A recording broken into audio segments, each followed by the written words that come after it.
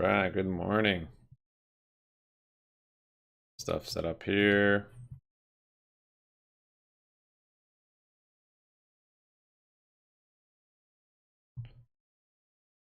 That on there.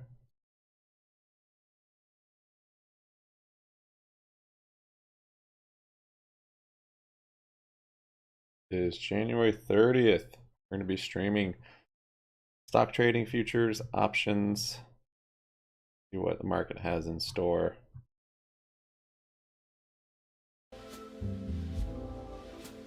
Go. Yeah.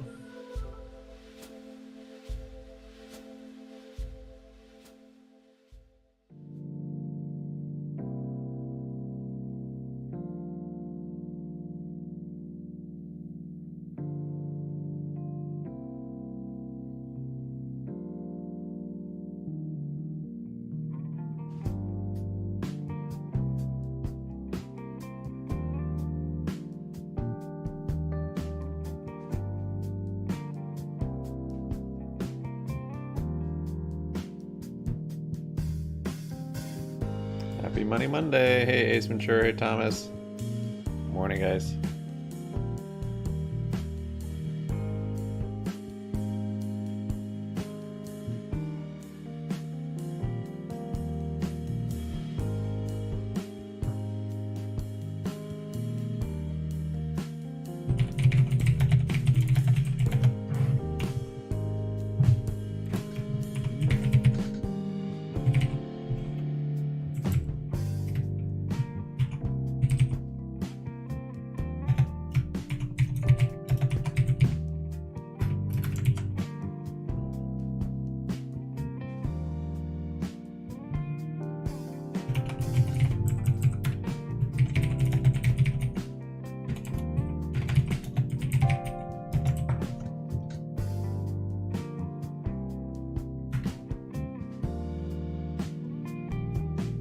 What in the world?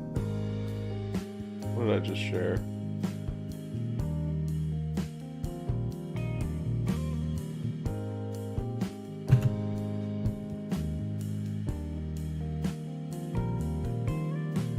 I shared the wrong link.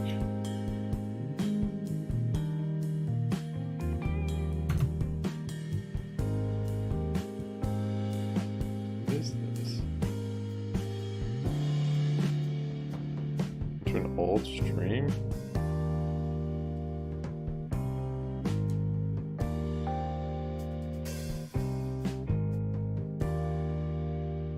Weird.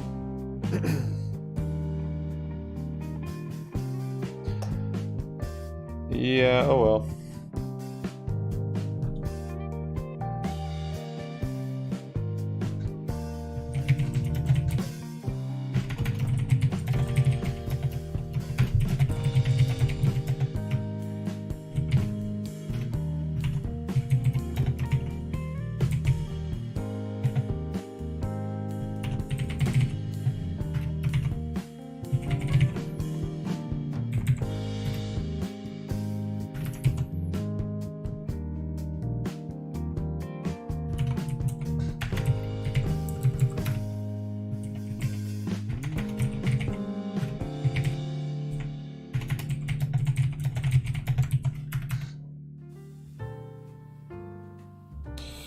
There, that should be better.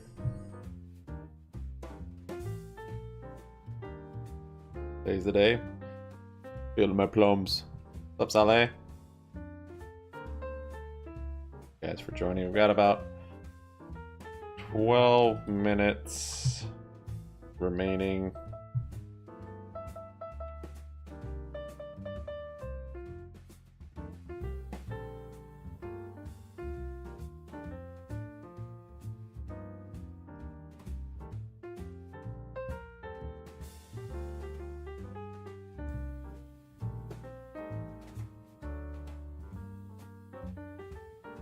And GNS with gap up. What's up, Jeff? Good morning. Hey, Mohammed. Moon soon? I'd say at least till after March. But maybe a pinch before then. Carvana with the pre-market. couple of pre-market runners for SPY being down almost 1%.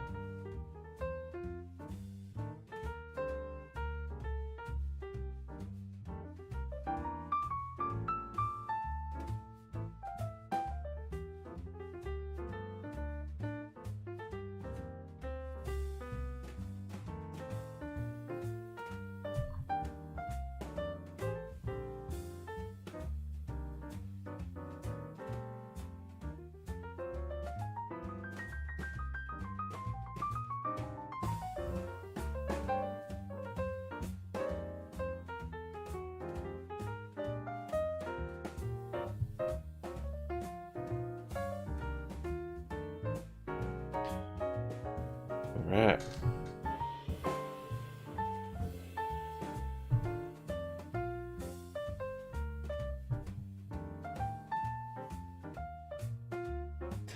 Board decreased their pricing from the pressure of Tesla decreasing their pricing. It says the new avatar is the 4th highest grossing film of all time. That seems crazy and hard to believe.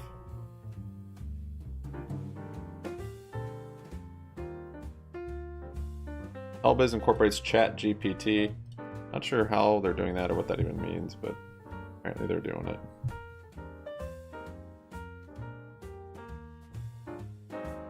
Net gas is down 5%. GNS is up 46%, kind of at that, really that high from here. It's real close to it. So see if it stays under there today, or if it breaks out. If it does, moves above that. It's already a big day. It's up 46%, but it could become a much bigger day.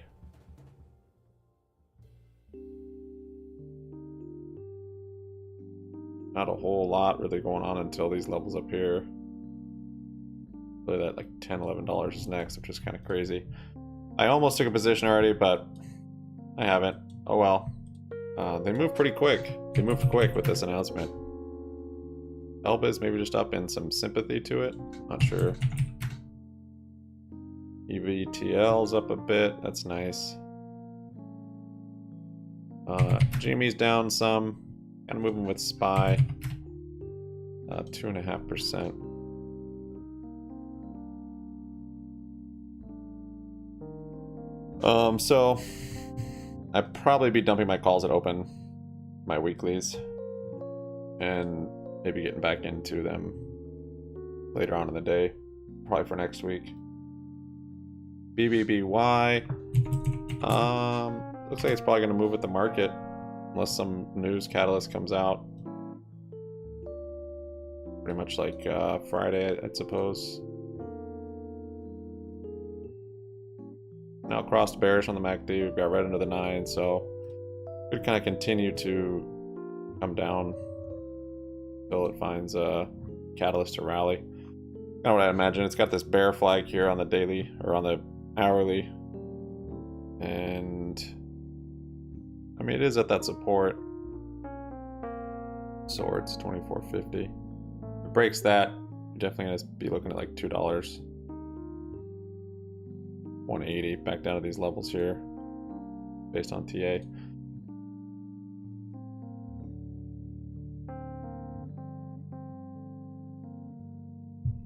$20 done. Avatar's crap. Yeah, I haven't seen it yet. Yeah, I think Elbiz must just be in sympathy. Let me see if they have any news. Oh, reverse stock split. Is that the news? No.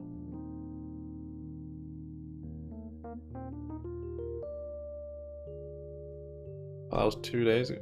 Oh, that was over the weekend? Yeah, that could be part of the reason. We've also seen stocks like short squeeze from reverse splits recently, which is strange. Probably a mixture of all that stuff.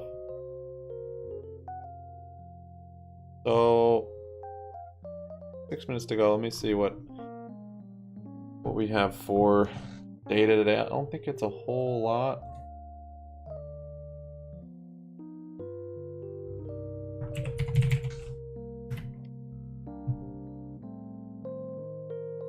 Oh, there's nothing today. Dallas Manufacturing at 10:30.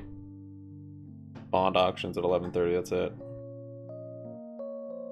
So my ES short on the futures, I'm still holding it. I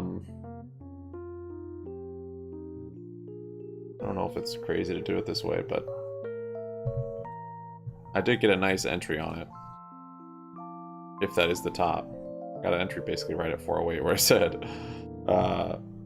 We do have earnings, we have FOMC this week. Those things could definitely bounce it, and then we'd make new highs, and it might get stopped out. However, if this is the top and we go red from here, then that'll be a nice entry just to be able to hold and ride. You know, I want to capture these moves if we still have these. Maybe we're just in Chop City and we won't get a sustained sell-off for a while. I'm not sure. This was like a month, over a month. At least for like one of these legs, like here, and then closing out on that engulfing, or this one here.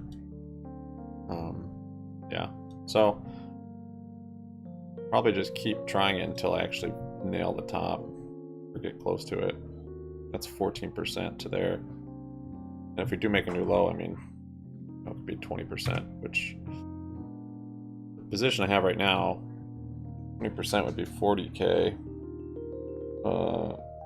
If it was just half that and we came down here, maybe 10 or 15%. That's 20K.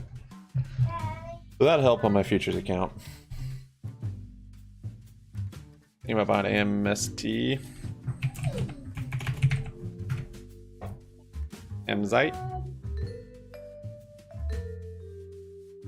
Yeah, the chart looks bullish, looks nice.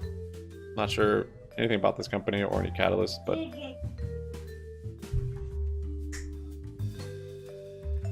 yeah, let's go. But yeah, we've got the bullish indicators there.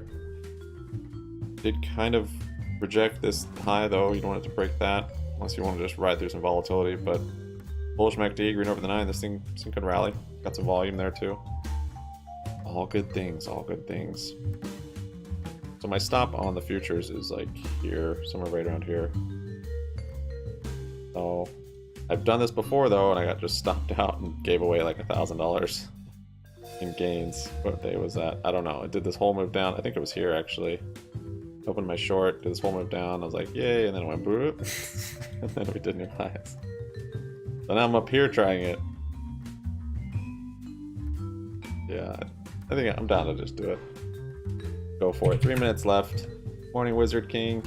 Hey, Davey. Thanks for joining, guys. Thanks for joining John and Joe, Christopher.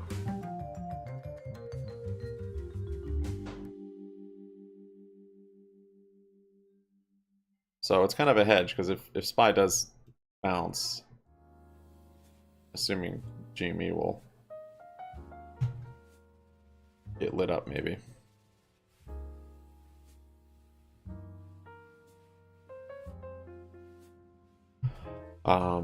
But yeah, so this kind of flat to red pre-market, and same with the SPY, and GME following the SPY is not a good first sign to me that we're gonna make a big move.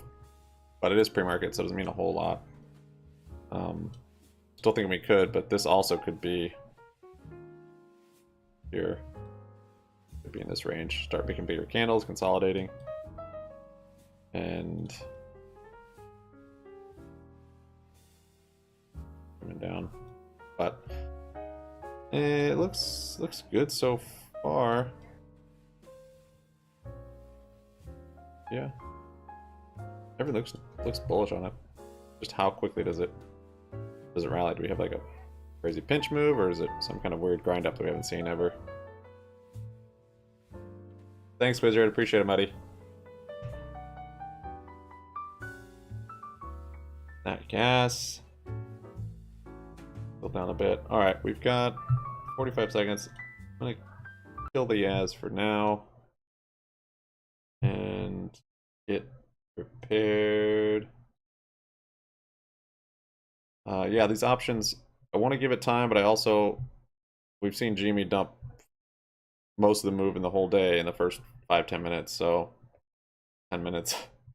So I want to be pretty quick on selling these if I'm going to sell them.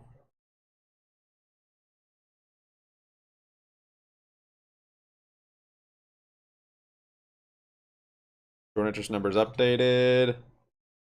LRC hit on a quick midnight candle and short back.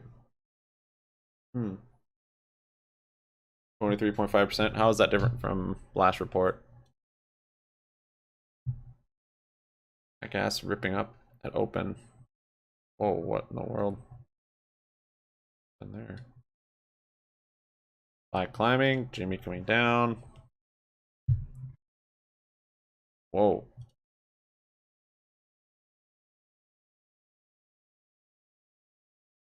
So this is good so far for GME. SPY coming up.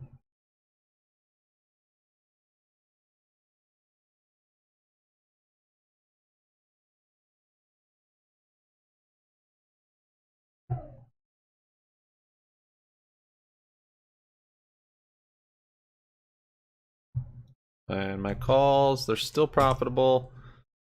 Yeah. I'm gonna close these at least.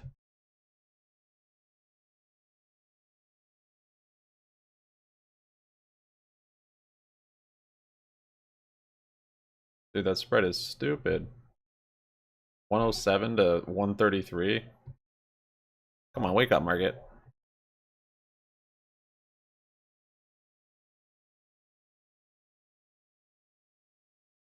Market makers. SPY's moving up here. Broke this level, whatever level that is. Kind of that pre-market high.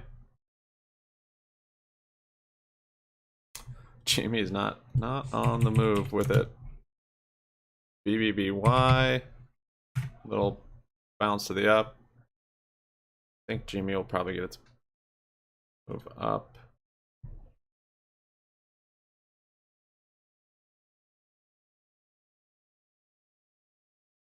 Nothing on GME yet. Coming down. Dude, these spreads in the morning are stupid. My 21 calls are 153 and 180.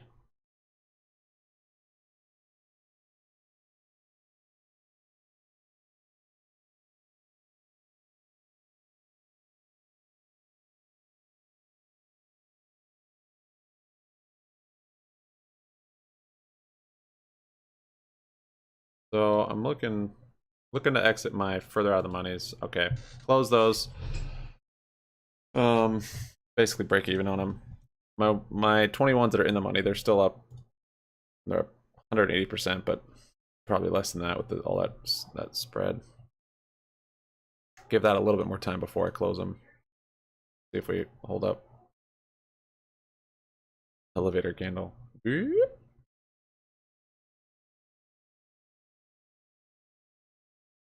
Explain spreads and what makes one spread different than another. I mean, liquidity on the options chain. There's not much liquidity, you're going to get a wider spread. There's more volatility, you're going to get a wider spread. So morning time naturally probably get wider spreads, which can be good and bad. If you get a little volatility to your side, you can get filled on a high price. But not with GME. GME, not so much. You always get screwed by the market maker with this one. The tear is up almost 17%. So we still have some of the risk on shorted ones from last week. Carvana, 6%. These might sell off by end of day though, depending on the market. Even BRCC, we haven't seen that one in a while. And GME's no volume and just shut off. Like to see it hold.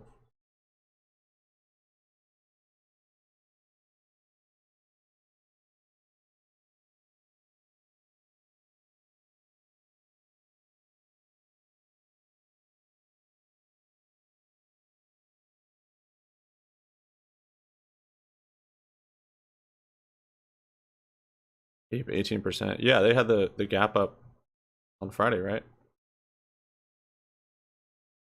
GNS looks like it's come down a little bit. I'm gonna close out this other call just for now. Oh, holy crap. That's a flush through the support. All right, I closed that call also. Still have all those shares I jumped into. I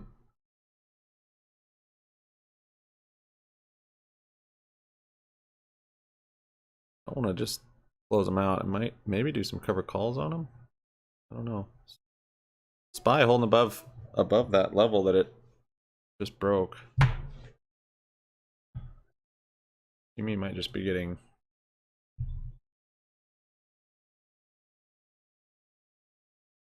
a little early market jitters. So that's why closing those calls on Friday would have been good, but I couldn't day trade them, so I had to hold over the weekend. Unless we're expecting a big gap up, which could have been likely, or we could have ripped out of open, but I lost from the high, probably.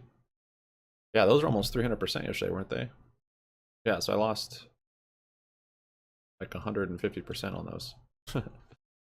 Just from Friday's high to here.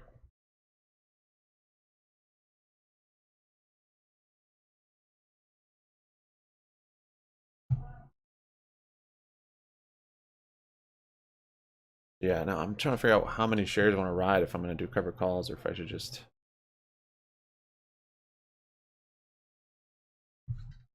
EVTL had a little gap. Oh, and it sold it off.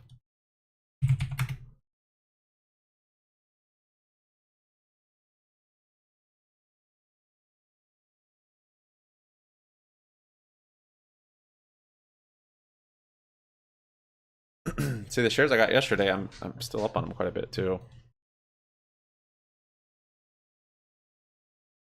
Could just close them for a little profit, but go to cash secured puts.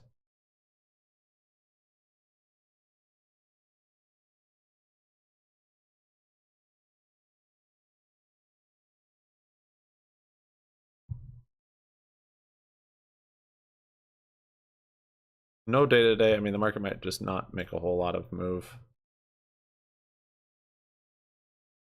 Trying to think if market will go up before CPI or CPI, but FOMC, or go down. TA wise, it looks like it's at the top and it's on its way down, but only from that resistance. There's no divergences here yet. We do have that candle, which is somewhat bearish, but all the momentum's still up.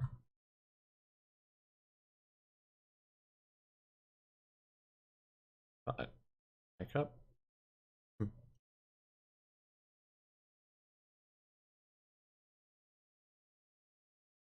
I don't know about ICUP.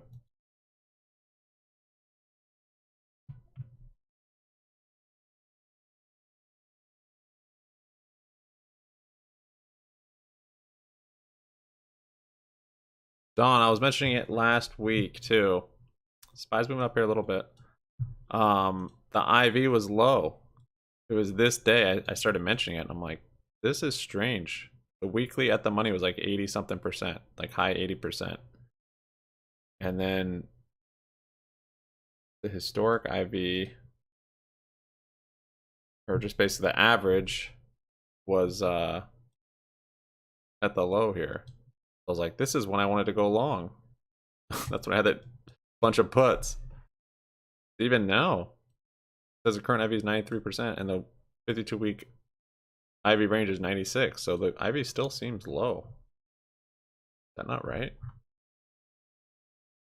Doesn't look very low. Not anymore.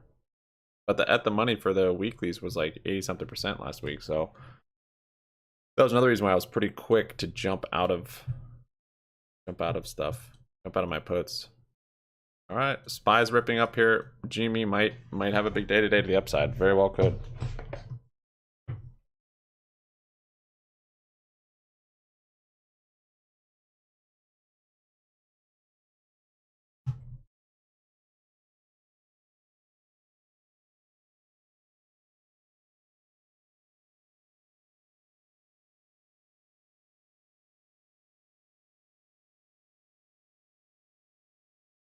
Kramer said the Fed decision on Wednesday could let the bulls party on.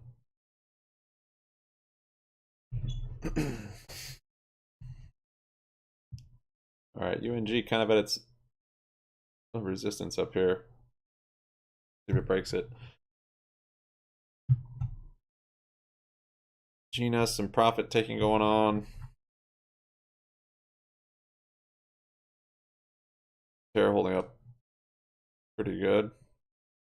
Kind of at that high also. OST. Too bad. Carvana.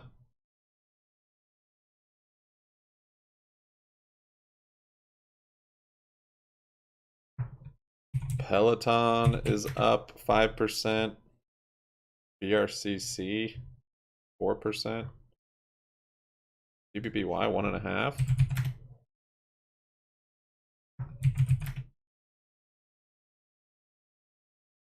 Oh, GME got a pop. Popo. Good way to sell those.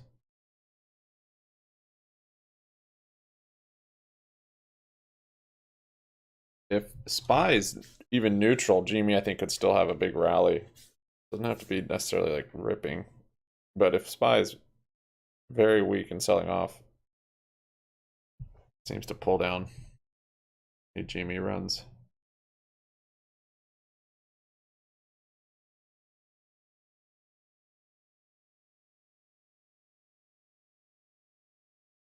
The red on SPY, pretty good red.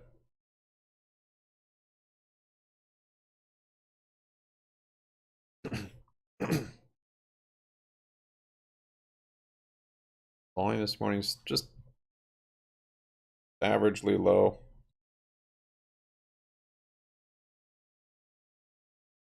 Be really weird if we had another day like this.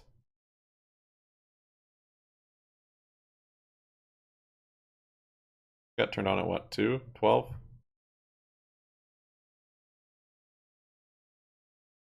I'm wondering also if just this price point, if they can just slowly grind it up more. That's why we've seen more of that when it's been below kind of 25, 30. Just doesn't go parabolic.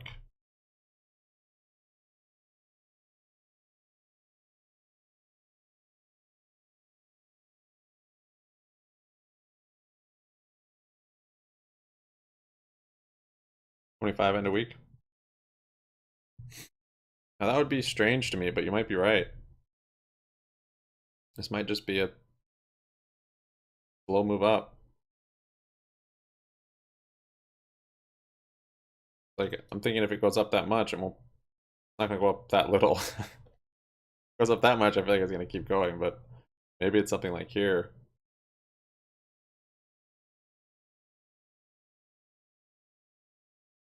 Morning, Hurricane. So bullish. Oh, that's right. You've been a SPY bull for long time.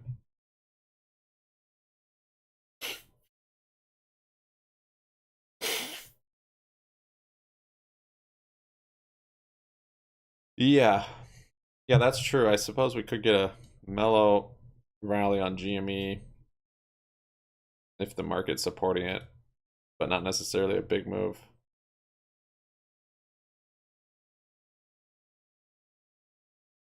You exercised 522 calls? All right, GME's moving up here a bit.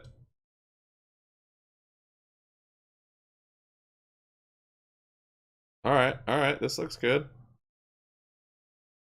I may be close too soon.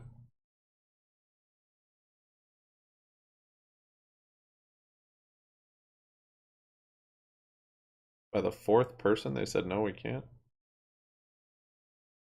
I mean, by the fourth person.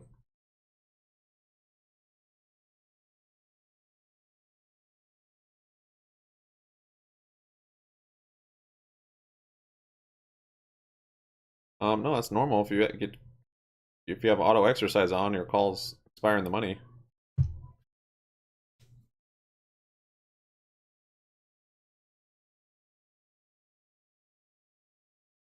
They transferred your Your 4 calls to other people?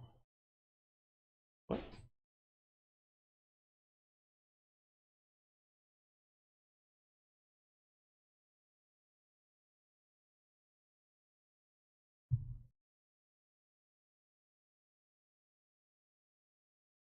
Alright, SPY's looking strong today. I might be going through another stop out up here.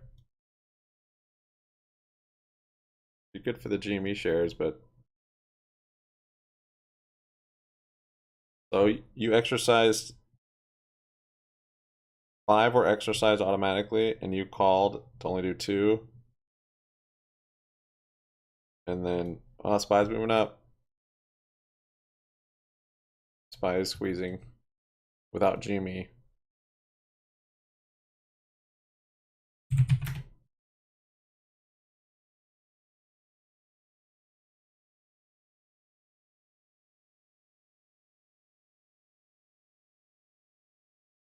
Yeah, I still like these levels from before. 404, 4475, these two. If this just ripped back up here, a clown market.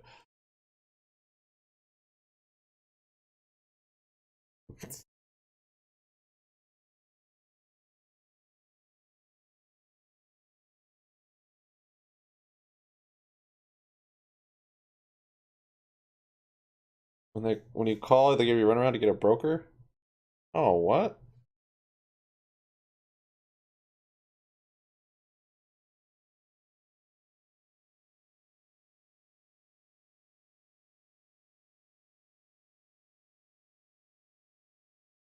Like 406 at the bell. SPY is freaking squeezing here. Oh, wow.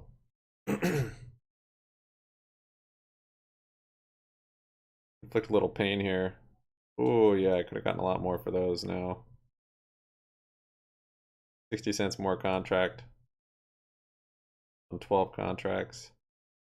Oh, those are bad. Those doubled from when I sold them. What? They left that widespread alone. Waited for it to tighten up. Still pretty wide.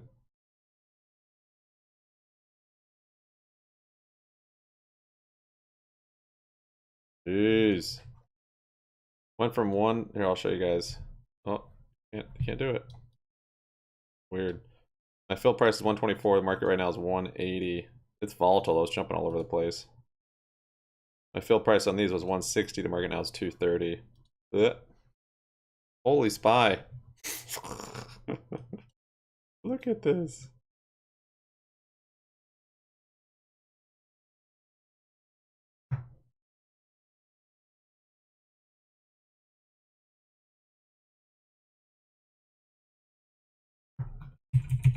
Look at that spot. Oh, BBY is ripping. 5.7, 5.8.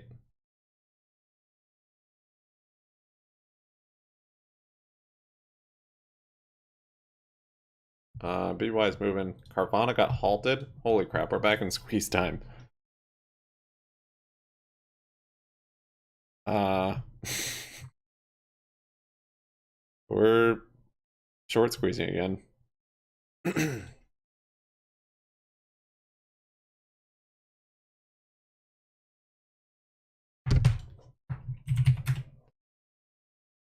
Amy's negative? Oh, still up, but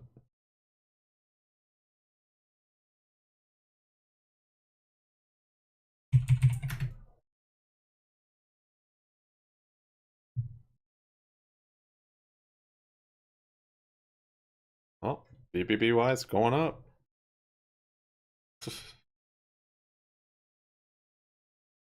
Spicy indeed so far. Been 20 minutes. It's crazy. We already have a halt. We already have Carvana halting. Did I have Carvana shares? What did I have? I think I sold them. Is it? Yeah, it is. So it broke that high. Good sign.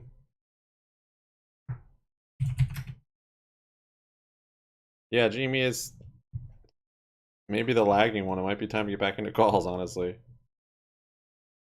I'll give it time.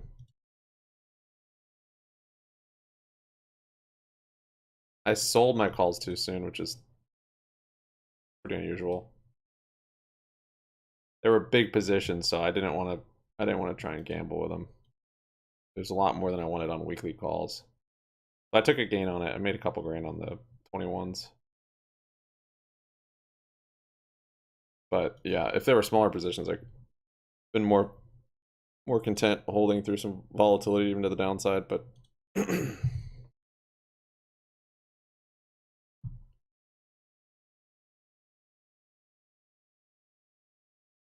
yeah, this volume's pretty good too. It's holding up here as the day goes on.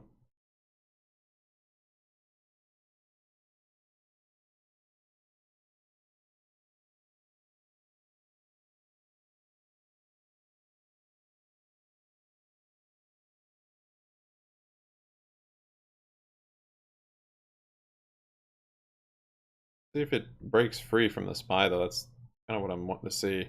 That's what made me put all that money into it. Right here, wherever it happened on GME, right here. If I came down here, that's when GME started rallying. So we can untether to some extent. Yeah, this is looking good. That's breaking the pre-market high.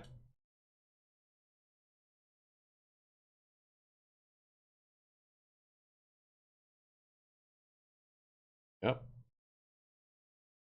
10 minutes for that one.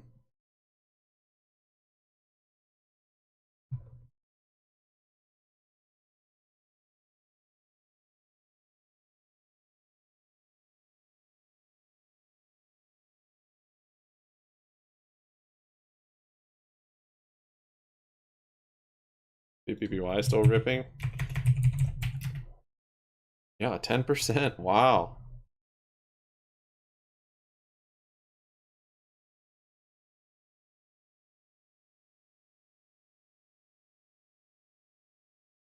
Some dip buying going on. BBBY.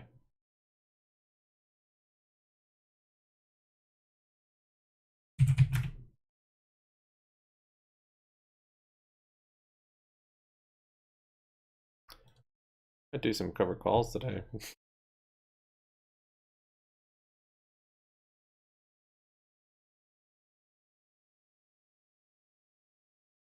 Thank you guys for your likes. I appreciate it. Got 13 of them.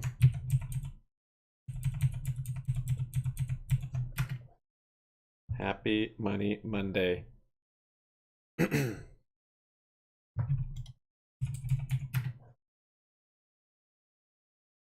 BBBY 10.5 almost. There's 10.5. This thing's volatile this morning.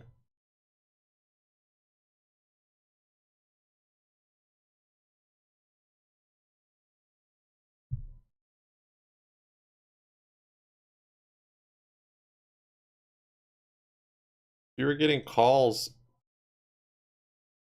on Friday for today at 4:06, how are you up? Get a 1% gap down.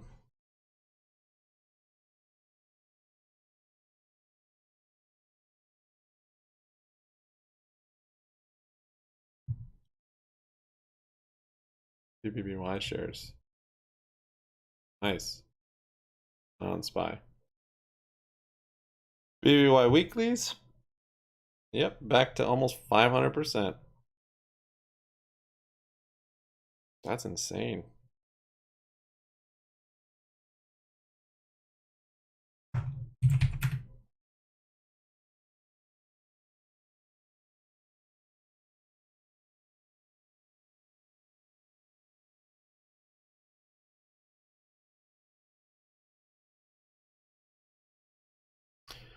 Yeah.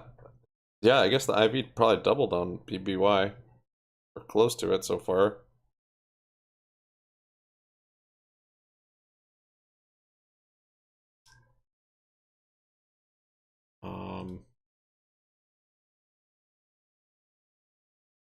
Oh.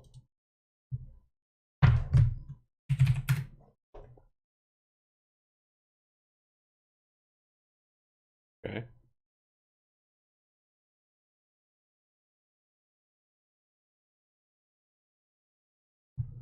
Let me restart Weeble.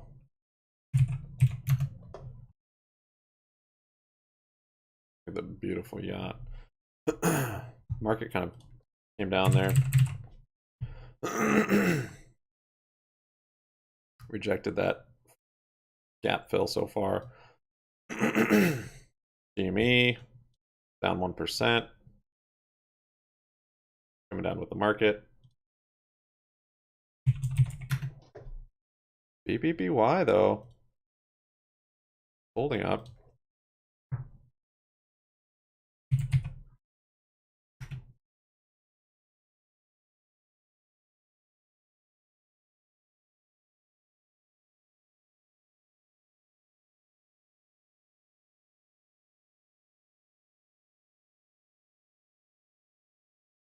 GME is coming back down.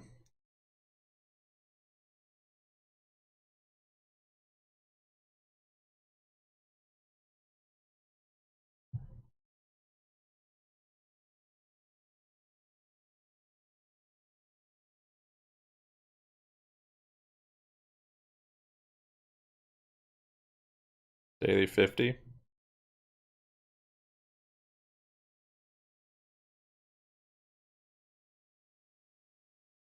Yeah, just about, huh, on that wick.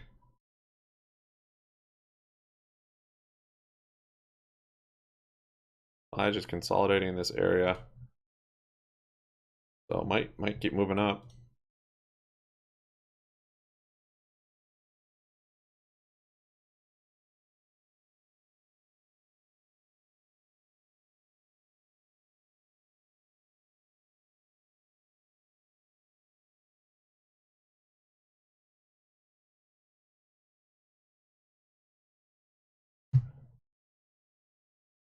They're still up 10%. BBBY holding up around there.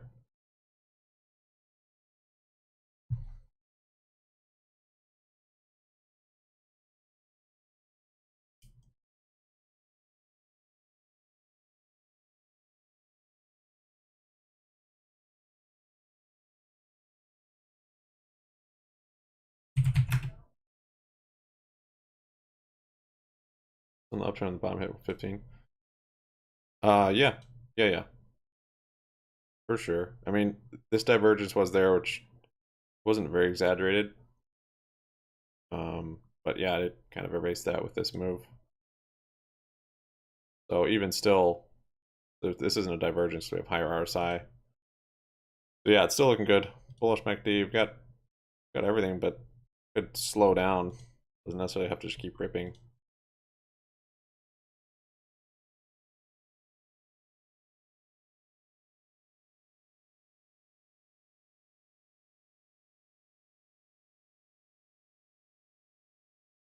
Big block at 335.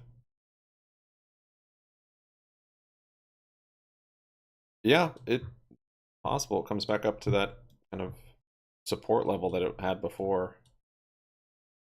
I mean, yeah, the chart looked nice before this. Had that little inverted head and shoulders. Uh, Solid support down here. It even kind of like an almost a little island there. Yeah, maybe. I didn't like the risk for my reward on it at that point. I need a little more tangible evidence information um to put that much into BBBY.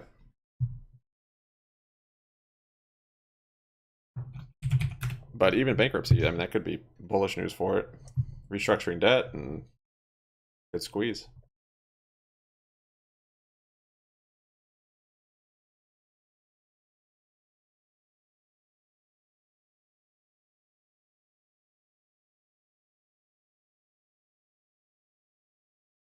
All right, BBY is moving up 13%.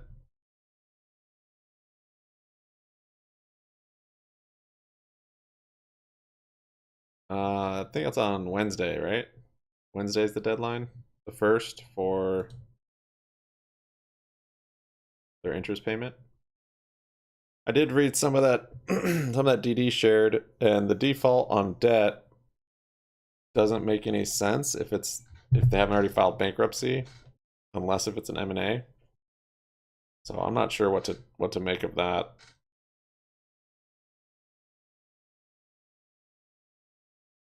For sure before the news. Yeah, if but that's just a more risky play. I was not willing to.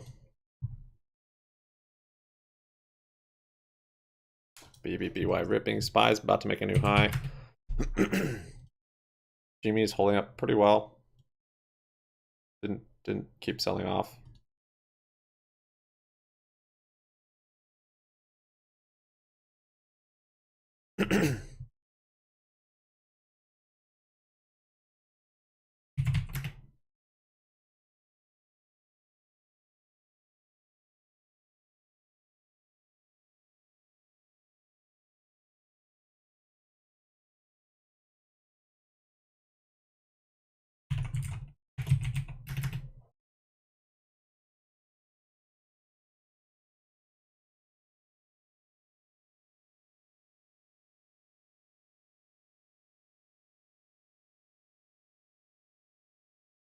Do why people talking about 210, 15 being important, something about reg show.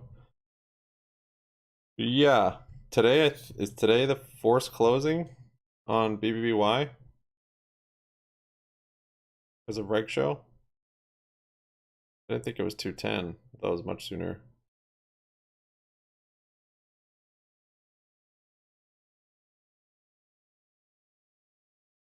They hired board of directors to help with bankruptcy restructuring.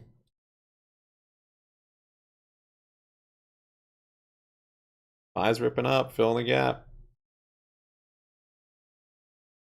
You know, why not that? BBBY is moving 18%. Okay, Jimmy might keep going, man. Woo! Think I'll just cruise with my shares for now. Works with Alibaba. Yeah, I saw that. So merger experts are also experts in bankruptcy typically, because bankruptcy has to do with restructuring of sorts, and they kind of are in the same field. So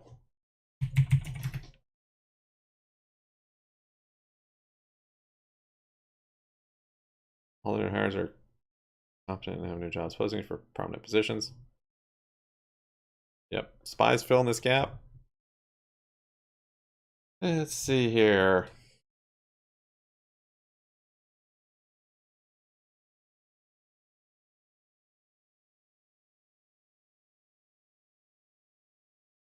Take some time to set up for the tech earnings. What do you mean, ruthless? We're on a 28%.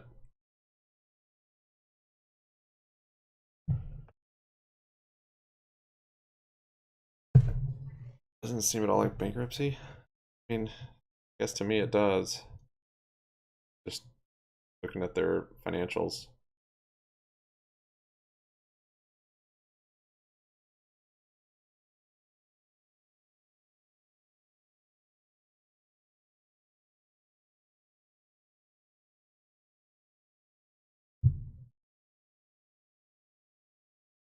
Tinfoil, I trust. Sometimes set up for that.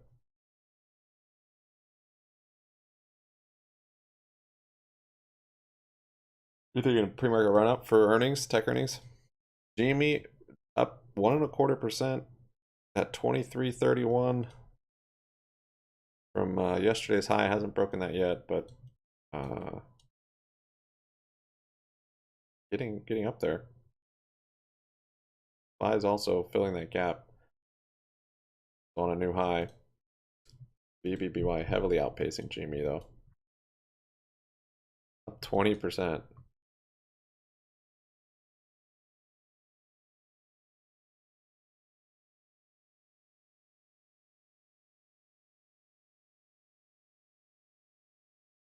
Yeah, I know they have a lot of revenue.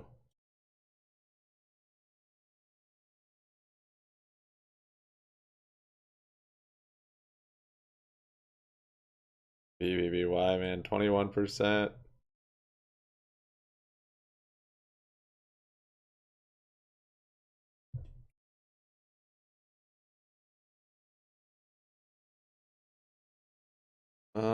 I thought Cinemark was bigger, but I don't know anymore. 22%, man. Legit. Well, that's the market cap. Share price is relevant. Carvana. Market's super squeezy. GNS is just holding up. Carvana's moving 30% up on that. BBBY 23%. I need to get back into GME calls.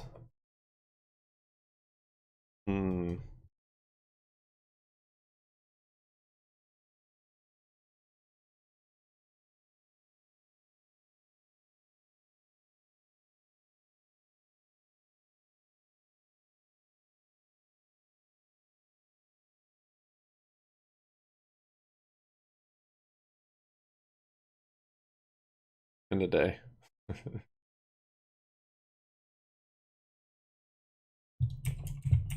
Yep, BBY 22%. I said flat to down, but nope. It is recovering the news, the potential news that dropped it. Maybe it was just news to cover up for this drop. Yeah, it's going to be back up, probably back up to that level it was at.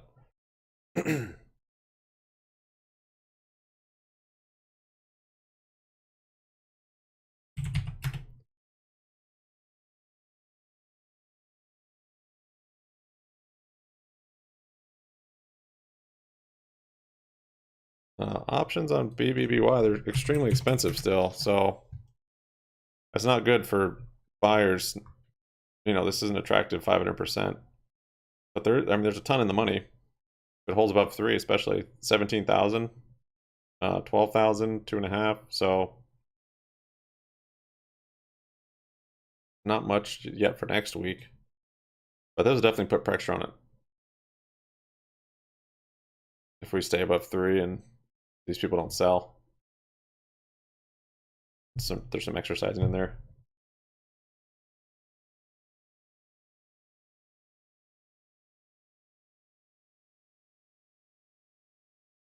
Puts? No, I wouldn't. I would only be selling this premium. I mean, maybe spreads, but 500% IV, it's, you know, you're just gonna get IV crushed. This is when you sell options. Sure, they can go to 1,000, but you know, you could also be the first person on Mars.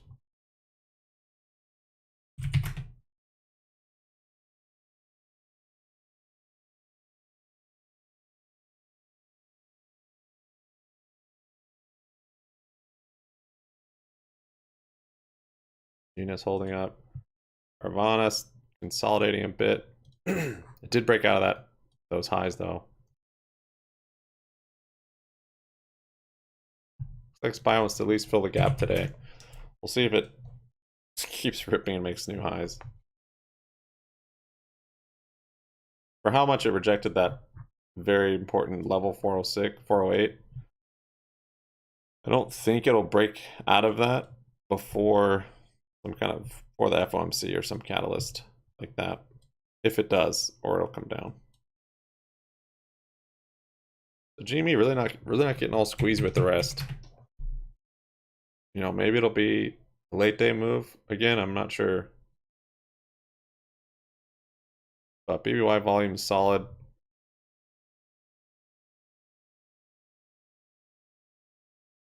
And it's broken back through that resistance. Back up where it was chilling. So if it's not going bankrupt, it's definitely still a good deal. Give me a 23.25, real close to yesterday's high. If it breaks that, it might get kind of explosive a bit. Probably break it with some velocity.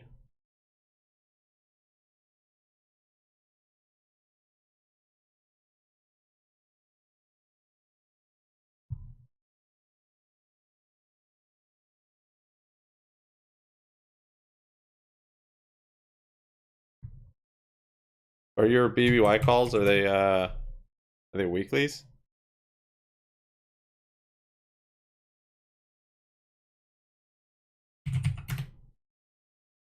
Yeah.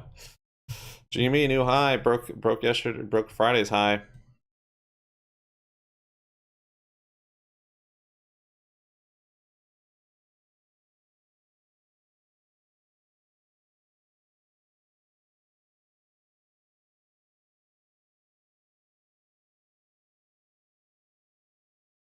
Nice, Hurricane. Well done, dude.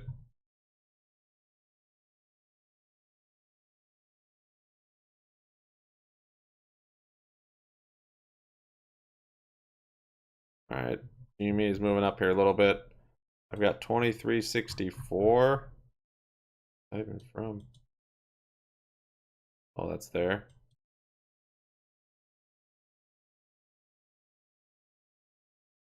2424.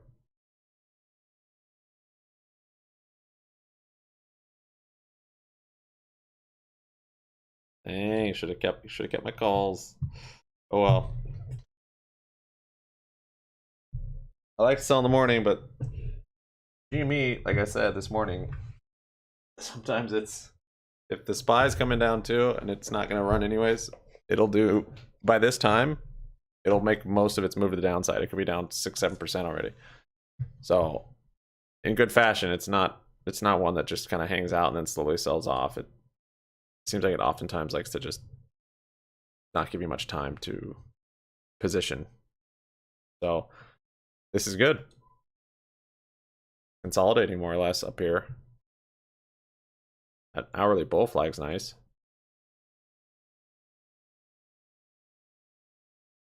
SPY's kind of coming back down a little bit. But see, it is still tethered to SPY, so we'll see late day what happens. Friday, let's see, 220, 1220 rather. The SPY wasn't necessarily ripping then. I mean, it kept going up all day, but that's when GME had its big move yesterday. From here onto here.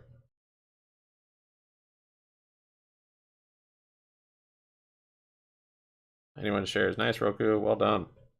What's your plan? Gonna sell them for a profit? Gonna hold them? Wait for news?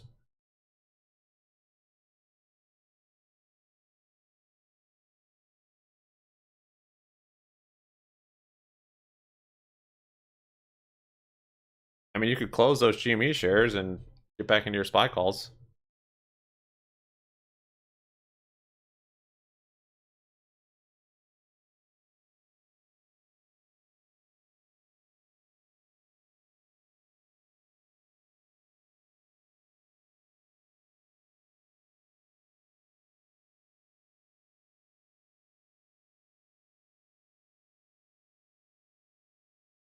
Thanks for the thumbs up, guys. Got 20 of them. Appreciate it. Hope you're having a good morning. Had a good weekend.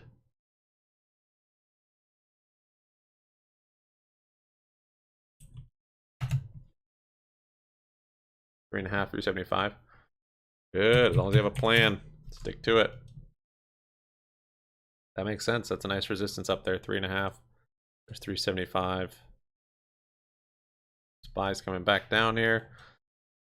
And it's you know, it's having an effect on BBBY. GME, not quite as much so far actually. Carvana consolidating at the highs. Oh, GNS is breaking out. Genius.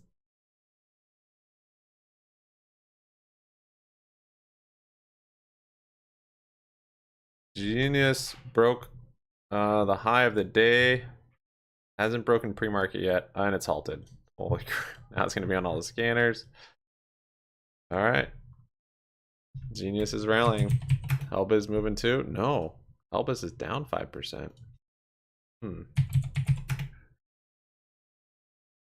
When's Evil Toll wake up? Look at that candle, that's so ugly.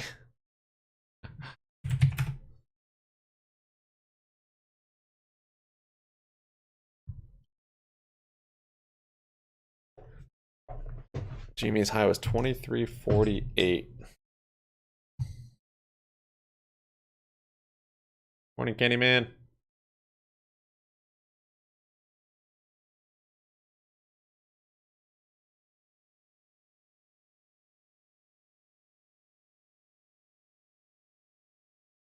Wired money.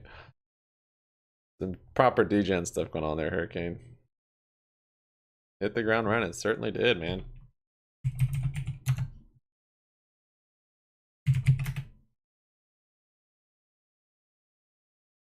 No options. Nope. GNS doesn't have options. Wait. It does have options, I thought. They got options. You can't get them on E-Trade? They just picked these options up like Friday, I think. They just added options to it. Because all we saw was volume, there's no open interest. Spread is wide. SPY's coming down here. GME not doing anything with that new high. Moving down with it. Same with BBBY. Contemplating closing shares or selling calls. Cool.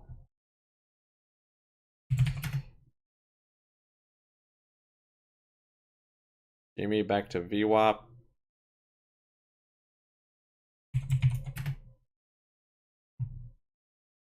So no, by the time I would have sold these, might have been here, and this is probably back at the price I got for them.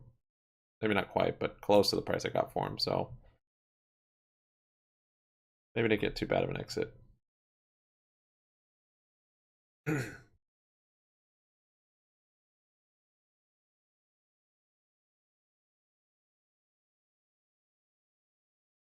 Oh, well, it's halted right now. That's why I'm not showing a bid and ask. Genius.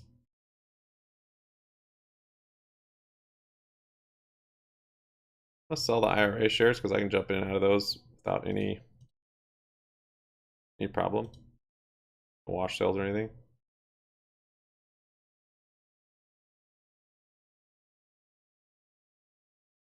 Wait a minute, the seller you're about to place. I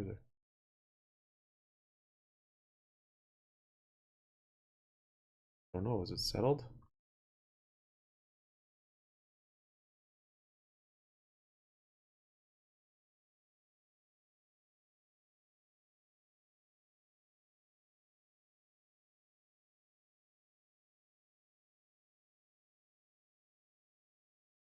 I don't know. Michael alone on that gas here though. Looks like it wants to break. The upside maybe.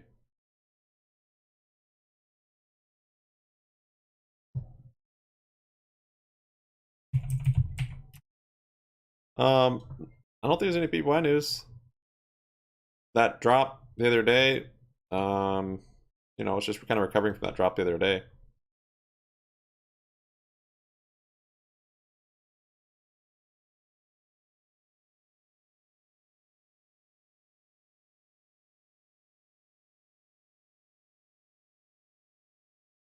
All options for SQQ and puts for TQQQ.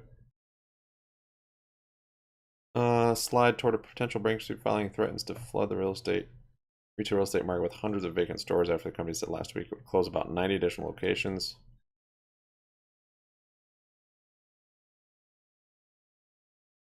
With a bigger Bed Bath & Beyond, landlords has received commitments from tenants to fill 12 locations if and when they close.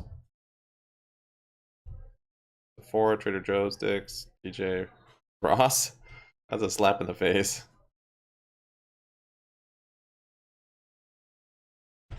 Yeah, because I think they lease pretty much all their properties.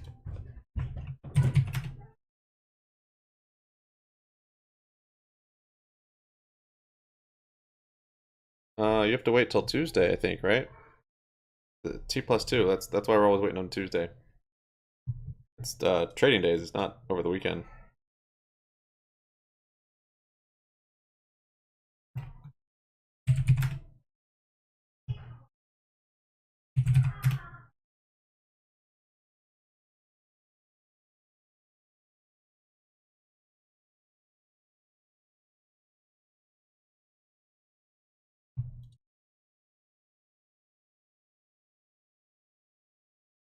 So everything kind of took a red there, but still up a bit from the lows today.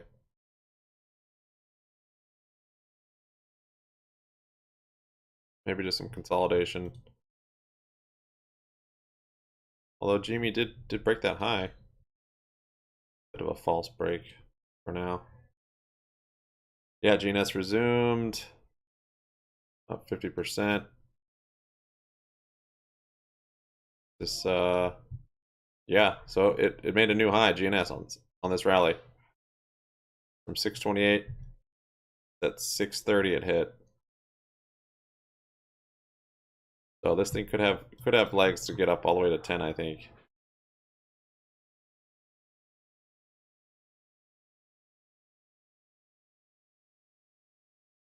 Seven four. Maybe 7.5 would be the next level.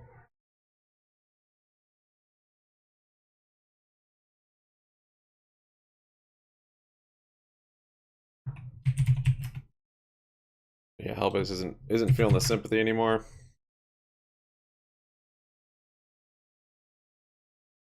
GNS is gonna get halted again.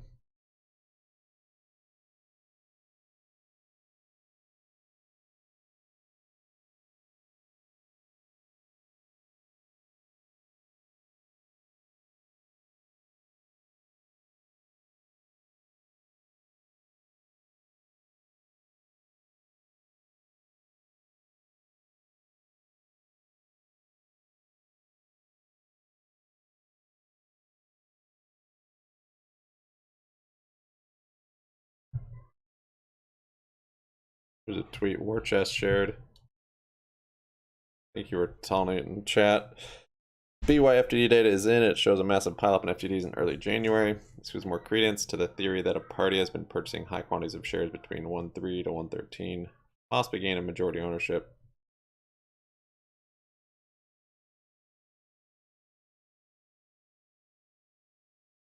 Oh, is BBY off reg show now?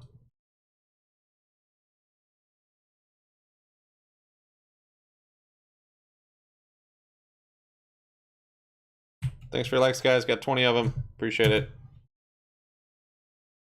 We are back, and the market is just as exciting. GME still just following SPY. Same with BBBY.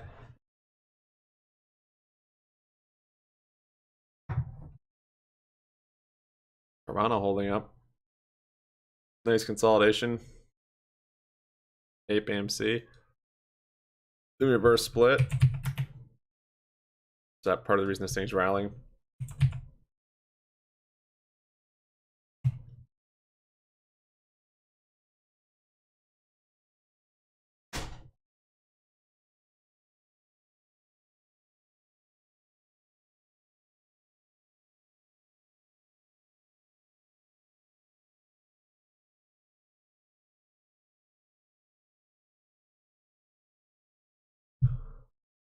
No, but it may result. Funds used to purchase these shares. I don't know if they were settled. Tell me.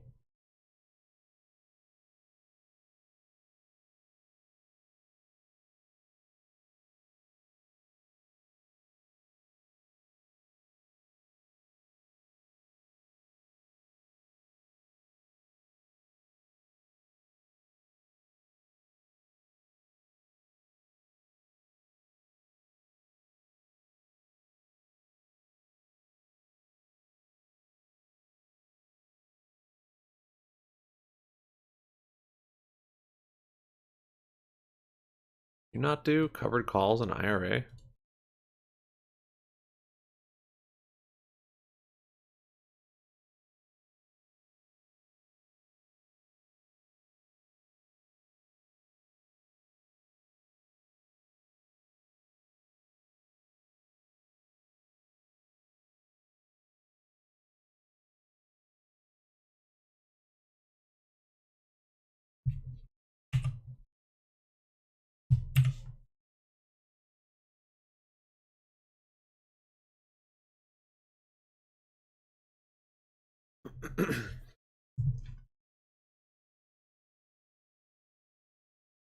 Oh, you can.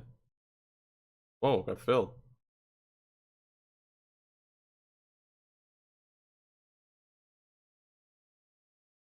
I can't do cash secured puts on an IRA though. Oh, what the heck? It wasn't. Okay. Fidelity not let you buy it? Big news in chat spot.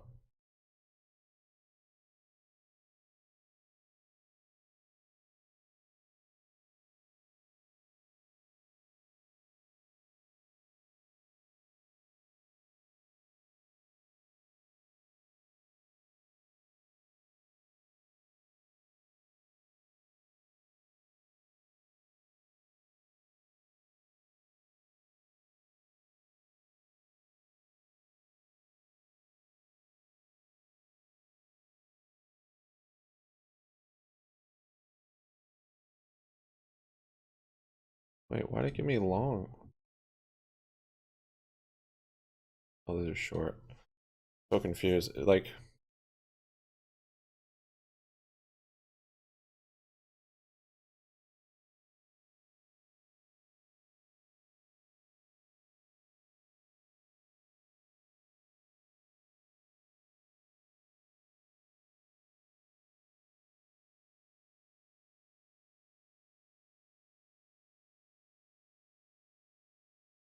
you need 73%. Oh, I hit that 7 already. Wow. What was that level I said? Chart. Yeah, like 7.5, I think. Yeah. That happened fast.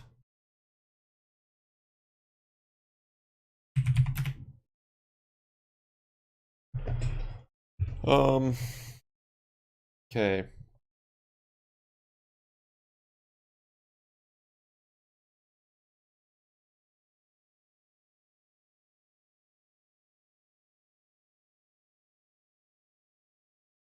Lies coming down here.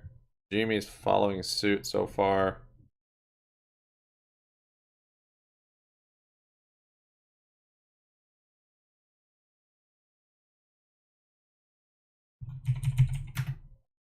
BBBY also following.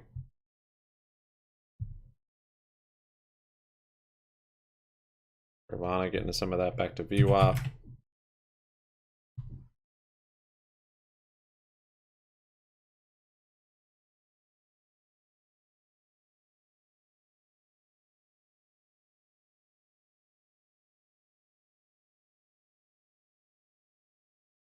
I didn't even do covered calls.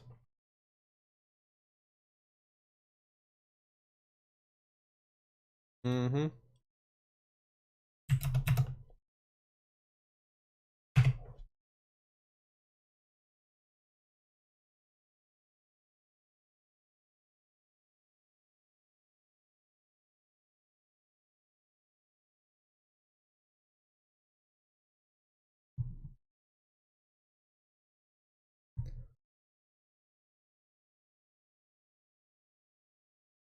Got so I did 3 on those.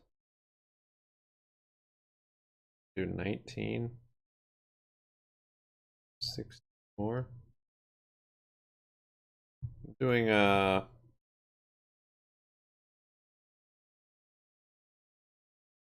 30 delta, I guess. 25 strike.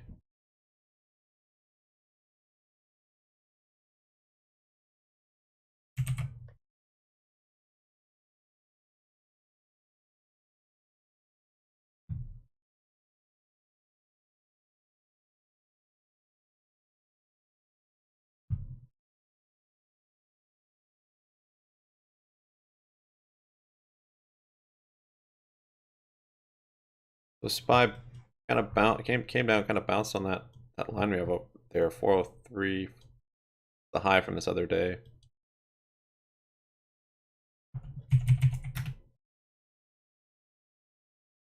Um,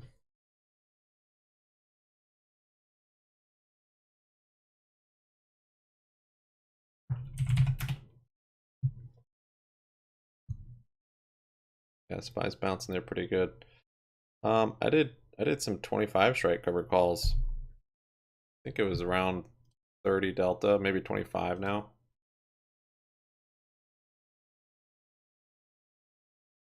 Fidelity didn't let you? I haven't gotten filled on all of them yet, though.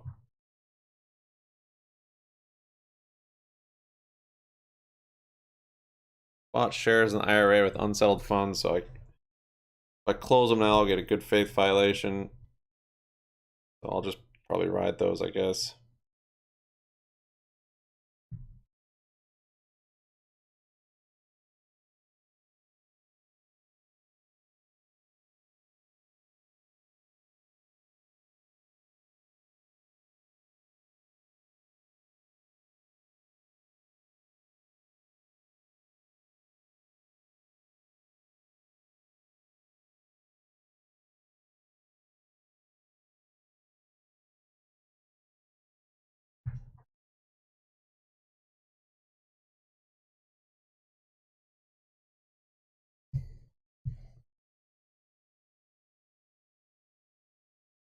Not sure.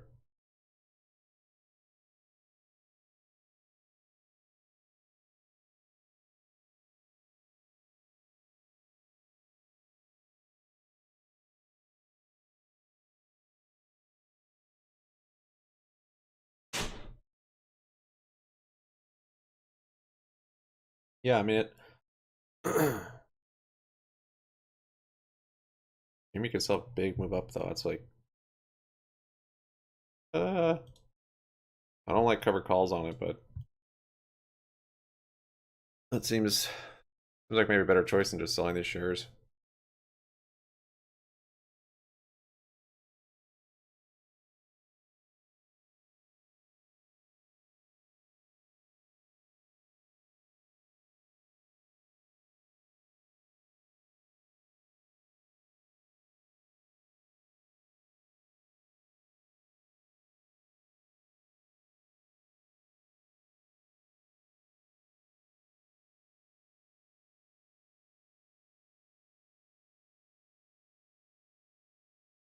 Okay, still trying to get filled on these.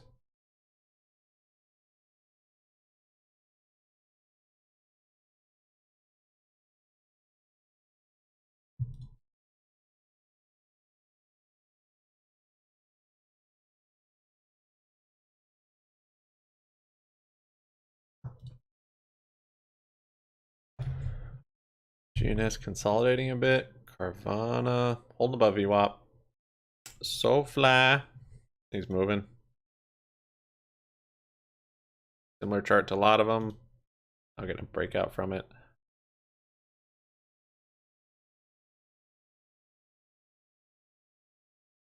Oh, it's from earnings. They had earnings this morning.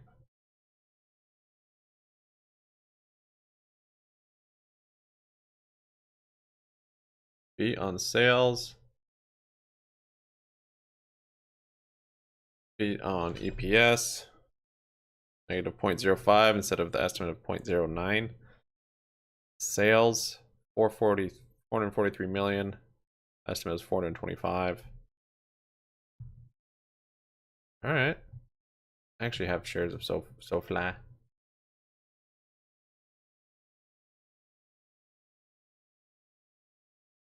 Maybe I'll sell some calls in this thing.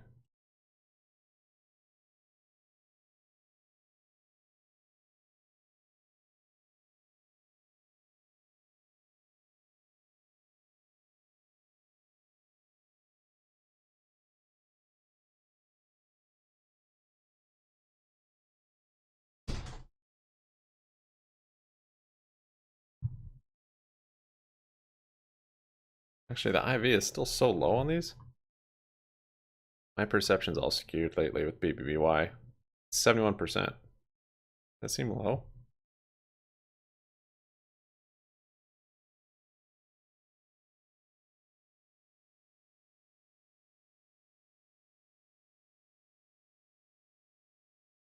Cost basis on 10. Ugh.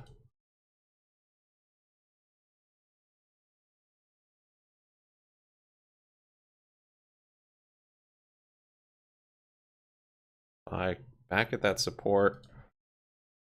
Um,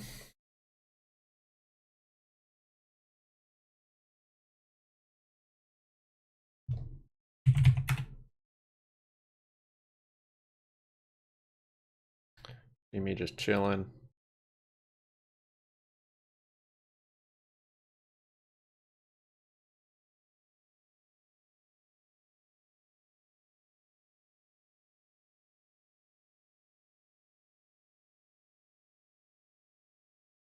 Changing these orders around to try and get filled on these.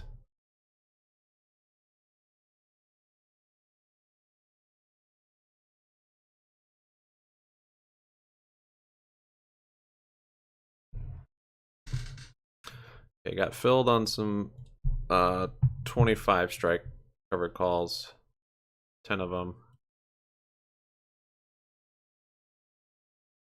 And sold another 20 or another 16. So I guess that's the plan. Just hold the shares. Buy, breaking that support right there. A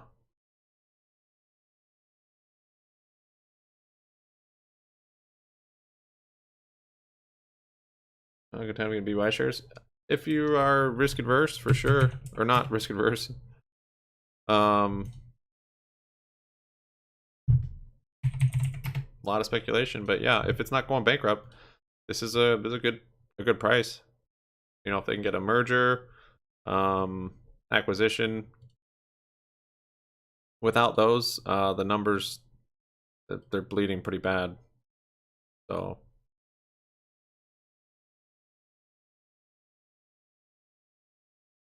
unless you're in it just for something else.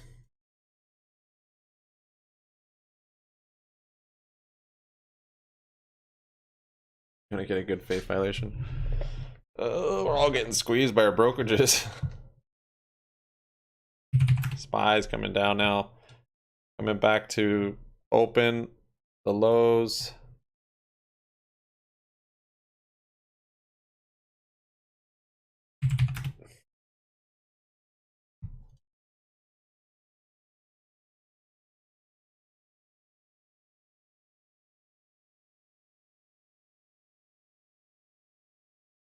So I've got $1,000 in premium just on weeklies for the 25 strike in that account in the long term. And then 504. Why is it so much lower? Oh, it's a lot less. Then 540 this account. So 1,500 in premium and data farming. No, I just don't want to keep flipping it out of shares.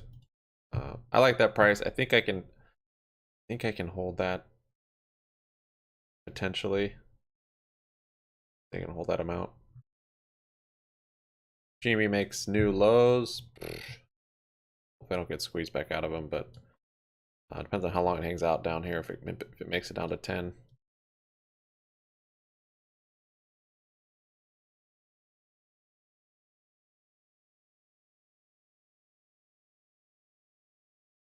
Yep, BY, big bounce up. Oh, even right here, yeah. Yep, see what SPY does here at the lows from this morning. Still not pre-market lows, but yep. You mean not getting any of that BBBY move. AMC down 8%. Oh my gosh. Ape giving up some of its gains, 14%. 1.8, but volume is off, yeah.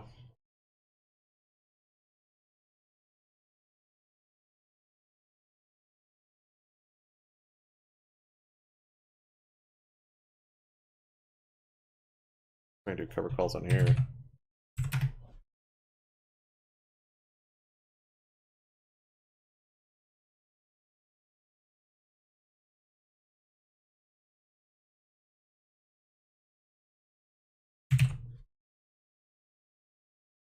And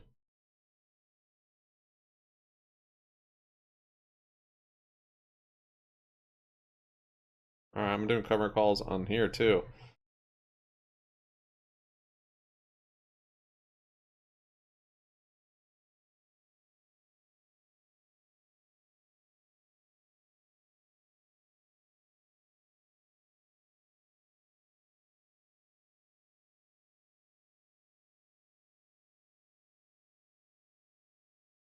That is neat. SPY coming down almost to the low of the day.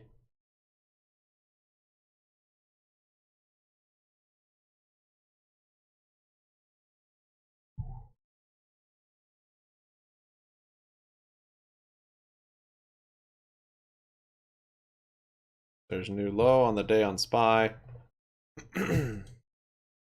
Let's erase some of this stuff.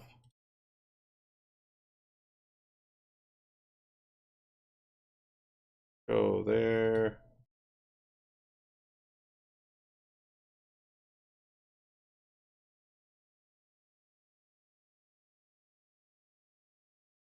Pro 254. Chop this day from here.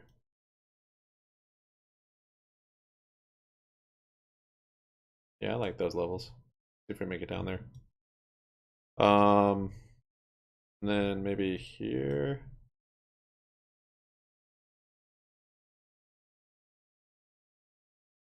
And we'll just put levels from the day.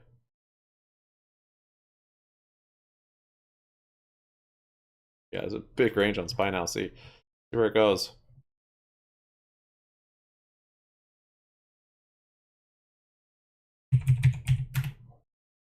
BBY holding up better than GME and the SPY. Same with GNS. Carvana holding up well. SoFi holding up good. I got some covered calls on SoFi. Partial fill on here? What the heck? What?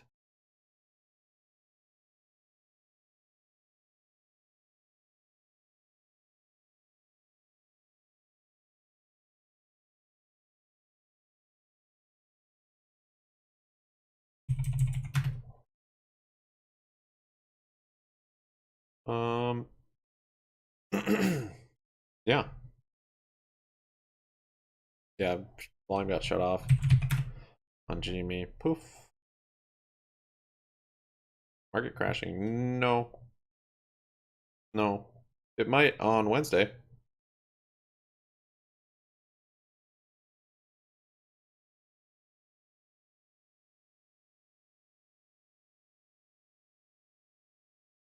GME at that support we have drawn from somewhere. Oh, pre-market maybe?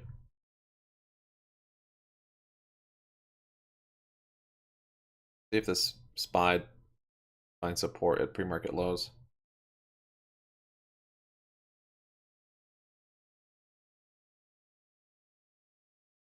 I'm fully covered called. Covered called.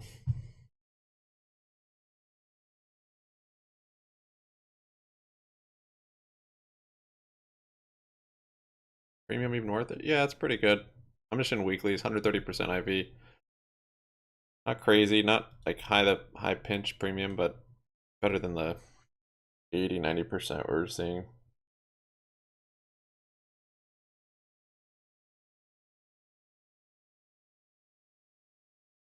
Saudi Arabia to invest 1 trillion reals to generate clean energy.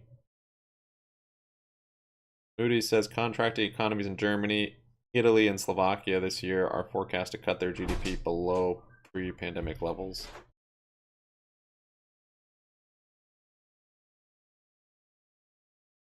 Goldman Sachs CEO, the chance of a softer landing in the US and Europe is increasing. Kramer Fed decision on Wednesday could let the bulls party on. We already saw that. The manufacturing data came out. Negative 8.4 versus previous 18.8.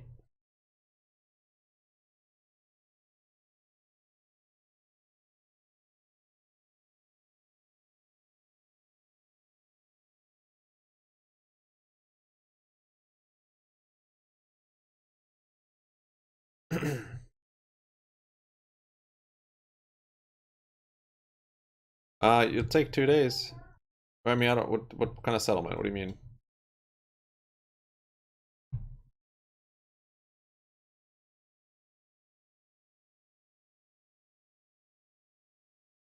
Ape conversion.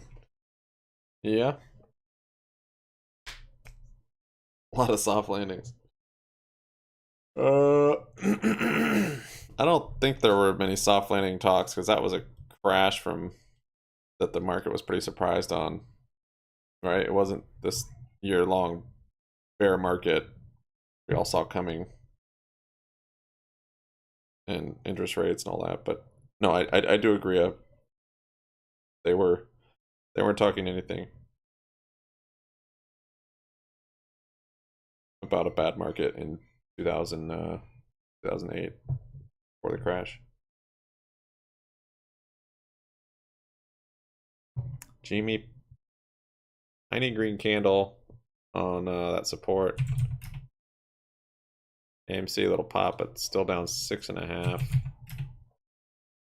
Hey, holding that 16%. BBBY's held up well today. Same with Carvana, it's moving up, back up.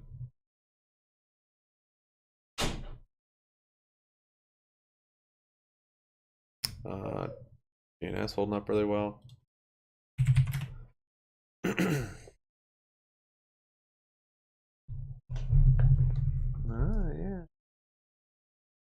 Mm-hmm.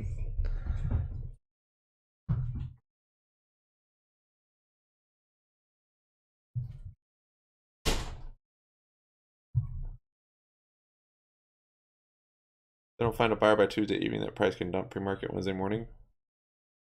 A buyer by Tuesday evening, Wednesday. No, we have to see if they're gonna pay it. It won't dump without a buyer. It'll probably dump if they don't pay their debt by their deadline of Wednesday, right? But to me, I feel like any day after hours, they could just announce bankruptcy, more likely than say GME. But that was the risk. I was not willing to hold the position that I had. But yeah, if I held longer, I could have gotten a better exit up here. So, never know. America coming soon.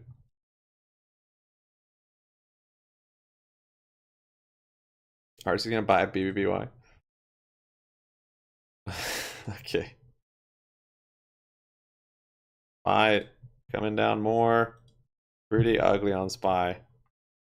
GME actually hasn't felt this last few minutes on this drop, which is a good sign so far, but not hold my breath on it. Volume this morning. Wow, actually the volume this morning is pretty high. Very high. Wait a minute, what? Yeah, it's a lot of volume in this first hour.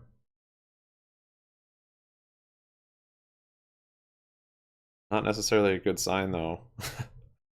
Because of that candle, and it seems to be maybe profit taking volume. I like red volume, but only if it's into a dip and a low. If you've already had somewhat of a rally, then you're getting volume and it's red. That doesn't feel good. Pretty good. SPY bouncing off that 401.93.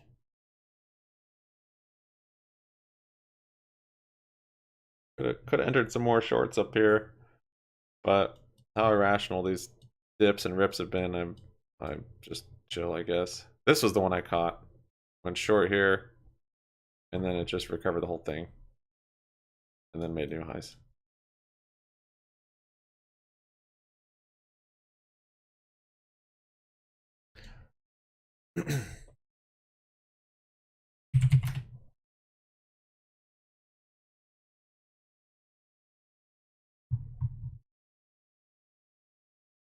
So that's basically one of the pre-market lows I bounced on.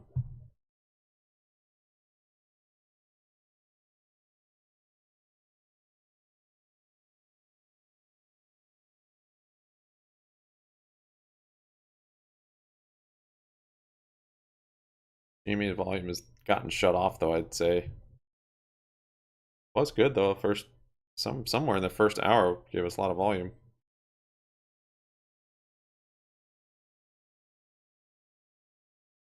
yeah, just that rally with the market.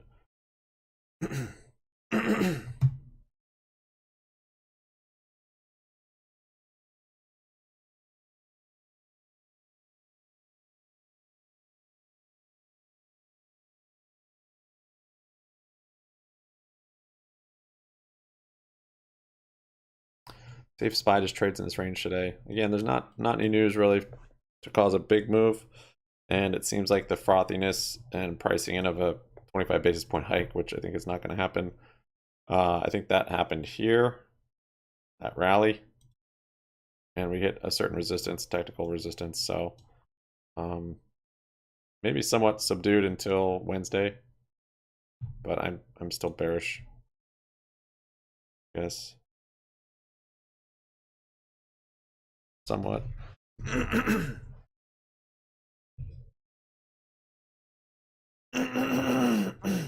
BBBY is worth more than a DAP. Gotta find a buyer. Worth what someone's willing to pay for it. It's not bankrupt. That is true. Bankruptcy might be a good thing for it, though, honestly. Renegotiate their loan terms, their debt, restructure their leases. GFAI sounds like a sketchy stock that's doing big stuff. Never mind. Guard Force? No idea. Got a nice bullish trend. Bullish MACD, green over the 9. Consolidating at these higher levels, this breakout. Oh.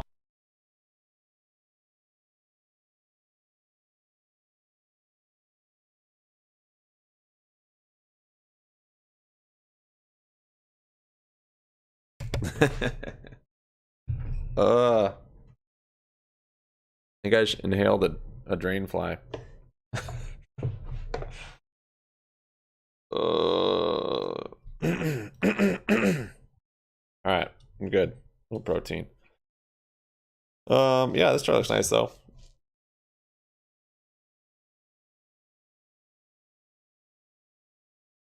What's this? Weeball? Ugh. I don't know if I got it out.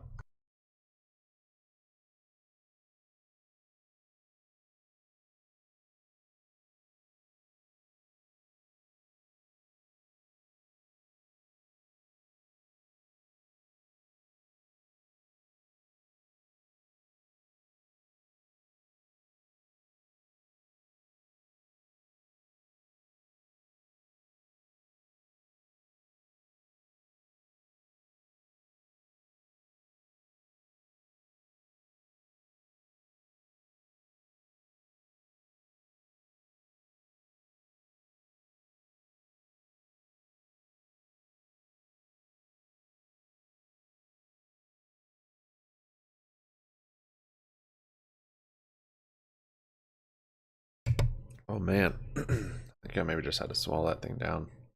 What is this? Robotic Solutions? Huh. SPY coming back down. I think my puts on GME might do all right.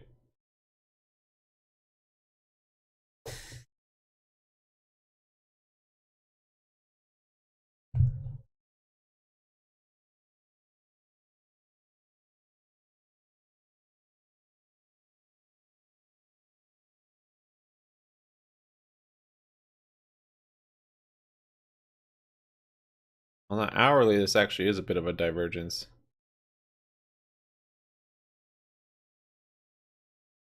From here to here. Huh. On the daily, it's not though. Wait a minute. What?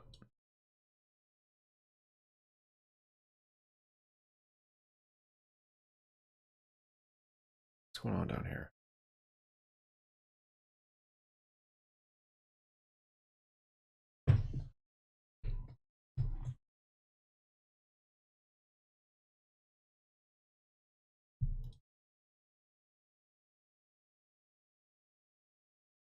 Yeah, that's crazy.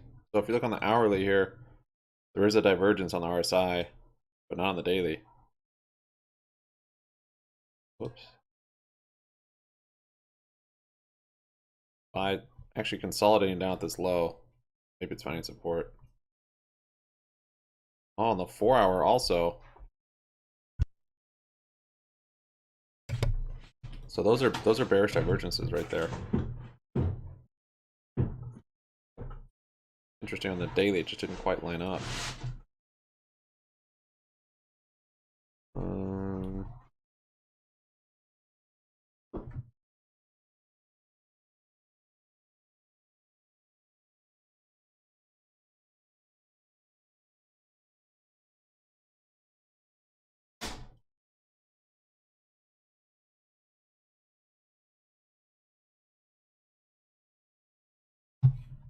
I'm not sure if it just consolidates up here or actually like would come back down though.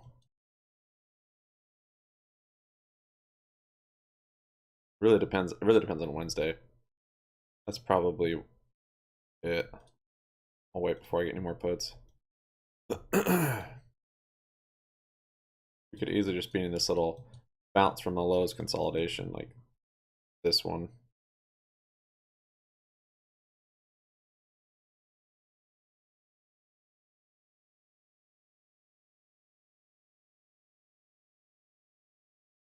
Got EDBL. Oh, edible, that one. What else was mentioning that the other day? Maybe that was you? No, that was someone else. Oh, they did a reverse split.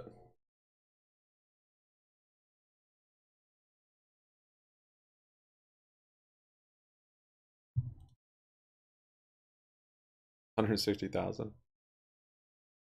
166%. Interesting. A big day.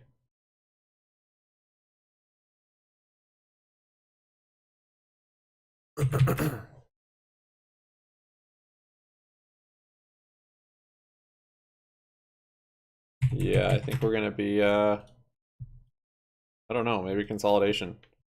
We had the gaps and now time to farm theta. We get the pre-market, post-market move.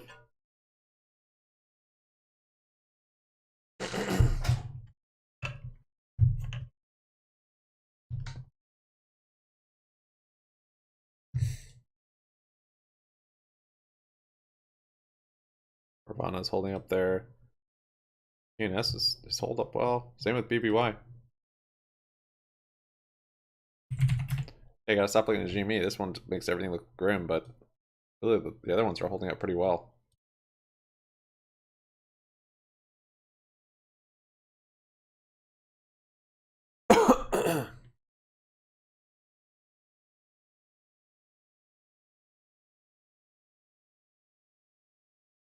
SPY is moving up now. EU Commission will not propose on Wednesday new joint EU borrowing to support green industry against Chinese. EV market share for new vehicles is likely to reach 40% by 2030. Okay, SPY is moving up. Engulfing candle on the 5-minute here. Probably close that way, so probably make us move back up to the highs of the day. See if it breaks out from there. Just trades in that range.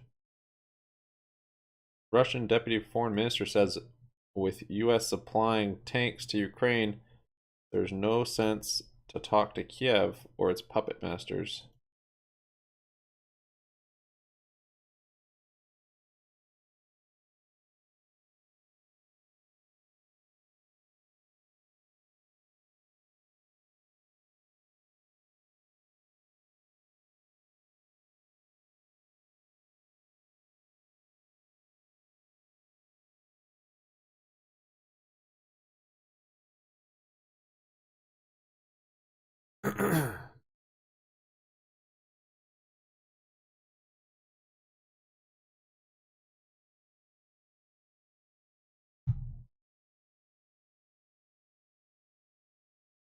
GNS holding up really well.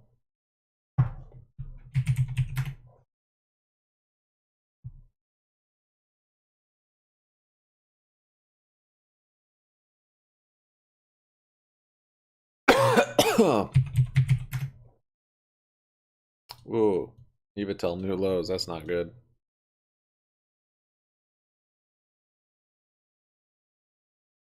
Oh, my energy V got closed out. Don't know if I want to hold Evitel through this.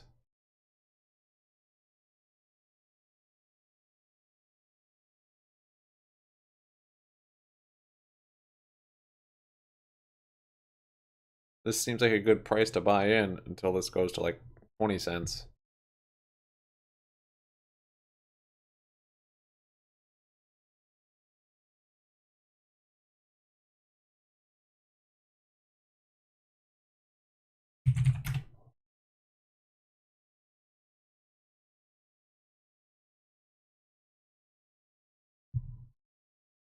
They're fighting our war for us.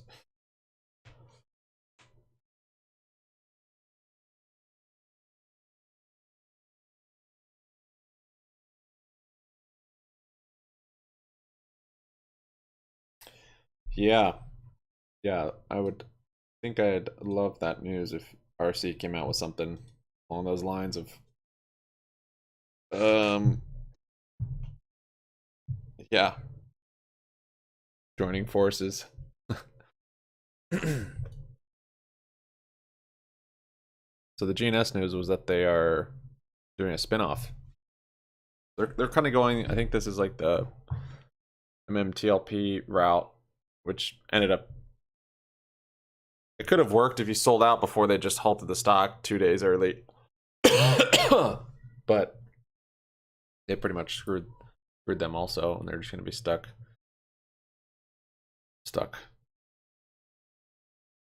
So maybe that's why RC hasn't done it, but I don't know.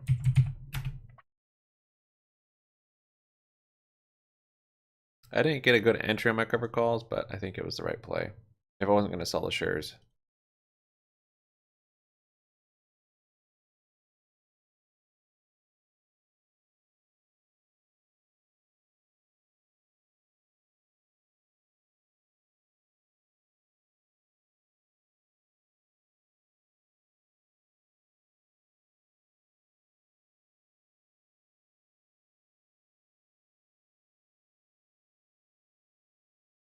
Nat gas pretty flat. I always wonder why I don't open up a short on nat gas. Seems like every gap is to the downside for like 3 months. Like easy money.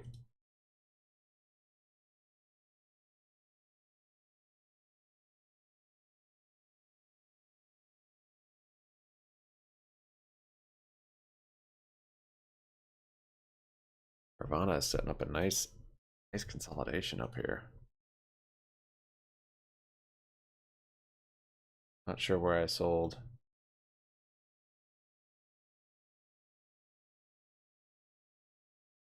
BBBY moving up again.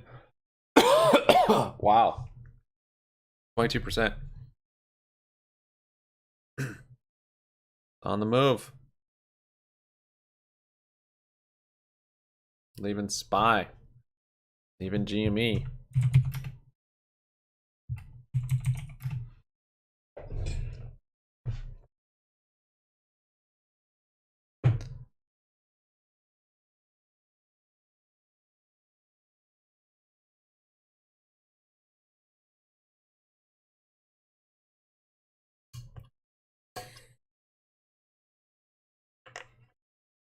See where this goes.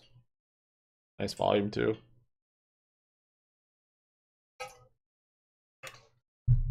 Thank you guys for your likes. We got 25 of them. Appreciate it. On this Happy Money Monday.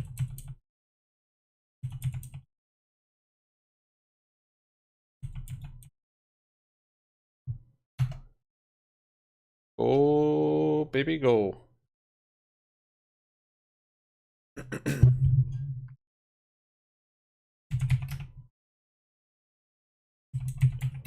Yeah, it's good to see it's somewhat resistant to the SPY. But this whole move down here was from this.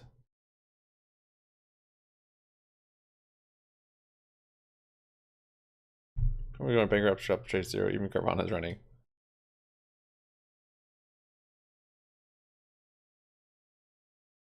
Yeah, Carvana is running.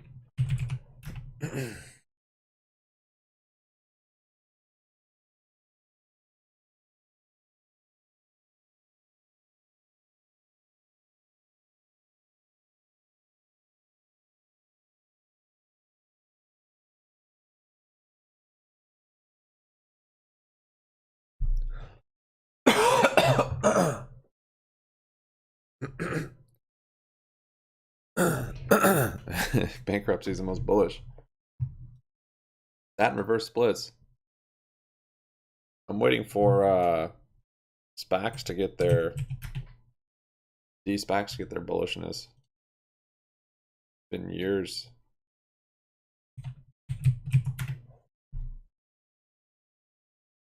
Some massive SPAC squeeze. When is that coming? Or D-SPAC?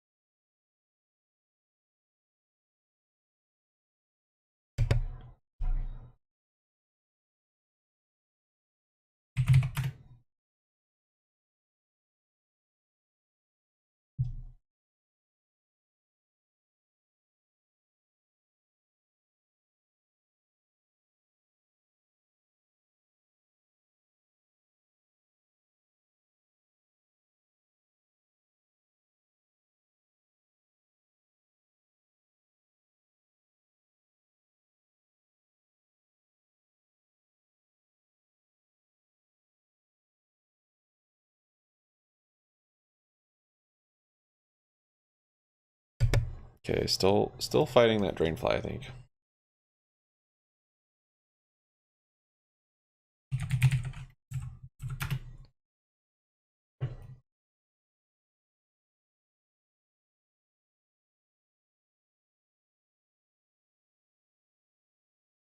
SPY hasn't made its way back up yet. I still think it'll probably come higher before new lows, but maybe not. At least a VWAP.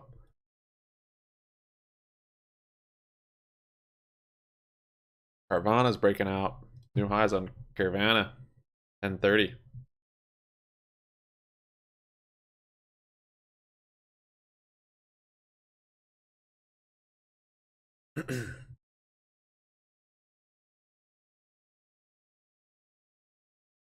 Apron's making a move today, 8%. Air almost 7%. That's just been a sell-off though. 9's moving up 5%.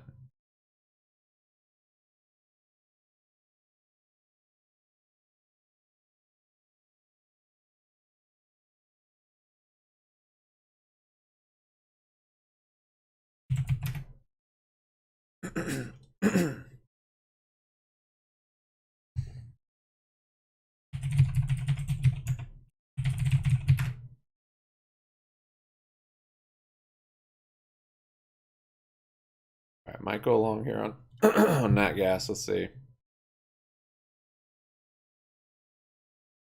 Long or short, but it's at the high. It breaks.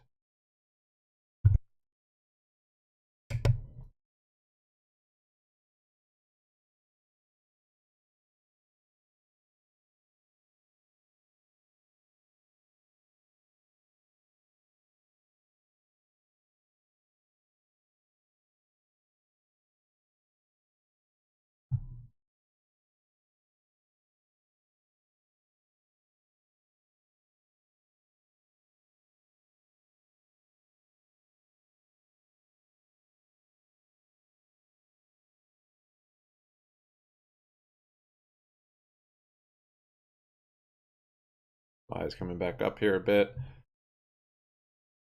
GME's volume is turned off mostly, but still following the market, getting support with it, it looks like.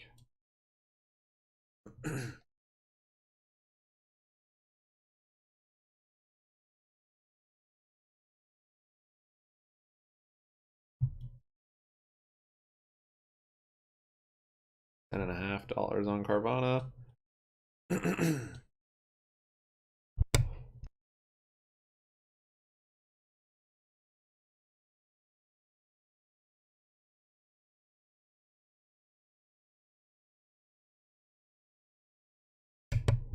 Probably move up to $12 or so on Carvana. That's really the next spot I see on it.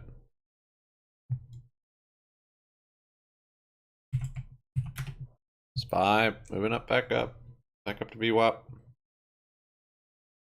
I mean, Jimmy's volume this morning is actually pretty good. Yeah, it was 2.1 by 10:30, so I was more than yesterday's volume in that same hour. Yesterday's volume came in at like 12:15, but for the first hour volume, that was pretty high. But it wasn't very good volume. It was sell volume. SPY breaking VWAP. There it goes. Jimmy creeping on up.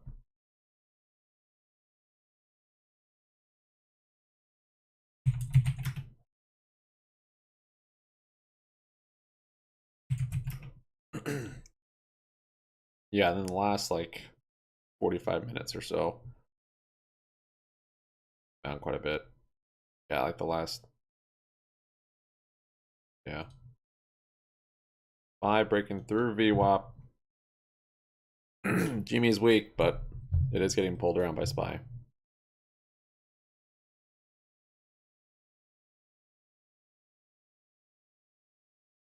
Oh, GNS coming down.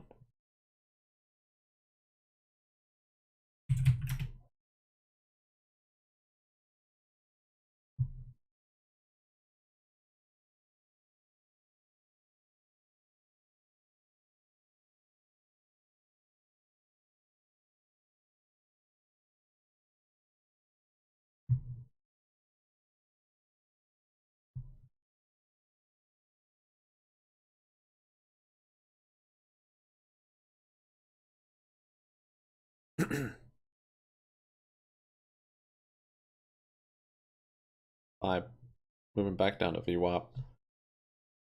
And Genius bounced off VWAP. Carvana wicking at the top. BBBY still holding up well though. APRN holding up well. Air pretty ugly to start, but one might end up being good. Did break that high from the other day.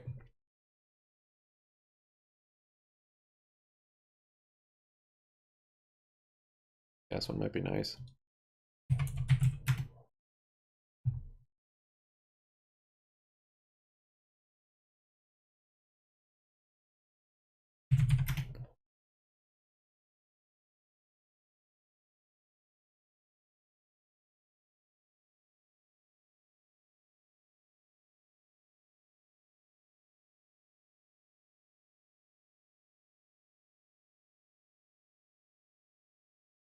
All right, nat gas popping now.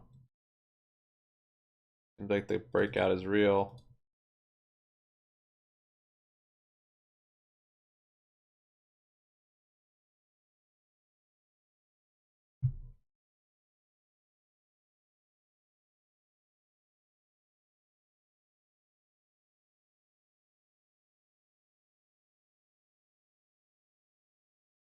How many nat gas news today?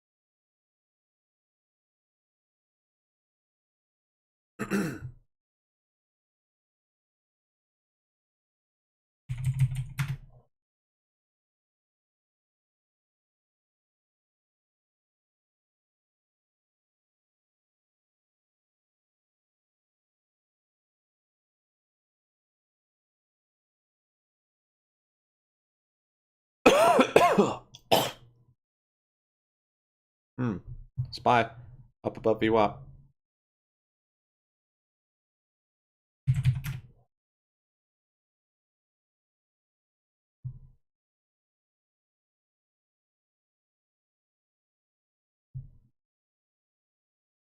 I was talking about GameStop.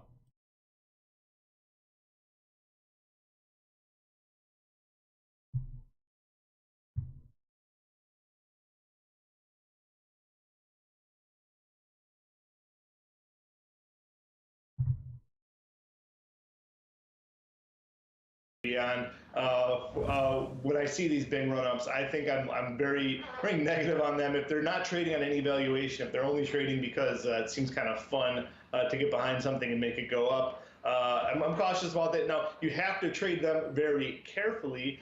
Being short them, we saw in 2020, can be deadly, can put you out of business. It can ruin you financially, of course. So you have to trade them very carefully. I like to put a little optionality to it. I'm just looking at short-term puts, looking at the Feb 22 puts. I just look to get in there around 97 cents, around $1, to get short the name. I know what I can lose, and I know potentially it can go all the way back down to, under $5. Yeah, because I see it at 22.31 today. The recent low was $15 or so. Ben, good morning to you. I know you're taking a look at the chart here. Your thoughts? Stock that's been trending higher over the last few weeks, to say the least. Bid off of the lows that we saw down around 15.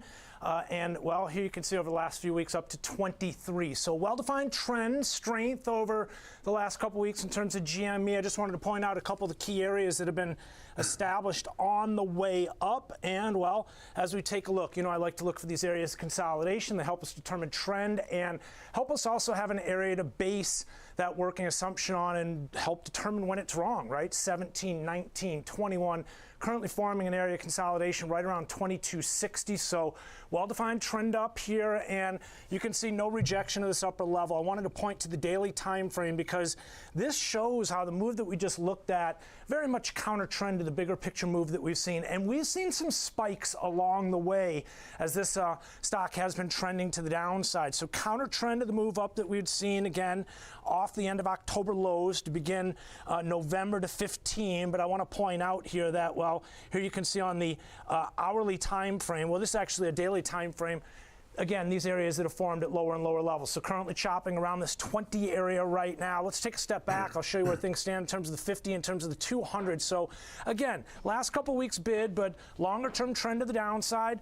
Look at this. You can see we're actually just now inching our way back above the 50-day moving average and working our way towards the lower extreme of a range that we formed September, October, November before breaking down in December. So again, a bit of a lift here, but there is some serious heavy lifting for the bulls to do to get GME above any areas of resistance that it established on the way down. Still looking to me like it's in a trend environment to the downside. I see what you're saying, Ben. Ben, let me ask you this, because I feel like after 2021, people started asking 2022, are we going to have meme stocks? Is it gone? Is it over? And I feel so silly to ask the same question again now that it's 2023, but I don't know. I mean, is that going to be a thing again?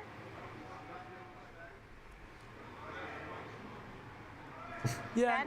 Say that again, Nicole. I missed the question. I'm sorry. Meme stocks. Are meme stocks a thing in 2023, or is that whole phase over? Nicole, I think that it's going to be tough to tell. I mean, I thought that Bed Bath & Beyond, for example, could be, could see some interesting price activity with the bankruptcy and all the bad news that's going on there, but it doesn't seem like it's been the recipient of. This is one, again, it seems like with the others, it's really lost that appeal. Okay. Joe, you want to quickly touch on my question? I don't know. I always look at the barons, right? It gives you the setup for the year. just the simple fact that it's still $20 and not $4 is evidence that meme stocks are still a thing. People like these stocks. People have interest in them. There's no valuation that justifies GameStop being $20, $22. So yeah, on that basis alone, meme stocks are still a thing. Still a thing. Okay, let's get to your next name here. You have Pulte Home, and that's at $52 today. Tell me about your thoughts there, Joe. Yeah, so here's another sector which is outperforming the S&P, and another sector which, if you're expecting the economy to slow down, and everyone's expecting these macroeconomic trends that continue, you don't expect, home materials. You don't expect we talked about it last week. This type of sector, this type of stock to be doing well. Here's a stock which is closing in on its 52-week high. Nice. It's beating the rest of its peers in this in for this some area. resistance up here, 41 cents. It's best in breed, maybe, but for me, I think these stocks have come too far. Break out of this. They're too expensive. I think the economy, there's too many headwinds for them. 31 or 39. If this market does turn around, which again, February is not a great month for the S&P 500. If it does turn around, that guy, like this will be hit the hardest. I just want to look I don't know what he's comparing it to, GME, but we've got $1 billion in cash, $1 billion in inventory, and 50, 40, positive cash flow. So it's what I'm initiating here. To say it should be at $4 seems a little ignorant. Work itself out. If you're expecting the economy to market cap, it's at $4. This is a sector which is going to start to see a slowdown. I mean, that's $4 that's more than that's less than the price they have in cash and inventory, I think.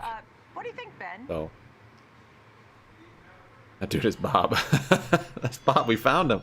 We found Bob. What about Bob?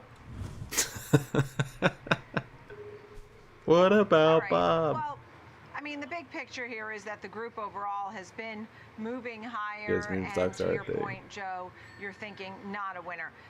And actually, in fact, selling off. Let's get to Cleveland Cliffs, $21. You love the metal and mining. 1.2 billion. Yeah, there you go. So it's about what they. It's a little more than they have in cash. I give you two negative sides. Not to say that that's not. I mean, that might be the real valuation. There's companies right now that are trading at they're saying their valuation in cash. Are going to do so well in 2023. I agree with them. And I'll give you what you're comparing to. For any possibility. If you're thinking about maybe there's good deals out there. There's a $4. It'd be just a lot better deal. You're going to want to own real things that people need rather than things that people want. And the other case is the emerging markets reopening. Talking about China, thinking about really they're talking about Poland. I wasn't even listening. Here, India stepping up and challenging China for a lot of their manufacturing. So there's certainly plenty of desire for these raw materials, even if the economy in the U.S. slows down. I like them, so I'm looking for them to have a great year in 2023. Right, understood. And when you think about metals and mining in general, are you a fan of SLV or anything else in the world of, Freeport-McMoRan, right, FCX? We think about copper. Are you thinking about some of the other names in the group? I am. I own a couple of them in my mutual fund. I can't divulge them. We've recently added to our position there. But yeah, we definitely are looking at a few in this group. I'll say we like gold, just playing off of that stagflation trade. I'll also add to that. Yeah, and gold today, right now, $19.24 a troy ounce. Ben, final thoughts here on Cleveland Cliffs. Stock that's been trending higher on the short term, but I'll show you a little bit of a different story on the bigger picture. Let's begin with the move up we've seen from 15 to just short of 22, and a strong month to say the least. Well-defined trend. You've got a couple areas of well-defined consolidation, the vertical separation, and again, this is a textbook example. Bottom left corner to top right corner. So no rejection of this upper level as of yet, hanging out and consolidating around 2150. Here you can see holding up really well. A little bit of a different story when you look at what's been going on in terms of the longer term, off the high from 34 down to those recent lows that we just rallied off of. But as I look at this chart here, I'm noticing here that this is possibly very bullish for the longer term bulls here. Let's just take a look. I want to show you what we're seeing as far as a couple of areas that are forming here along the way. You can see these, again, let's just zoom in on this area here, right here, because I think it's significant. 22 down to 12, we're kind of trying to break that out, but we still have yet to take out a key area that was formed back in May and June of last year. And then lastly, just want to show we are terms of the 50-day BBBY, moving average, Carvana this getting a move up red has us candle, above SPY getting a not red only the 50 candle. but the 200. And I want to point out that the GNS RSI is supportive of doesn't this even move care. up as well. So an interesting attempt to break above the highs from summer of last year, but GME still is short still of a key shut level off. here from the spring of last year, up around Party that $23 City is level. bankrupt. Yeah. Ben, great to see you. Up Joe 6%. Tigay, portfolio manager of the Rational Equity Armor Fund, and Ben Lichtenstein. Thank you both very much. Liechtenstein. Thanks, Evan. Coming up next, we're going to spotlight energy utility companies. Could be a safe spot for investors seeking steady growth. We'll see. We'll get that case from Mizzou. It was interesting that I haven't heard him talk about GME in a while. I mean, I don't hardly ever listen to it, but Excel, there it is.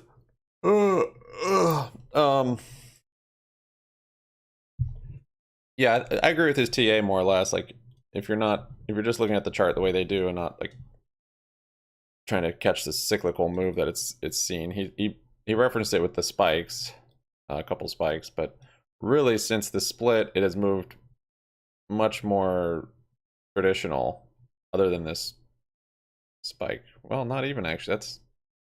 You'll see that in normal stocks. So it's easier to chart and say, oh, it's in this long-term downtrend, which you can see with this line. It's making its way back kind of up to an equilibrium potentially. So yeah, could be right and all that. Still like Friday's volume and that breakout still looks good, but this 4-hour does have a divergence. The daily had it from here to here. Actually, that still has it. Then that has it from there to there. So that can be flashing just because it's consolidating and some of the highs are higher, as you see, because it's holding that support. It's kind of holding that resistance. So that could be showing up just from that in this kind of bull flag it's in. Or that could be signifying topping and reversal.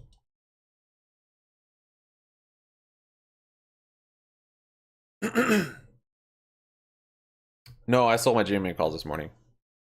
I was up 300% on my 1 point yesterday, and I would have for Friday. I would have closed them, but I wasn't able to go in and out of them the same day. GNS moving up, so I held, and I closed them this morning. I didn't get a great fill. I closed them here. If I waited till a little bit later, I was just nervous. GME's moves to the downside. You can get 5-6% in the first 20 minutes. So SPY was looking strong, but GME wasn't. So anyways, I closed them here. I don't know, 150% on some, and then break even on other ones. Made some pretty good profit actually, because they had quite a bit in them. That's also why I wasn't willing to hold too long. I closed in like the first 5 minutes. If it was less exposure, smaller position, could have held through and gotten a better exit, but closed them and actually opened up covered calls somewhere around here, because I think it's possible we're just going to consolidate and potentially come back down depending on Wednesday. Some similar to maybe here.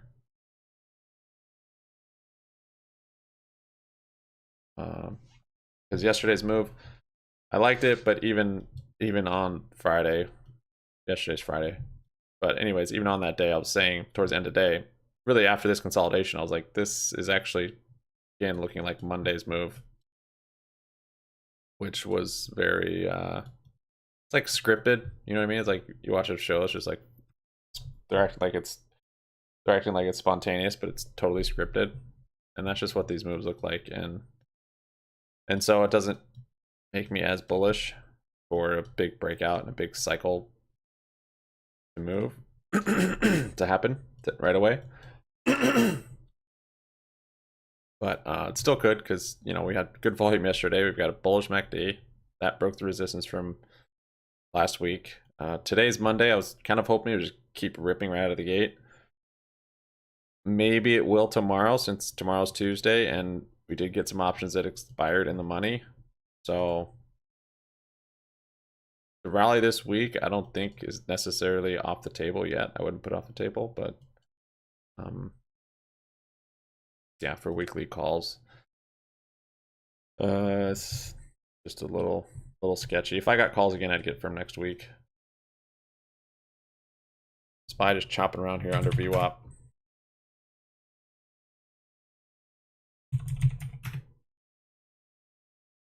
I mean, I don't. Yeah, it's just no way I can. Yeah, tell you what to do.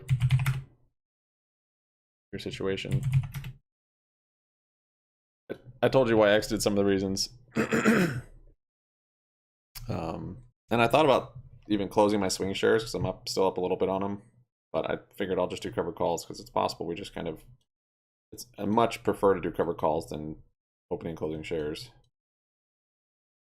I think it is possible we hang out in this range, and we might come back down and retest this low, only because we've done stuff like that before, like here and here. It's almost always made some sort of double bottom before it's rallied. So we still haven't made that double bottom, but maybe we're not repeating. I don't know.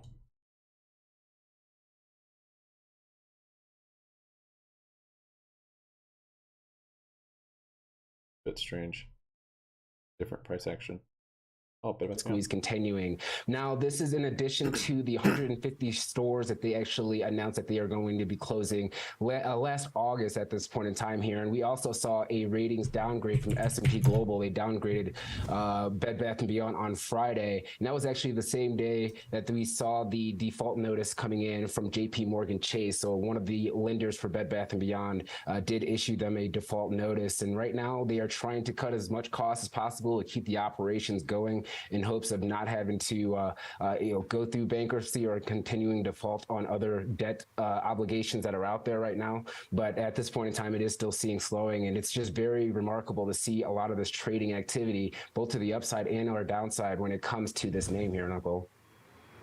Right, understood. Okay, Kevin Green, nice to see you. Thank you so much. Senior Markets Correspondent here on the TD Ameritrade Network. It's time for a spotlight on energy utility stocks. And I wish I caught that. With us, they didn't talk. They said they were going to talk about energy when they got back. Research analyst at just sneak into BBBY. Thanks for being here. So, how are you feeling about the utility space? I mean, usually it's a safe haven, pays dividends. What are we thinking here? Well, we like those aspects of the space. Great dividend, very safe. Nothing as like I say, saucy as Bed Bath & Beyond. But just valuation has us concerned with this space. We had a great year in 2022. We outperformed the S&P by about 18%. And it's been quite some time that the sector has actually had double-digit, back-to-back outperforming years. Maybe. If anything, we had it in maybe 2004 to 2009, but that was when the sector was more of an integrated or more based on gas price or commodity prices. Now it's a pure-play sector, fully regulated group, and that has not had any back-to-back years of outperformance since 1990. Additionally, we go into the year, we typically trade in line with the Moody's BBB index portfolio. That's yielding over 6% right now. We historically have traded about 75% of that number, and right now we're only about 50%. And that's on a yield basis. So we need to see yield go up, stock price to go down, and we're just very cautious on the space on a valuation basis. We have nothing like Bed Bath & Beyond going on. Our earnings seem pretty intact. Maybe the only concern we have in our space on earnings are just the smaller cap names that, with rising inflation, higher interest rates, they typically have fewer levers to pull to meet their EPS targets. So that's the only real concern we have on an EPS basis. I understand. So with that being said, a name like DTE Energy, which is up 1.1% right now, year to date down 2%, 1 year down 4%. I mean, it's generally held up pretty well considering the last 52 weeks. Yeah, DT is one of our top ideas. Highlighted, it's in Michigan, great regulatory jurisdiction there. They had maybe a challenging regulatory outcome that came in, mid-November. We think the company's going to be able to navigate, deliver on their 6 to 8% EPS growth rate. But I think what investors like about DTE is, one, Michigan regulation is very stable, very transparent, and I think it's supporting moving up to VWAP here. That want to fortify the grid and roll out renewable energy. Wow, Vulcan's made quite a move off the bottom. Behind DTE, we like CMS.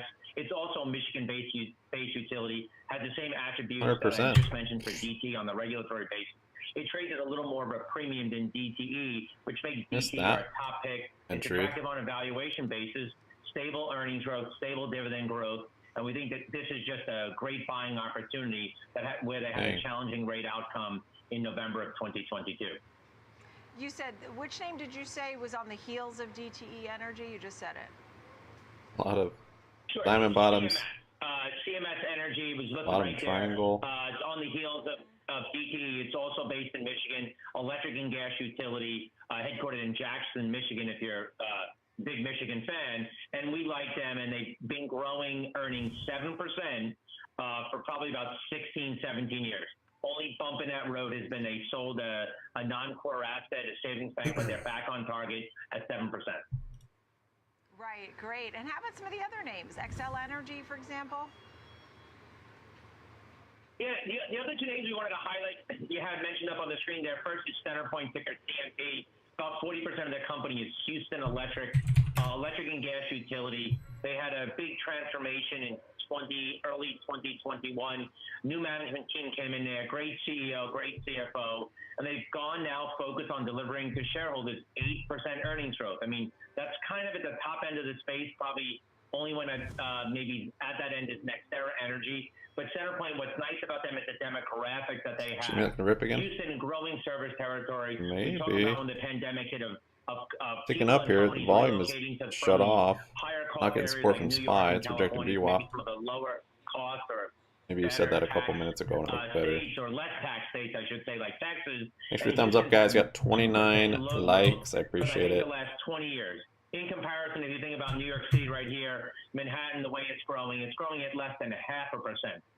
So it just highlights how strong Houston growth has been. And we like CenterPoint as we have that long runway of CapEx.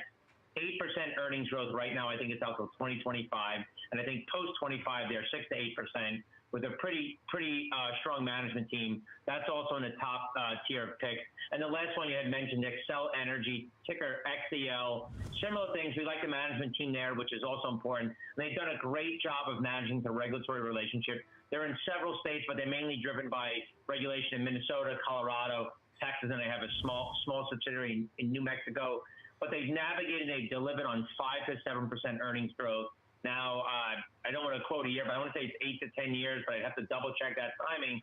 But they continue to deliver regardless of weather, regardless of tax position, anything else, they've delivered. So we think for investors who, while we're cautious on the space, we think the best place for investors to protect themselves are these higher quality names and have DT, CMS, Excel, and CenterPoint up there. We also have some value names we like. They traded more of a discount.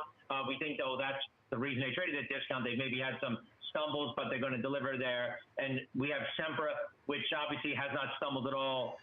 Different kind of utility in California, Texas, but also has unregulated LNG, which gives investors great exposure to this and to the energy security theme.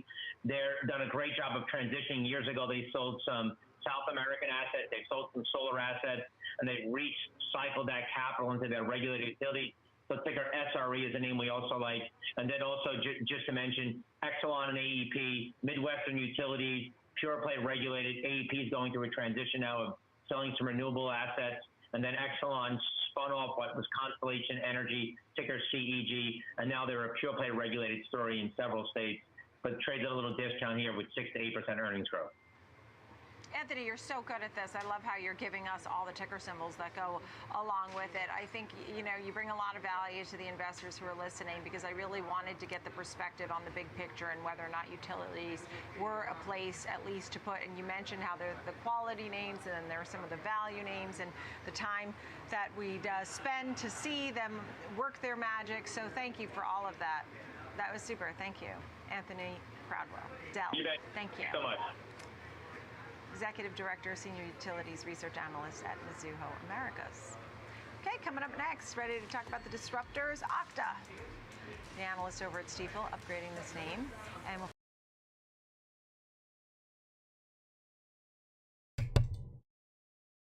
all right, I'm eating a little food here, but some news to read. India economic survey likely to peg GDP growth at 6 to 6.8% for 2023-2024. India Economic Survey sees GDP growth at 6.5% for 2023-2024 under baseline scenario. India Economic Survey sees nominal GDP growth at 11% for 2023-2024. We believe that a lot of good news is already in the price in terms of inflation moderation or the potential for a soft landing, JP Morgan says.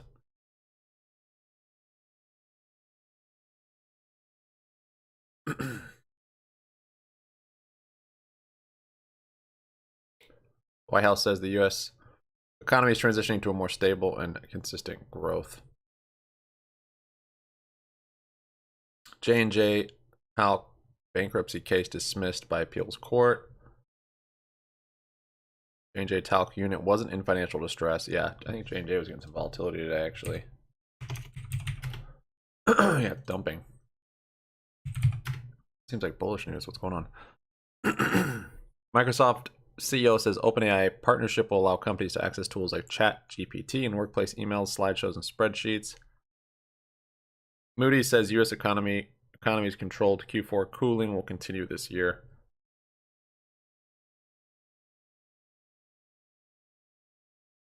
And now we're lit.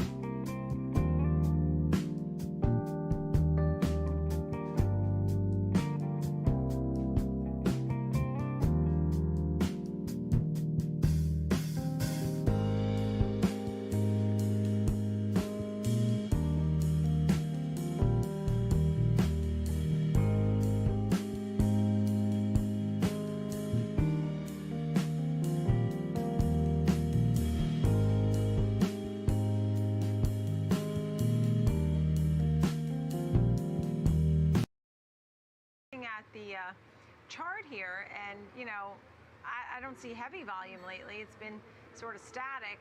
What are you thinking here about the trade? Yeah. Well, exactly. I was going to say, Nicole, if you look at the chart, you'll see there's sort of an island gap that occurred right after the earnings. And since then, it's been relatively static.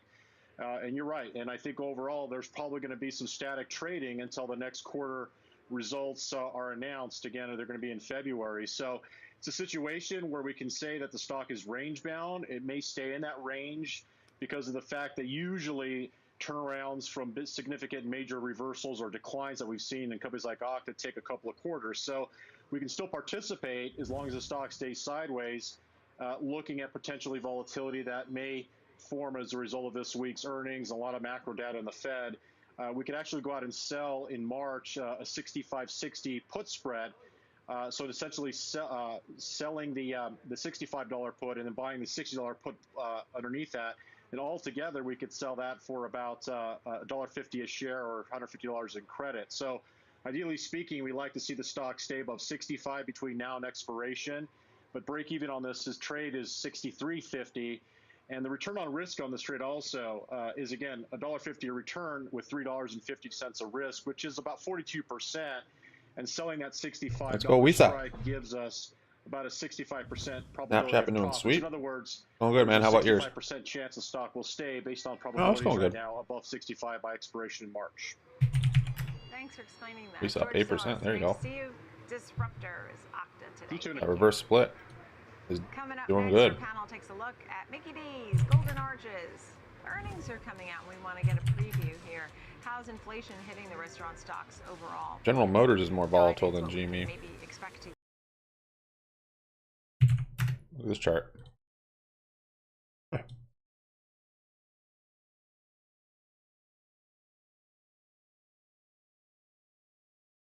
Actually, that looks pretty similar to GME. This little range right here.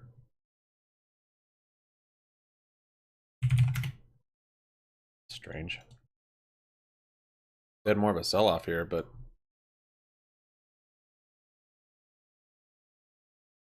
oh, same deal. Found a bottom around end of December.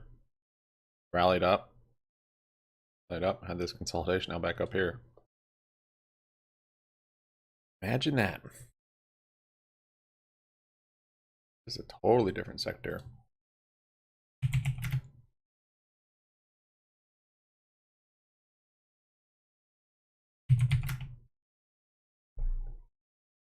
Making Vanity Fair napkins? Make napkins?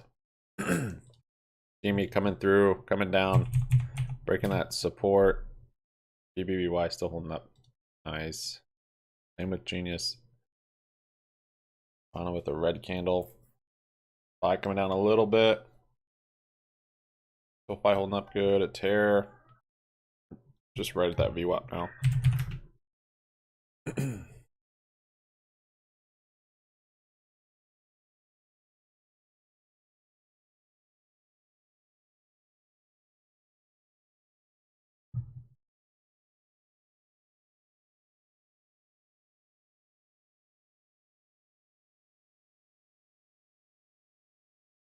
JP Morgan, Mark Bolanovic says, we do not think that we will have a recession. 50 basis point ECB hike this week, fully priced in, first time since December 28. Shares in J&J down, fall sharply after news bankruptcy petition dismissed, last down 2.7%.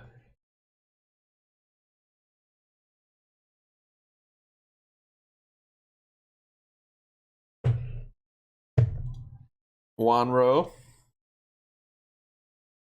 shared a chart with some lines on GME.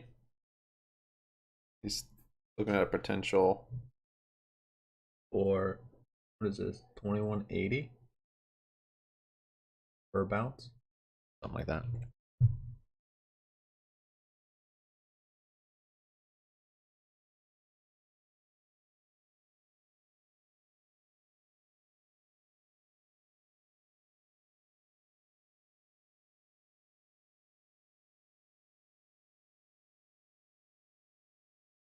Always looking at the fib levels.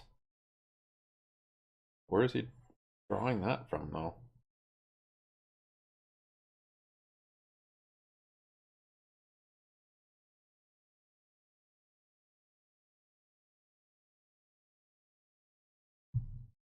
Stood out, the players that were really doing some innovative stuff in terms of loyalty programs and digital offerings, you know, like McDonald's did very well. And so that's where we kind of stand as we look in the back half of the year. Those players that are really leaning into value and those players that are really doing some innovative marketing are the ones that are winning, whereas the other players are still better getting where it fitted. Traffic year-over-year declines. Full service dining, it's a category Hurricane, are you Jay Hart? Fairly well, especially you know, given the pressures that we've seen in some of the lower to middle income consumers coming down for it. Now we're in a situation where that higher income consumers continue to go back. So right now we're looking at year-over-year declines, but that could set up an interesting play this year where we start to see some of the cost pressures ease, even with those declines in visitation. We could see a nice profitability return for a lot of these players. Okay, good. Well, I like that big picture. Nick, what are you thinking? You think there's a recipe here for a win? You know, I'm really gravitating towards the guys that are relatively well positioned in terms of value. I actually think it's going to be a lot tougher than the street currently thinks to get that profitability back this year, particularly in line with expectations. So, you know, I really want to be positioned defensively this year, and really, I mean, names like McDonald's, Domino's, you know, Wingstop, those are the types of names that I like. Yeah, so profitability, a challenge at this point. RJ, let's talk about McDonald's ahead of the numbers. Tell me a little bit your thoughts there. The visits, the things that are going right. You mentioned QSR. Tell me about McDonald's. What are we going to see? What can we expect on the earnings? Yeah, I think we're going to see some strong sales numbers. I mean, the company already said they were running low double digits potentially in the month of October on the last conference call. A lot of that's due to one of the promotions they ran, the adult Happy Meal promotion that they ran in October. But our visitation data says that they continued this outperformance versus the rest of the quick service restaurant category through November, December, and even into January at this point too. So I think when combined with the menu price increases that they've taken, we're looking at some pretty strong sales results, particularly in the U.S. So that's our take on that. I think that, you know, the other message is that we've seen increased visitation or increased frequency of visitation among its most loyal consumers. I think that really goes back to the loyalty program. Oh, so you're not on you're not on our Discord. They've done a great job rolling that out. I think that'll be another. You just sound like someone from our Discord that's always hyper bullish. All right, thank you. A lot of good points there. I mean, from visitation being an outperformer, strong sales. What are you thinking, paper Nick? rolls into pallets? McDonald's? What? Yeah, we're definitely seeing upside in the current quarter based on our checks, and you know, never had a McDonald's bagel. Weather so far has actually helped January as well. So I expect, you know, pretty solid beat in the quarter and some solid commentary for Q1. You know, importantly, as RJ pointed out, you know, their loyalty program has been so successful that they really don't have to do value on a national scale any longer, and so they can really focus on that value customer within the app, and that, you know, allows them to you know, potentially be a lot more profitable in this type of a value-oriented environment than they could be in the past, and allows the entire industry to you know, forego any kind of price war. So, I guess I have had a McDonald's McMuffin with a bagel before. Going into this quarter. I think I like the English muffin better. And the weather point that you made, I think, is a good one, and that's probably good not only for McDonald's, but also all of the names in the group. If people are out, they're going to get some coffee, they might get a snack, they might get lunch, dinner, whatever. Nick, you mentioned some of the other names like Domino's Pizza. Tell me about some of the other favorites that you have. Yeah, I really like the names that are positioned in terms of relative value, and specifically in terms of price point. So Domino's, Wingstop. You know, I'm a little more cautious about with respect to the. You're not really missing anything, Kezo. Because I feel like at some point I only go there for breakfast a lot more, when they have a 2-for-1 deal. You know, any kind of an economic downturn. It's so expensive. Yeah, exactly. But, you know, Wendy's, the QSR names in general, I think they're a lot, you know, they're pretty well positioned going into this year. Mm-hmm. Makes sense, makes sense. Okay, RJ, I know you had Chipotle, Starbucks, McDonald's in your notes. Tell me about each of, we mentioned McDonald's already. Tell me about some of the other names that you're focusing on. And maybe SPY's coming down here, back to its lows. Yeah, I mean, I think if we look at the rest of the category, I mean, I agree with Nick's point that value is a key message right now. And we've seen Taco Bell continue to GME be an coming down outperformer. also. So I'd be looking at Yum Brands right now. Chipotle is seeing BBBY some feeling it some. declines, but still outperforming the rest of the category, particularly the fast casual category. They're doing a very good job on that front. Saying Chipotle? Another player that's done a good job in terms of the digital ordering platform, really effective marketing. And we've really seen some good numbers in terms of increased visit frequency from those guys as well. So that's another player that we like as well. I want this one for the long term. Value and the ones that are really doing an innovative job on the marketing front. Those would be the kind of messages, at least early in the year, that I'd really focus in on. Things held up so well. Expand on your thoughts on Starbucks so I have a better understanding where you stand, RJ, on Starbucks. Yeah, Starbucks is one that, if we look at the data, I mean, they're still looking at visits compared to pre-pandemic. Search that on YouTube compared to that, but if you look at the number of visitors that are coming in, not right. It's actually up. So I think that what we're seeing is that I've heard enough visits per visitor, but I think over time as they start to really kind of focus in on the different formats they're working on, some of these smaller format, these express stores, and really focus in on the need state. It's interesting. From the consumers that they're trying to serve, have some experience locations for the people who want that. If I were to go long on BBY, I'd be shorting puts, and more express. My capital's in GME right now. Just looking for the convenience and just want to be. I might free that up though. We'll see. As we start to do that, I mean, that's going to take some time, but I think as we start to see that. That could lead to a nice tailwind for this company as well. So some encouraging numbers. They do face some disruption. We're seeing some more competition, particularly in the drive-through front from the players like Dutch Bros and Seven Brew, groups like that. But I think over time we're going to start to see. It looks like it's bouncing on that level again. Overall, I like what I see from the pent-up demand from that side. Dutch Brothers, that's a name that's been thrown around a lot. A quick thought there, Nick. You know what? I actually think it's probably the best growth story in restaurants in terms of BROS as a ticker. It's right now. I think they have a specific issue in terms of going. Got by a 16-ish? No. Below consensus.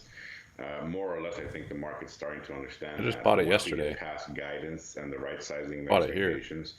In 2023, I think Dutch Brothers is bouncing off that level again. Quite literally the best growth restaurant in the publicly Dude loves bros, man. Publicly traded restaurant universe right now. That's good. If it moves on that. Nick Setien of Wedbush. I guess this isn't CNBC, so Thank you this was that. And that's going to do it for us here on Trading 360. Bull flag breakout. Okay. I'll see you at 2 p.m. for the watch list. Thanks for being with me. Keep it right here. Best Market is next.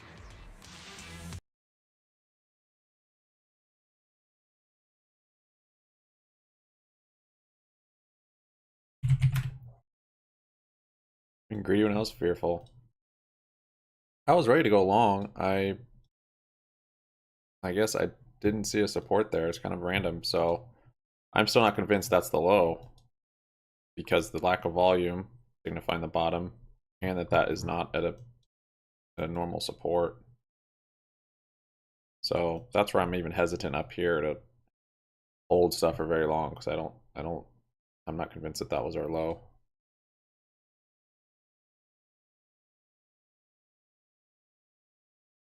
That was right next to a Procter & Gamble.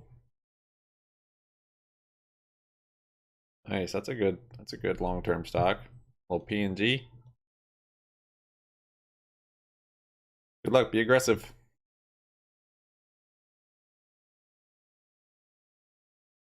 Pretty big bounce there on SPY. 10, yeah. Yeah, but I also was wanting, I kind of wanted to see, we've never not had a, I don't know, never, but almost always there's been a double bottom. So after it's hit that bottom, you've always had a chance to buy back in before rally. So if you like that and it comes back down and then it tests it, that's where you could have bought back in. That's kind of what I was thinking. I get another opportunity like here. 10 was just a pretty historic next level, but I was waiting for signs of reversal, and there really, I mean, there wasn't really. I mean, it did reverse, but was this a dead cat bounce? Like, or is this something else? To just V out of it is a little abnormal. I guess it's done its sum, like here, but then this just came right back down. So you think maybe it's something like here, but this is only one day, not 6 days that we've been having this rally. So that's why I'm thinking it's more like here.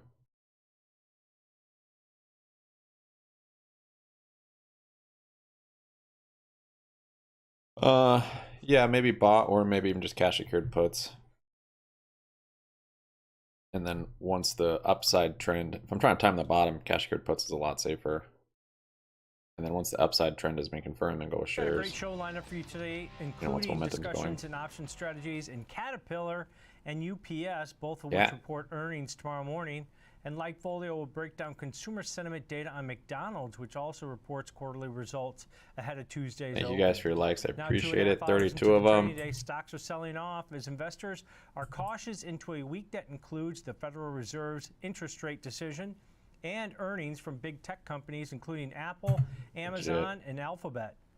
While the Fed is expected to raise rates by a quarter percentage point on Wednesday, slowing its pace for a second straight session, traders will be watching for the tone it sets for future meetings. Now let's take a look at those four major indices. S&P 500 down nearly 0.7%. Dow Jones Industrial Average off about 60 points on the day. NASDAQ 100, the tech leading to the downside, down 1.36%, and the Russell 2000 small caps also down 0.7% today. To help me break down the market action, let's bring in my co-host Kevin Hinks. Kevin, a lot on tab this week as far as data, earnings. I mean, this is the biggest earnings week of earnings season. Over 100 S&P 500 companies report. Is this going to set the tone for equity markets? Because we've had a good run so far in January. Well, the market is showing it's hesitant up at these levels. Yeah. But it's interesting. Friday, already had SoFi. when the closing it's flying, rings, SoFi. what will we look back on as the key after hours data point of the week? It'll probably be Jerome Powell's press conference. Tuesday morning. Before market, Amazon, UPS. Apple, So really tomorrow morning is big Qualcomm, stuff. Starbucks all on Thursday. That's going to be big. Payrolls on Friday. That's going to be big. All the employment data that we're going to get during the week, besides payrolls, JOLTS and ADP and jobless claims, that'll be big when all put in one big package. I think, how about this? How about FOMC policy and Bank of England ECB policy this week? That could affect the U.S. dollar, right? Right now you've got the dollar creeping higher today, yields creeping higher. But what if, like, the ECB or the Bank of England comes out more hawkish than Jerome Powell?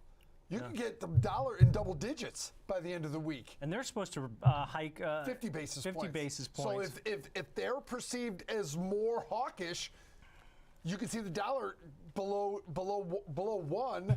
What does that mean for stocks? So there's a lot going on here, Tom. I mean, there's so many different stories that you gotta. It's almost like the dark forest. Don't look all the way through the week. Just take the next step. Trade today and worry about tomorrow. Dollars having that and move go up. on Starting it step by step. But this is a massive week. Yeah, Oil historically, good Januaries equate to the market being higher by the end of the year. Now that doesn't happen every year, but we've had a good run so far here in January. That's cute. That's a cute saying, but no one believes it.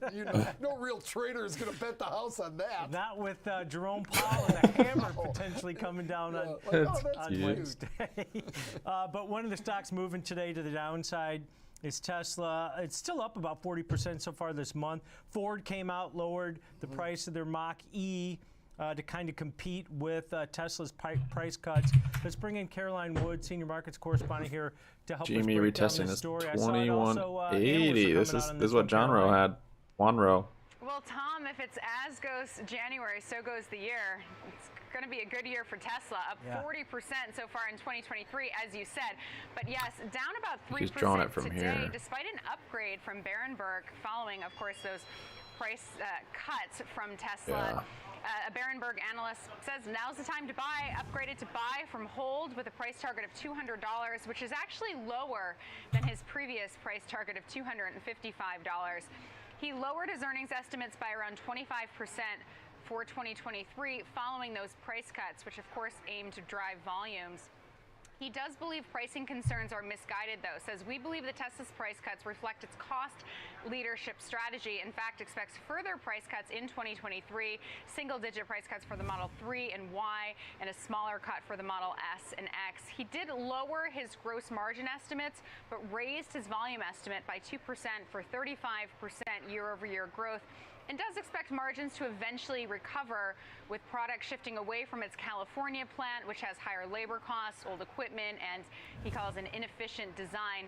Says Tesla's new plants offer a multi-year opportunity in capital and labor efficiency. Thinks that ramping up its battery cell production offers further economies of scale, and expects Tesla to retain its gross and EBIT margin lead over legacy car makers. Now, speaking of legacy car makers, the same Berenberg analyst actually downgraded General Motors to hold from buy, with a price target of $41, down from $45. He's waiting for a better entry point for GM, which is also down about 2.5% today. BBBY is breaking down below VWAP here. Challenges with mass market affordability and cost inflation, and also says that it's GM's Cruise autonomous driving vehicle unit is basically not really going to be a catalyst, because there's less appetite for autonomous driving narratives. So shares of both companies lower today. GM up about 10% so far in 2023. So not quite as impressive of a gain as Tesla, but still deep in the red, at least for 2023. When you go further out, you know, Tesla still has been pretty battered. It's off, what, 55% from its 52-week high. It's down about 40% over the past year. GM, meanwhile, down about 26% from over the past year, and about 33% off of its highs. Caroline, Tesla gets an upgrade and a pretty good story. $5. What does that tell us about, number one, potential competition from Ford, and number two, Tesla's in the NASDAQ, Tesla's in the S&P. If the global market says risk off, no one is safe. Good news, bad news, average news. If the global market is going to sell off, these wicks on the hourly are pretty bullish. The S&P, Bottom Tesla's probably wicks going down with it, right? Kev, 3%. Did you not hear me? It's up 40% so far in January. I mean, it can't gain every single day. Ford cuts prices and boosts volumes for production, and it's down 1.7% today. So I don't know that, you know, it's not shocking that with a market that's lower that Tesla, you know, wouldn't necessarily be bucking that trend. That being, and as you said, it's such a big part, but that being said, you know, when you look at the analyst breakdown, price targets have come down quite a bit just over the past month. The median price target for the median price target for Tesla was $250 at this time last month. It's now $196, so it's come down quite a bit. Still, 60% of analysts are in the buy camp. There are the bears out there. Bernstein was out recently with a note, basically, you know, reiterating its underperform rating and $150 price target on the company. But it also worries not just about margins with these price targets, or with these price cuts, I'm sorry. The also said the setup leading into 2024 could be precarious, because it basically, with the same lineup, has goals of 2.5 to 3 million cars.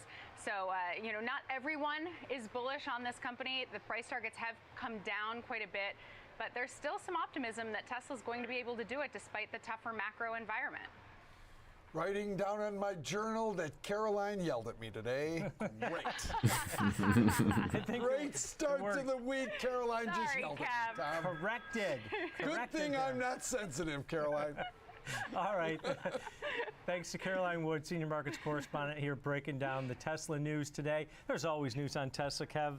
That's just a given every morning. This could be the Tesla Apple show if we really wanted it to be, but we're fighting that urge. Yeah, that's right. And we'll talk about Apple more later this week. But I just kind of wanted to get your take here on the Fed ahead of this. So we still have Sean Cruz coming on in a little bit, but I wanted to get your take here, because the Fed whisperer, Nick Timrose from the Wall Street Journal, has basically come out and said they're getting GME is kind of flushing here a bit.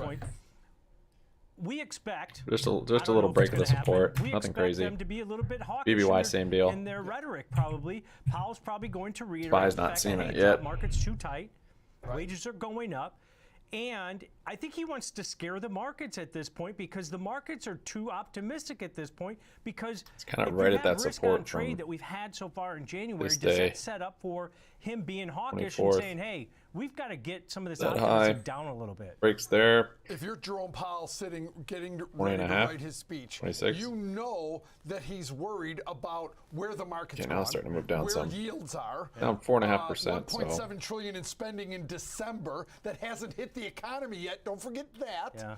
And it just feels like worst case scenario, he's going to be tough on the markets and say we've got more work to do. Is that warranted?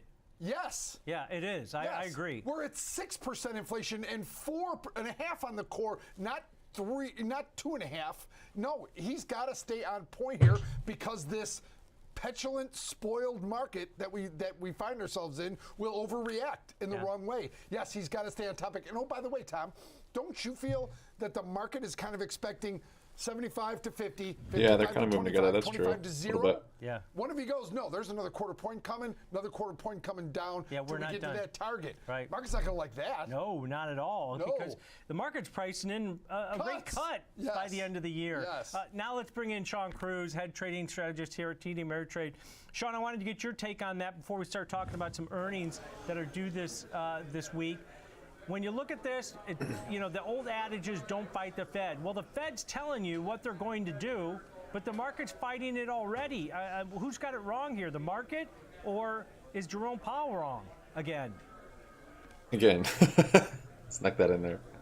Maybe we don't have Sean. He's not hearing us. We'll come back to Sean in a few minutes here, Kev. Now let's get into I wondered why he had that phase. Expectations this week. You mentioned Figured data, it'd be a little lot more of the smiley. jobs data, jolts, jobless claims, On the ADP, television. January. Jolts, 10.4 million. Big surprise a month ago. Only supposed to come to 10.2. Those are the expectations. Yeah.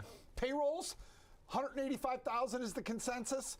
3.6 is unemployment. This guy just got it all on top of his head. That's pretty consensus.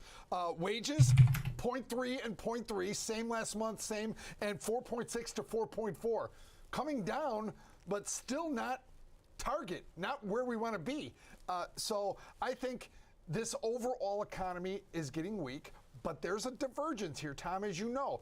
The high-profile companies are laying off. The mom-and-pop small businesses are still hiring, and that's keeping the job market higher. Yeah. Leisure and hospitality, I'm guessing, will still dominate this employment report.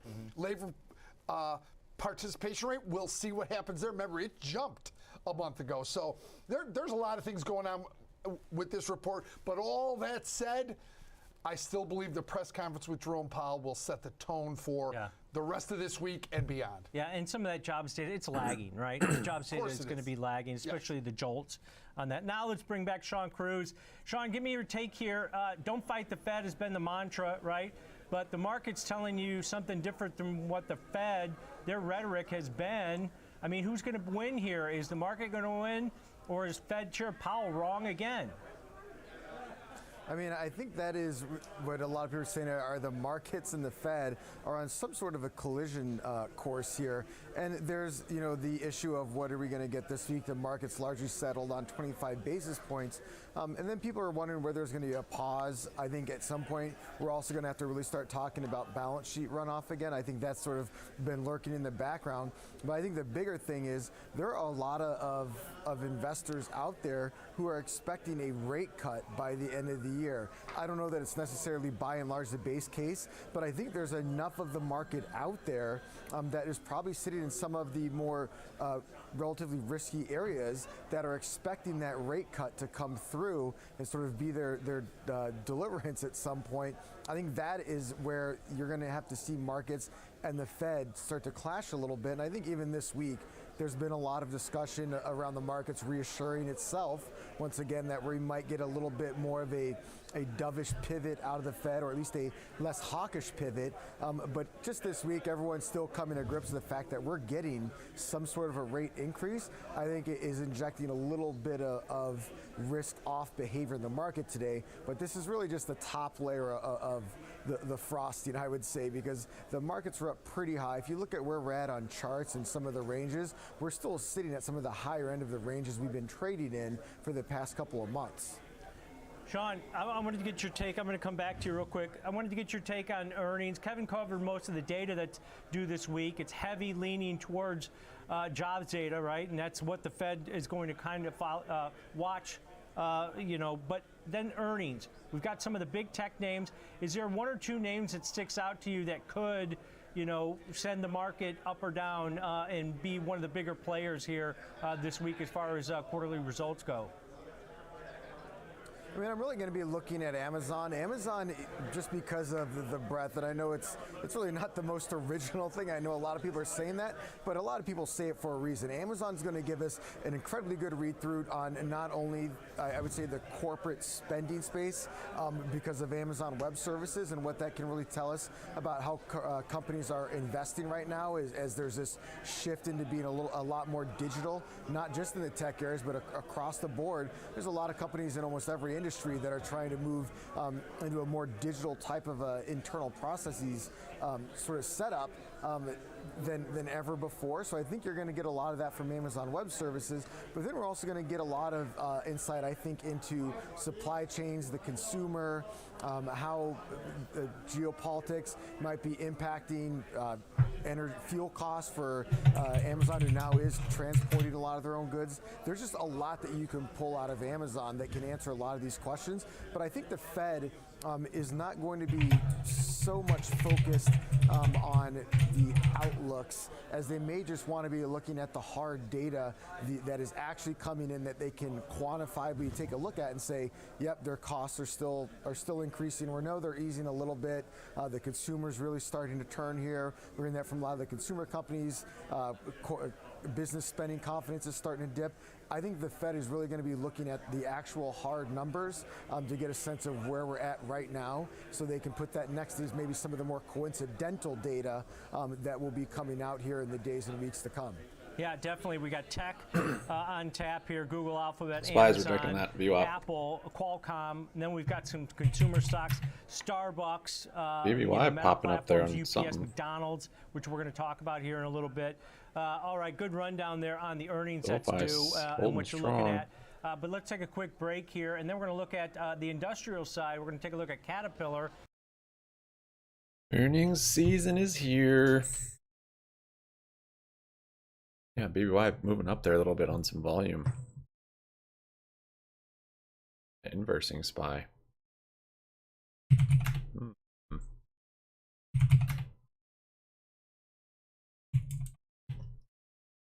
All right, BBY is waking up. Waking up. Google has developed an AI model that creates music from text prompts. Not public yet.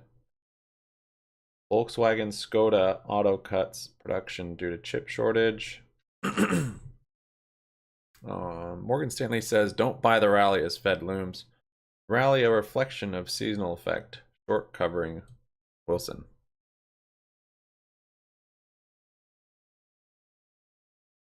J&J says it will challenge U.S. appeals court ruling over bankruptcy petition by its ALC unit.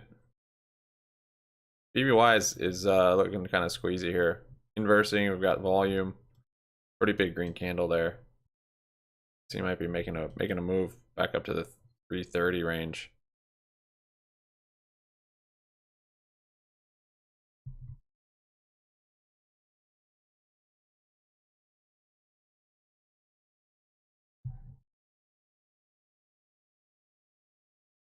Elon Musk pushes forward with Twitter payment master plan. Companies start applying for U.S. state licenses and bid for fresh revenues beyond advertising.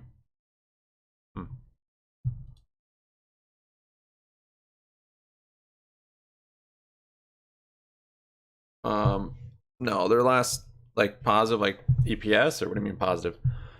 Earnings per share or net income, or positive cash flow was the big thing that changed last earnings. So free cash flow positive, which I don't know when they last were that.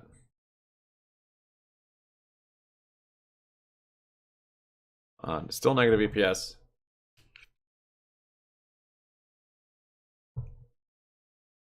That cash flow.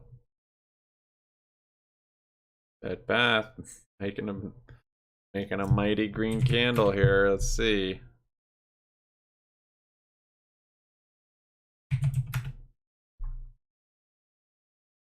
GME and AMC actually kind of bouncing a little bit off the bottom. Without SPY.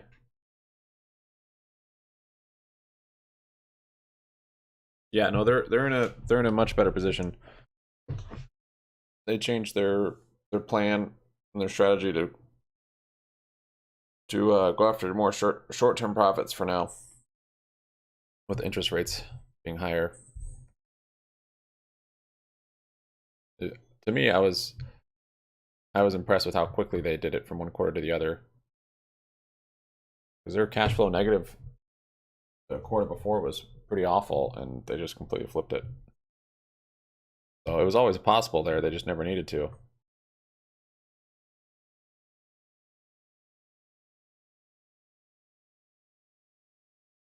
So yesterday's move on GME started 12.25. It is now 12.20. I'm getting nervous for my cover calls.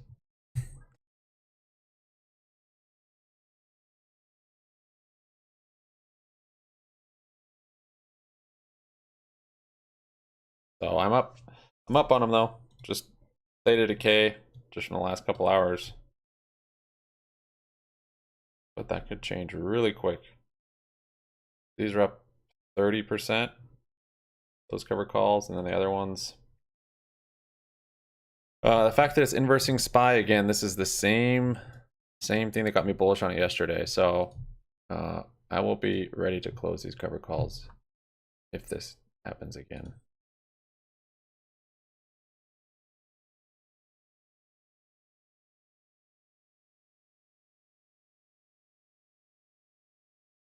And volume ticking up.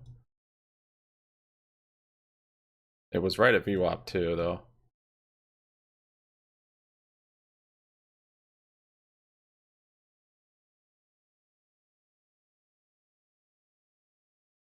If I could do it on my shares in the TD account, I couldn't do it.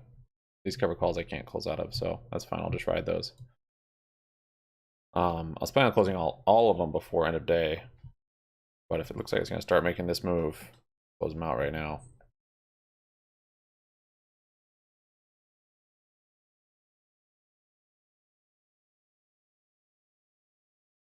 That's a little bit more green. Literally the same, close to the same time. That's more volume too.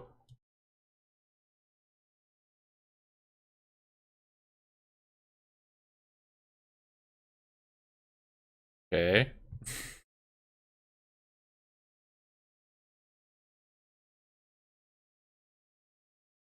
I'm going to close cover calls. At least let's close some of them.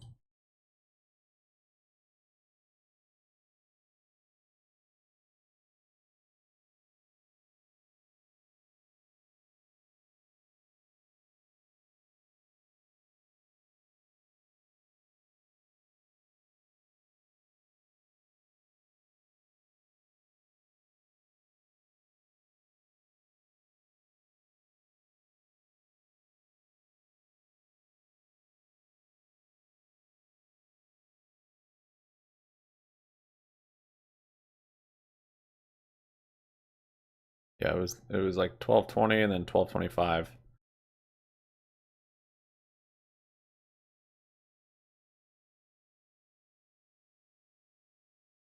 We're getting similar moves so far, not quite as big yet. 2 more minutes for this candle to close, but this is an increase in volume and green, and it's inversing SPY, which exact same thing.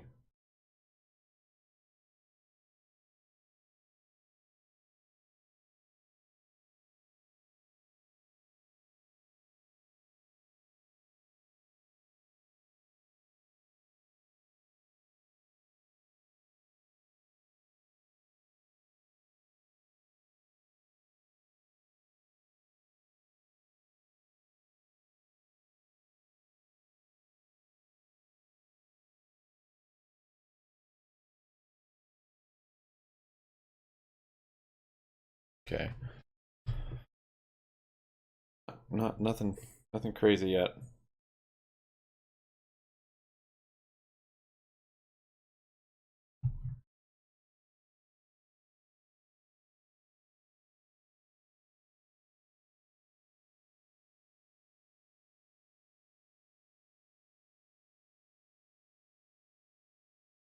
looked at was maybe a lot of the previous headwinds can turn into tailwinds. So the next thing is go and look at how some of those tailwinds have developed. Why do we now think that maybe Okay, I'm not China's sure if starting yesterday's repeating it. maybe end up being a But it's slowing tailwind down, at for least them, not at the or same some time. investment from elsewhere in the mining space might also be a little bit of a help. Building upon some of the strength that George mentioned.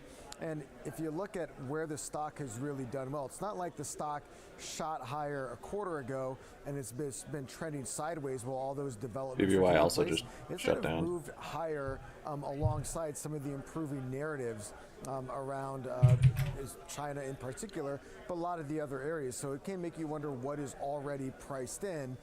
If there is some more, not even bad news, but just either it meets expectations or slightly in some areas beats expectations, how much more of an upside? Thanks guys for your likes. We got 33 of them. You can get coming out of earnings. Those are the things Mine's that a lot of coming people are back down thinking about. here. Or Look if you like wanted GME is to look inversing the other anymore. way, breaking above that 240 level, I think was an interesting level they broke out of. GNS you can is ask, is there something out breaking there that might cause VWAP. them to really sell Carvana's off right and at fall VWAP. down below that 240 level? But if you're just looking BBY is at a basically lot of the VWAP as well. positivity, A and tear. a lot of the tailwinds are already priced in here. Even if there is a good report and more upside, there may be limited upside because there's not as many new buyers that come in. You can look at doing something like selling an out of the money call vertical. So one thing is, I'm going to close these covered calls because I'm going to close these shares. These shares are actually on margin, and I don't want to be holding shares on margin if we're going to come down a lot. I'll do cash secured puts on margin, but call. Now that sort of anchors that trade. I don't That's do the shares price on level margin. that whoever puts on this example trade would be most interested in and want the stock to remain below at expiration. But just in case you are wrong and things made come like out and 250 on those cover calls. Not nearly enough positivity was priced in. And we I could make more holding them probably higher, till end of day, another but 15 or 20 I think bucks. I'll You close can these buy the shares. 275 call on the other side of that. So selling 275.5, buying the 275 just in case you're wrong. You're bringing in a credit here, and you're also really just focusing it right here this week on that earnings event and some of the other macro events that are also coming out this week that could also potentially move the stock. But you are just looking at that 272.5 price level as the level you want the stock to be at or below going through expiration at the end of this week. Yeah, let's look at this example trade here. February 3rd weekly cycle, so 4 days till expiration, selling the 272.5 strike call, buying the 275, collecting roughly about 75-cent credit. That's what we've got. That's what it was trading earlier. Might be a little bit lower, but if you collect to 75 cents, your break even 273.25 to the upside. That's about 4% above the current share price here, Kev. It would be a new fresh all-time high if it gets up to that level, because the all-time high last Friday was 266. But he's given himself a better probability of success on this one, Kev. Trading about 63 cents. It is. I'm wondering if we have a move up exactly tomorrow the to T+2. scenario that we spelled out, which is they can come up with good solid numbers and the stock may not get higher. Remember, you're selling the 272.5 call. You've given yourself some room to BBY be up, GME down. wrong directionally and still right in terms of profitability. Sean trimmed it down to a $2.5 wide, minimal amount of risk, but risk. You've got about $1.90, trading about 60 cents right now, so a little over 60 cents. Yeah, if you collect the 75 that we have up here, you've got $175 in risk per spread. You got some assignment risk on that short call, but the probability here, Kev, about 75% that one's going to be out of the money, the short 272.5 strike call, which is what you're looking Amy will for pop, you on think? out of the money verticals. You want that higher probability Just of success T+2? because you do have that higher risk as opposed to the credit, which is the most you can make on this type of spread, is the profit potential on this one. Sean, final thoughts on selling out of the money verticals going in. Even though implied volatility is lower than historically we've seen going into earnings, it's still elevated relative to what the price action of the stock has been doing. Yeah, and I'm out of all my covered if calls you're except looking at for just that focus on that implied TD volatility ones. number, and you're saying it's not as high as I've seen it, or maybe not as high as I'd want it to be. I think it's always, a good practice to go in and look at some of the other factors in the trade. You can look at your probability of being out of the money. You can make sure your risk reward is is in line with what you typically look for. But the other thing too is if you do really feel that maybe the implied volatility is low, it's understating the potential move, you can move a little bit further. You can maybe do something like sell a put spread, create an iron condor, and skew it one direction or another. There's a lot of things you can do if you feel like the implied vol is understated to focus on risk reward probabilities to maybe get this trade into something that you find a little bit more interesting. Yeah, I think that's a good lesson there. Moving strikes around, figuring out how much credit you have, how much risk you have going into these type of examples. Good idea to look at before you place any trades. All right, thanks to Sean Cruz here for helping us out. But coming up after the break, Kevin and I are going to be joined by Landon Swan from Folio for a discussion on McDonald's, which reports earnings tomorrow morning.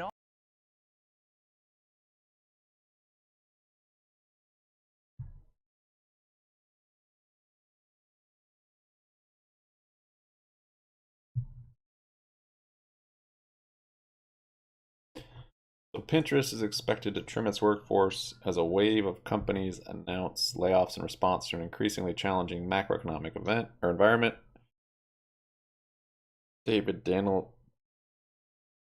D.A. Davidson analyst Tom Forte says, Gautam Adani, Asia's richest man, has lost $28 billion in a week after the Hindenburg Research short report. What? 28 billion in a week? Doesn't that break Elon Musk's record for losses in a week? So it looks like GME's gonna keep coming down here with SPY.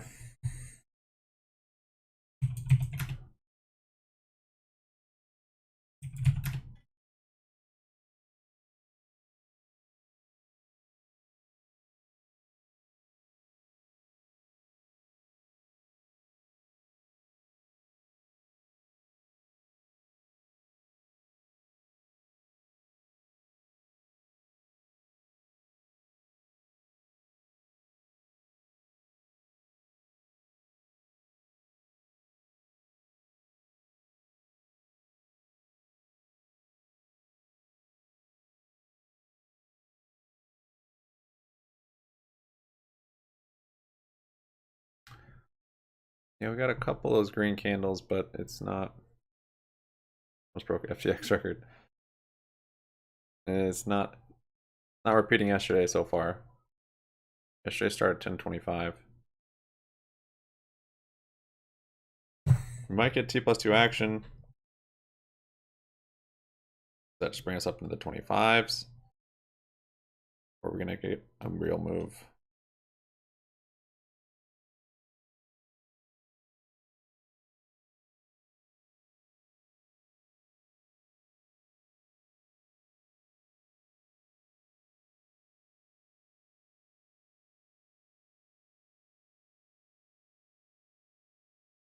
Twitter has begun applying for regulatory license across the US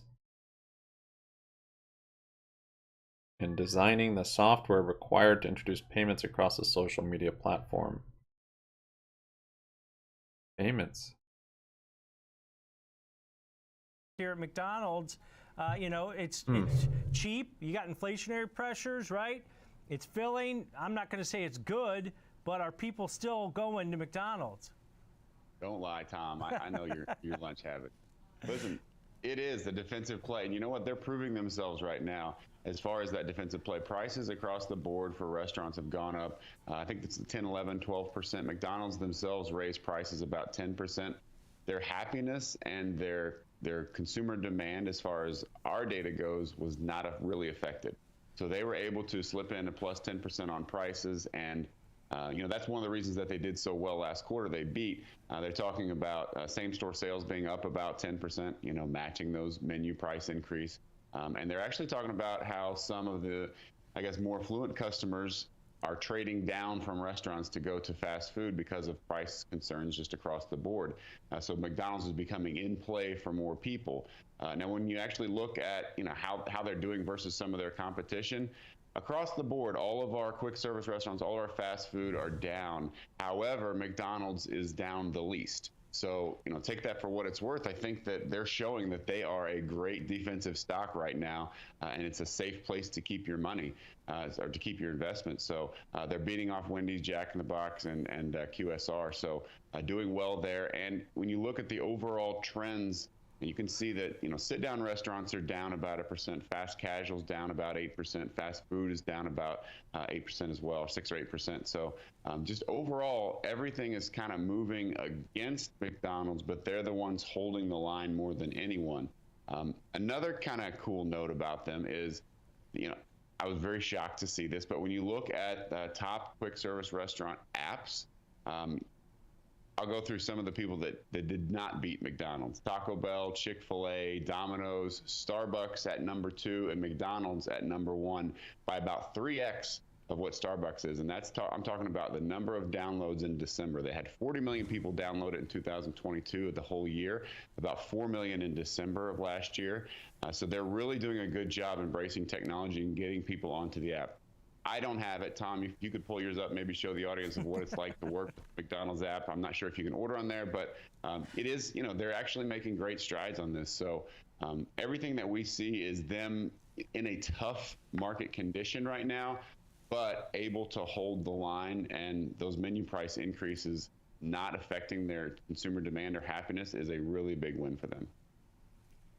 Landon, Tom, if everyone that says they don't eat McDonald's actually didn't eat McDonald's, this company would be in trouble. But we know that everyone eats there even though they say they don't eat there. So let's get on the right page there. This company, Landon, they have the ability, because of their footprint, because of their value menu, their low price point, they do well in good markets, but they also do well, like your data shows, in rough markets or sluggish or slow. You think any of two has happened? Because of their price point.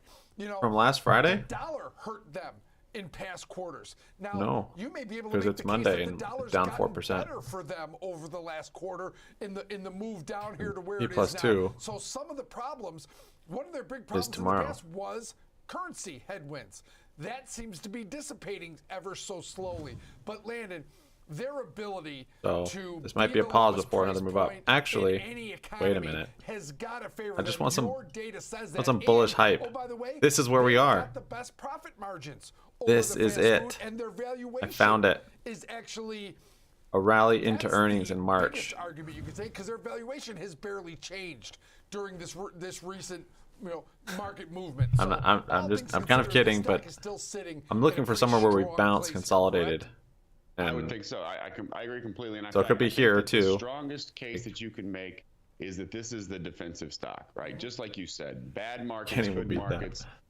People need to eat, and McDonald's. But we're due for a cycle, so I'm looking for somewhere before a big cycle rally where price action looks similar. Now, of course, they didn't just do it to increase the bottom line. They did it to keep pace with inflation, and all of their competition did it as well. It's not this might be it. Just go out and raise prices 10% in a normal market conditions and be fine. They had to do it, and they're comparable with all of their competition. So it made sense. But BBBY just holding up, nice little bull flag, consolidating above VWAP. Looks good. Price conscious that are going to McDonald's. They're value conscious, but they're also willing to give up 10% on those menu prices. And they have done really well during this time. They've done well during good times as far as the market goes. So that would this stock, that would mean market would probably be rallying also. One that I'd be comfortable holding for many the market could rally from FOMC. So don't know why it would, it's but just a good. Rock steady one. It's not going to grow 10x. Let's see this. How we had this bounce up, increased volume. But it's also not going to get crushed by tough this could be like today. Conditions. So this is nice and steady. Just keep the hold. This was on a Friday though. Yeah, let's get something straight here, guys. They let it run on a Friday. I'm not saying I'm against fast food, but I do not go to McDonald's. Hold on, I gotta pause. Ever. They let it run on a Friday. Like, that's a big deal. They wouldn't do that unless they had to. I don't believe. Because of the pressure on the options market.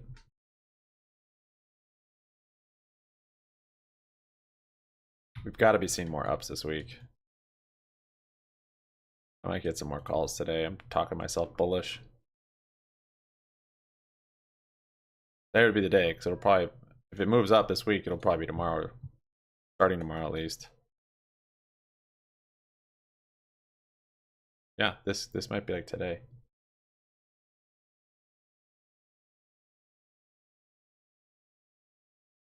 grind up.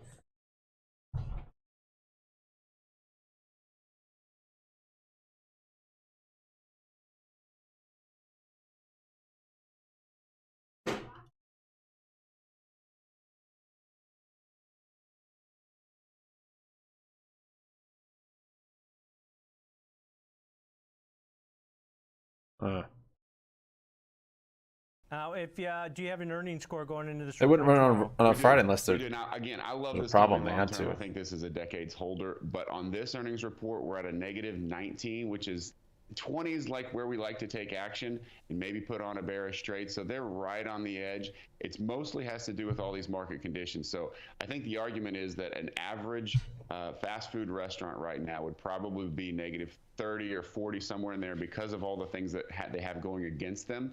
However, McDonald's is beating the pack, so they're only at negative 19. I think that's the way you can present it. So, you know, up to the readers or up to the viewers how they want to attack this, but it is right on the edge of where we would put on a bearish play. Yeah, I think the key going into this report is what the company says as far as margins go because of those inflationary pressures. You look at eggs in general, right? Up 70%.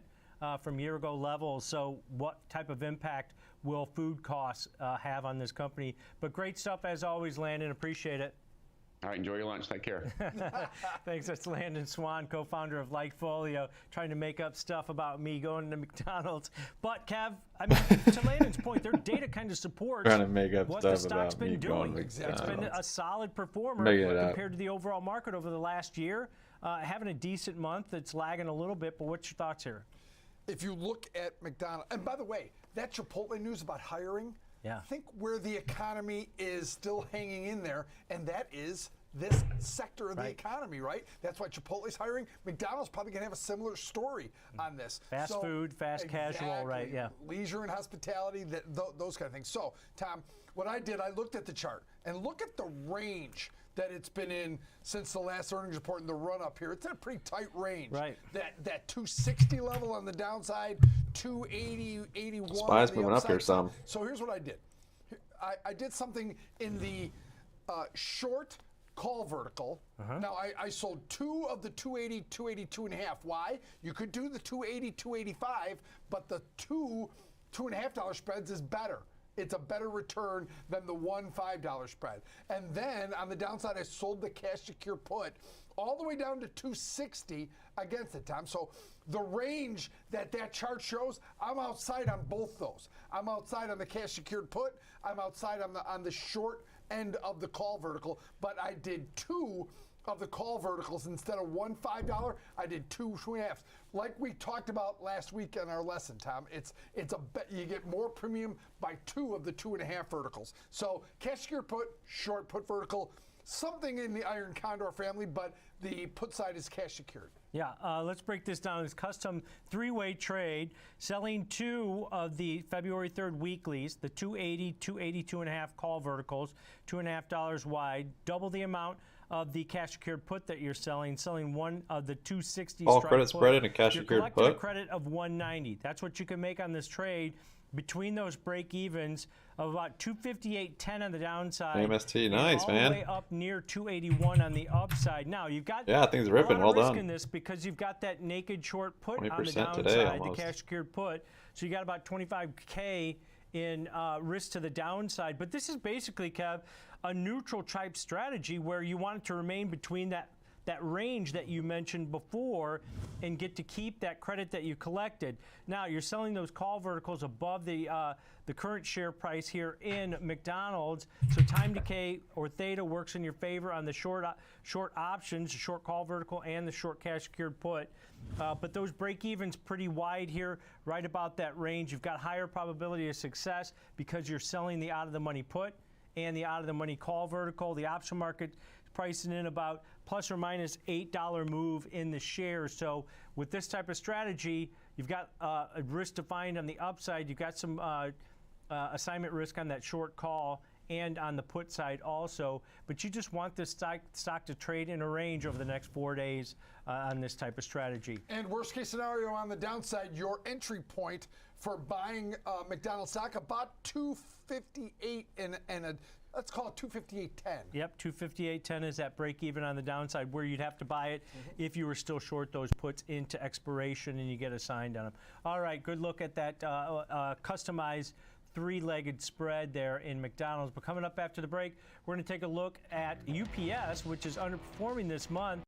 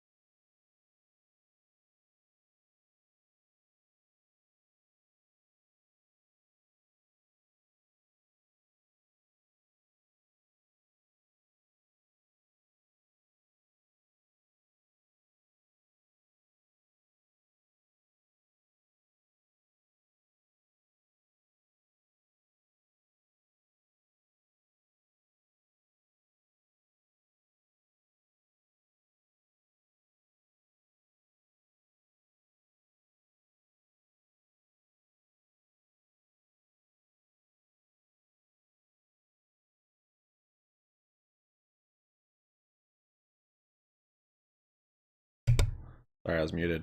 SPY's coming down here a bit. Back to support. GME was inversing a little bit here. Nothing crazy yet. BBBY was coming down with it. Yeah, see, this will be the third test of that 402 range. Breaks that. Probably move to this 401.50 pre-market and maybe on down further. See this high from this day. And maybe the low from this day. My next level's down probably. Maybe that pre-market, but leave it alone. What do you have? That lines up with kind of some of the range in here. Yeah,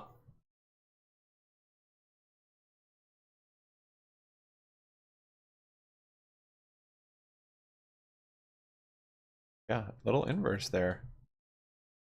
Pretty big inverse because SPY is kind of flushing.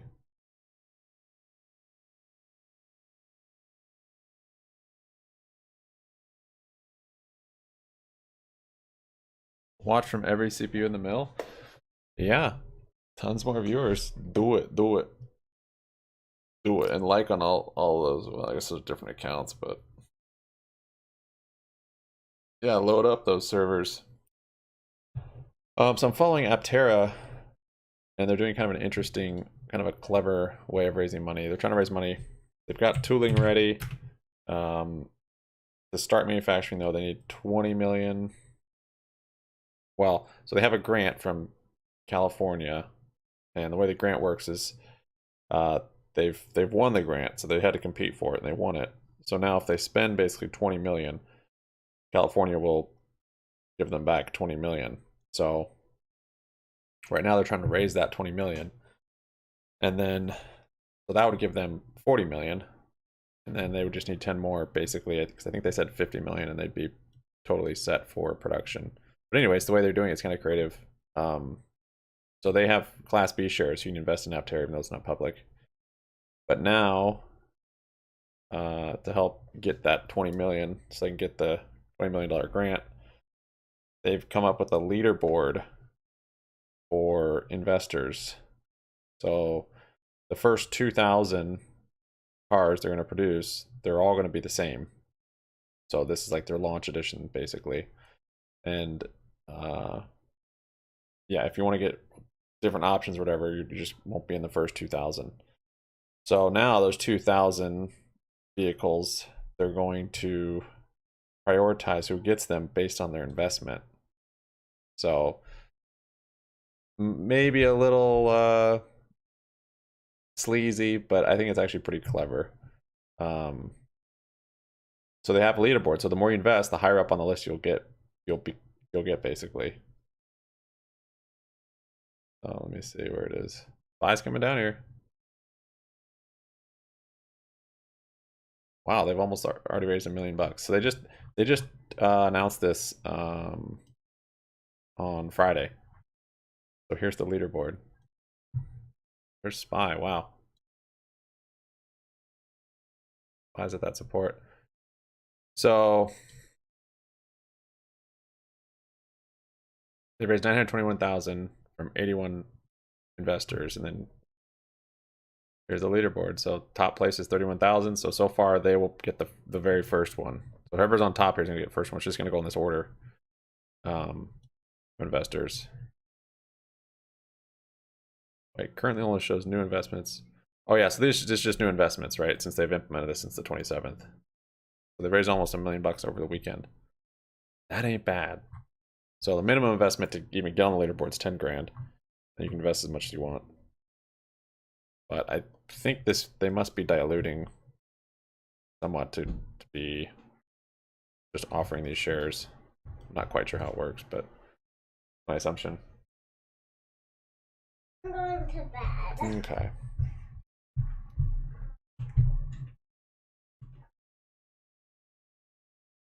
And they quickly reversed their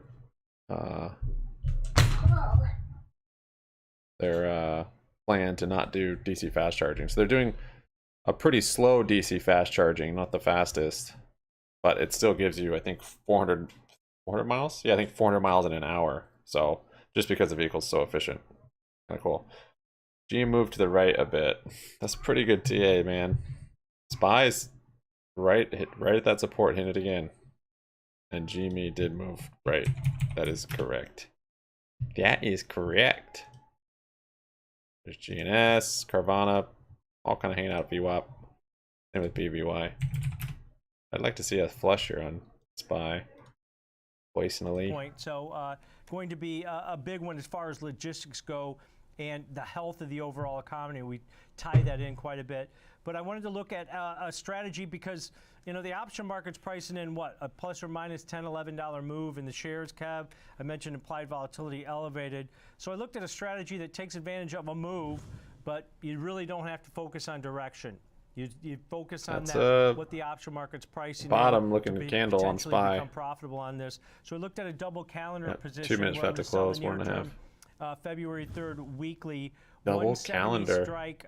We're going to do the 170 strike put calendar, and then the 192.5 strike call calendar to the upside. So it's about that 1 standard deviation move on either side, Kev.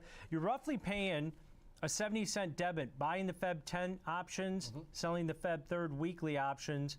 70-cent debit for that, and you can see here you've got a nice wide range between about 160 and 200 bucks that you can potentially remain profitable. This is a spread that uses common sense to understand that these markets can go in either direction right now, right? We could have a global sell-off like we're having today, or good news can take this stock higher. And this gives you the opportunity, every day. Doesn't guarantee. Every day, wait on. The opportunity to be profitable in either direction. You're collecting theta, which is good. You're selling the higher implied vol, buying the lower, further out vol, Tom. And one bit of strategy. You go long here on SPY if you believe it. Doing a double if you believe. Be patient with these positions because one of them will probably be profitable. That gas moved back down to VWAP. and the other one won't Really be. flat today on that, Let though. it play out. Remember, be I got out patient. of my We've trade got on all there. week on Break these even. collecting theta. So the mistake with a double calendar is to get out of one side real quick. Right. And so be patient with these. Yeah, and you mentioned that divergence in the implied volatilities. On aggregate, you're selling in the February 3rd weekly options, you're selling about a 71% implied vol, and then buying in the February 10th about a 48%. So there's that, we are taking advantage of that divergence, that event risk, which is in the near-term options. I like the fact that you mentioned. All right, that, coming down. Time decay still works in your favor until the end of the week. You do the risk that is on that double calendar. We'll see. Today could still be a big day. It's only short options into 5 minutes till 1. I guess we did have EU close. Let's see, where do we go after EU close? Not having to pick a direction. All right, Kev, that's going to do it for Kind you. of came down from EU close, but then bounced and but stick around right went here back on to the the lows. Ameritrade Network. Next Gen Investing is coming up next. Whoa. I like those guys at Fast Money, whatever that is. The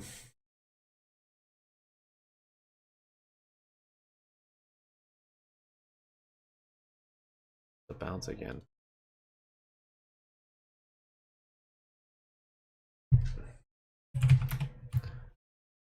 So the only covered calls I didn't close out of, because I'm not able to, they're basically about the same. Haven't really decayed much since I closed the other one, so if it stays flat from here on GME, it's not gonna matter a whole lot. If it comes down more, then sure on those.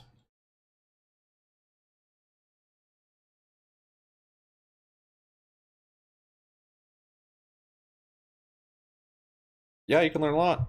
Ask questions. We're all here to learn. Even me. I've learned just as much.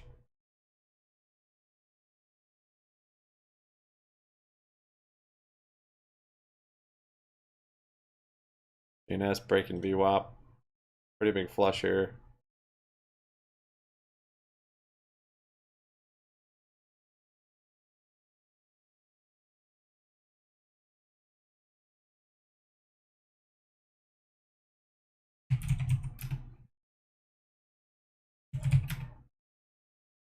So fi.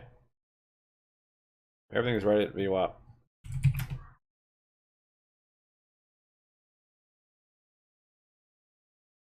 So our futures contract we opened up the other day. These were up pretty nice, 1,200 today, and then we were at whatever 700 from yesterday, 600 or from Friday. But these, I'm gonna try and ride these down. I want the longer term move.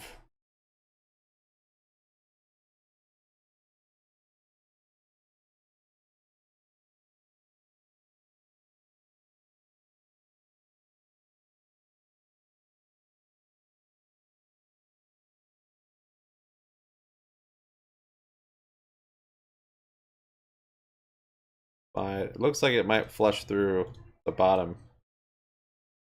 Not sure it's gonna bounce out again.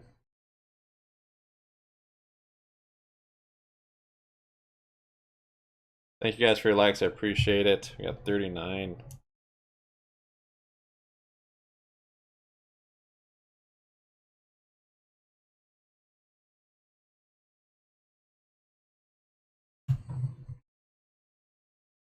So far, this week has been almost as exciting as last week with BBY up and all's volatility on it in the morning. It's crazy. Yeah, bond or their debt payments due on Wednesday. So who knows? If they pay it, we'll go up. I don't know. Maybe it'll go down.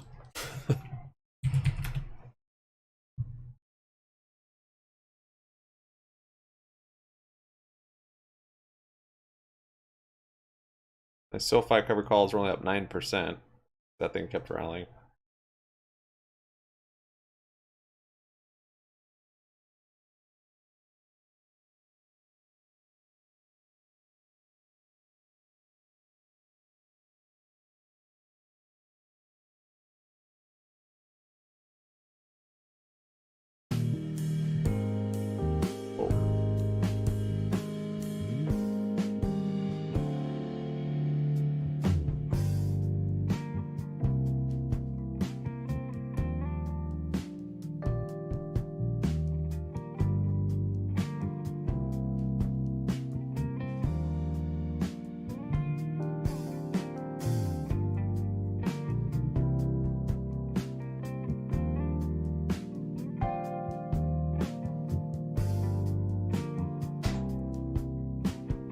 GME's volume is off still.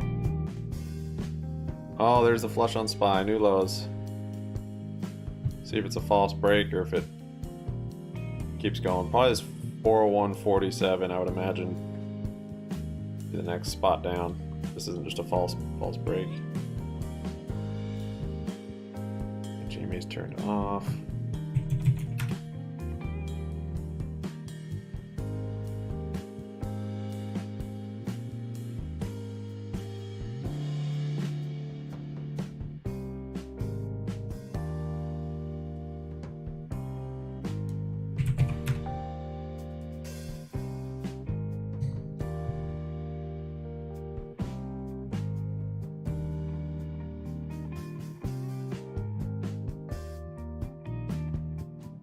Cash take to settle. So I don't, in your brokerage account, if you deposit money, it's not like a settlement for cash. It's so like an ACH transfer.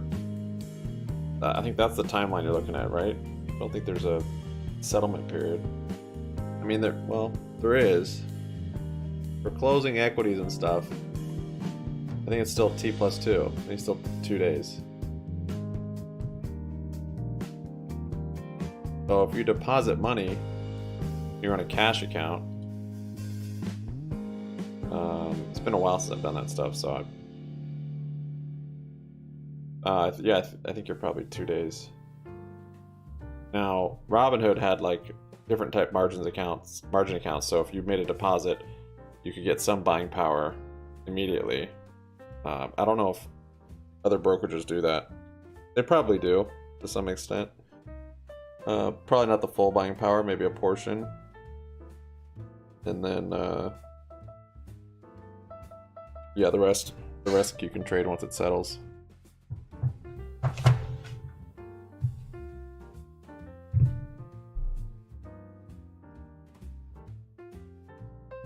Yeah, this is Webull, is a brokerage. This platform is a desktop platform. It looks like a real break on SPY to the downside.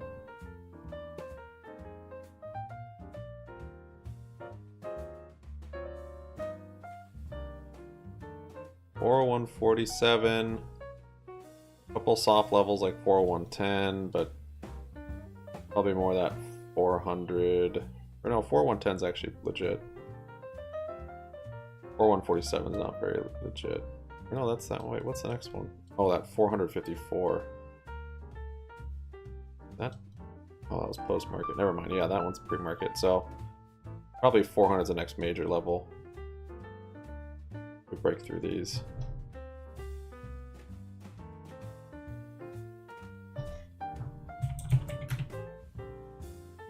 They're letting you do instant buying power till late Friday. Yeah, up to 1 can Robinhood immediately.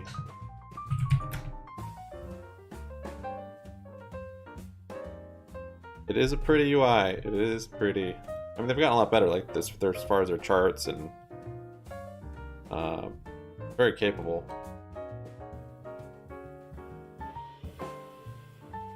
You're paying for it though. Don't let the commission free get you on any of the brokerages.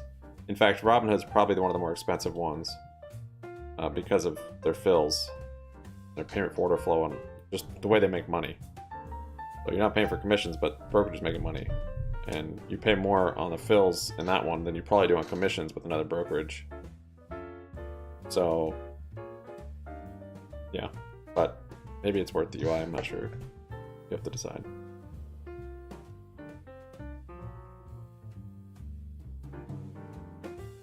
Something is up.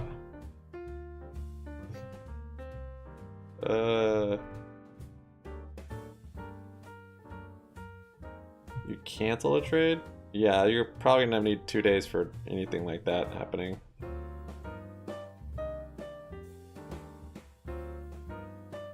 You put in fresh cash, you're sure it's instant? Well, it depends on how you get it there. If you wire it, yeah, it'll be instant. If you do an ACH, then yeah, you have to wait on the 2 days or whatever, however long it takes to get that there. Cash or margin? It's probably best to start on cash. if you've never done anything in the market. Oh, might be a false break. See how big this bounce is, but yeah, that's wicking down to that new low, but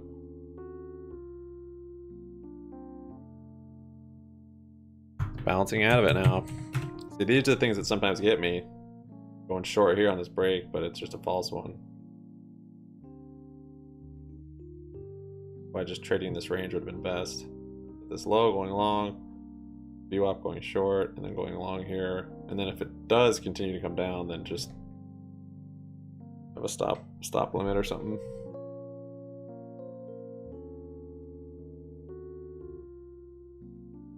Yeah. Your deposit instantly available. Gold member.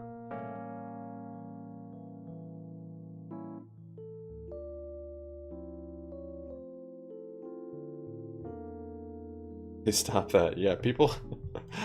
Robinhood's like early terms and conditions and the way it was run. Kids.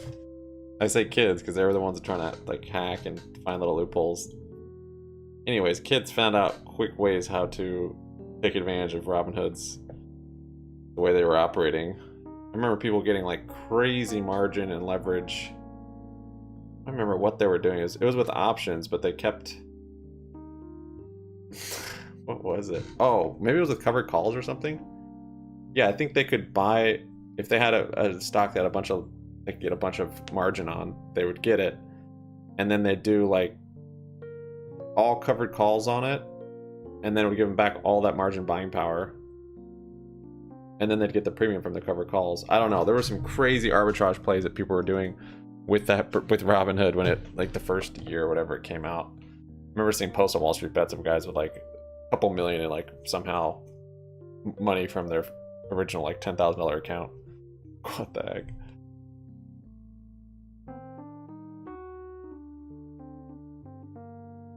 It's free so you can front run your trade. Yeah, absolutely front run. That's how they make money. They internalize it and front run. Or they just internalize it all together and nothing happens. So you go to sell.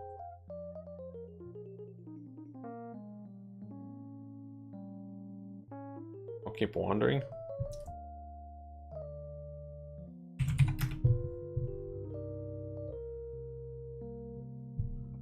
$4% of the money. Robinhood's giving you that? That's not bad actually. 4% is that's like close to like just a normal money market fund, I think, right? That's not bad.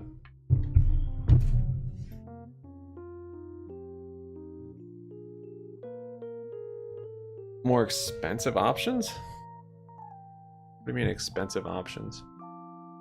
I actually get better fills on Webull than I did on Robinhood. Maybe it's not a false break, we'll see. 10 after 1 almost. Seems like it will keep going down to new lows. Yeah, for sure. I mean, that only works in a high interest rate environment, which we're in. You know, they weren't you couldn't find 4% like that in a money market or anything a year or two ago. So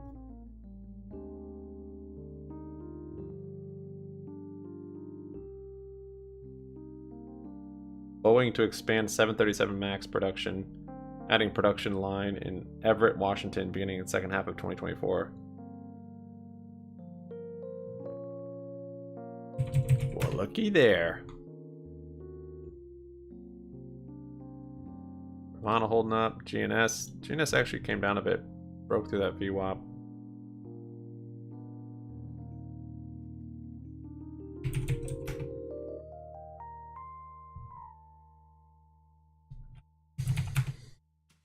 Still got power hour. We do. Oh yeah, day is still quite a bit of day left for some action. See, these have only come down a little bit now. They're basically the same. It's 26%.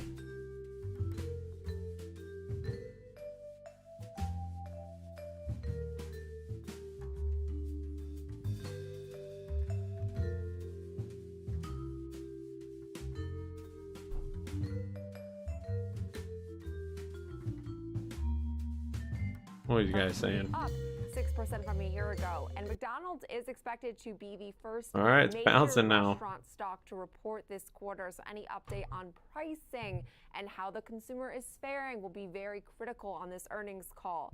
Their international McDonald's, I think, is in the morning. Same-store sales are expected to recover slightly, up about 7.5% from a year ago, which will be another critical part of this report.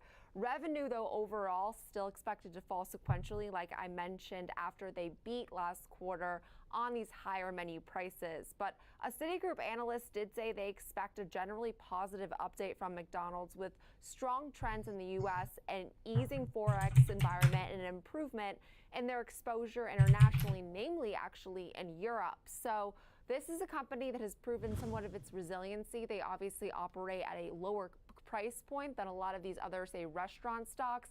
And I just have to say that I was listening to the guys on Fast Market talk about McDonald's. Tom White says he doesn't eat McDonald's, and I say there are two types of people in this world, Alex: the people that admit to liking McDonald's and the people that are just liars, because McDonald's has some of the best French fries, I think, just out there, period. Yeah, pretty good fries. I'm booing Tom White for that. You know, quality aside, you know, product aside, there's some times where just convenience, you're not proud of it, you're not happy about it, but you just go to McDonald's because Use my link, way long. You're driving on the road or whatever it may be, or the airport, whatever it may be. Use my link. I'm gonna, you know, question Do it. It's in the Tom description. White on that one. I'm sure he's eaten McDonald's a time or two times in his life. I would start building a watch list. This is a really important earnings announcement. It's a look into your consumer activity. You talked on your about the Webull price point, brokerage, but also it's a look into and giant scale companies like McDonald's that really are trying to manage watch list, cost pressures. How well they're able to do that. I mean, will be if you don't have any investing, I would say definitely setting up a long term. So I would start with that. And so on that watch list, I would start putting stuff that stocks that you know of, companies you know of, companies you use. Very, very few names that you can say that and about, companies you think will be here in 10 years. Yeah, and I was also reading they have so you can literally just cruise around your house and look at stuff, and so it's also somewhat of a real estate play when you to remind yourself, oh yeah, I have this, or I have that, or I have that. You know, I use Amazon, or I use Uber, you know, that sort of thing. Spotify, not Shopify. And then you'll probably end up with a list of growth stocks, and you need to get some dividends too. Then you could look at like Coca-Cola's and maybe your phone carrier. Yeah, and I would make a list of that, you know, whether it's 50 or 20, somewhere, you know, just get a list of stocks that you know and use. I think will be here in 10 years. And then just put it on a watch list and keep an eye on them, and you can buy in when it's cheap. Slowly buy in, little by little. Scale in over a long period of time. Don't dump all your money in at once.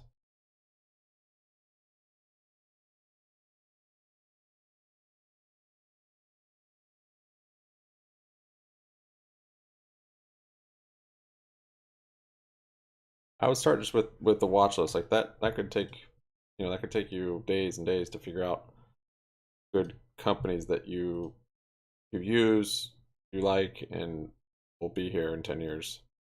And finding out their tickers, and you can look at their financials if you want. I'd pull up their charts, maybe put in some prices you think would be a good price. Doesn't mean you're starting by buying, you're just starting by building a list and starting to watch it. Twitter said to make first interest payment on Musk buyout debt. This really looks like it wants to bounce on here. It's crazy.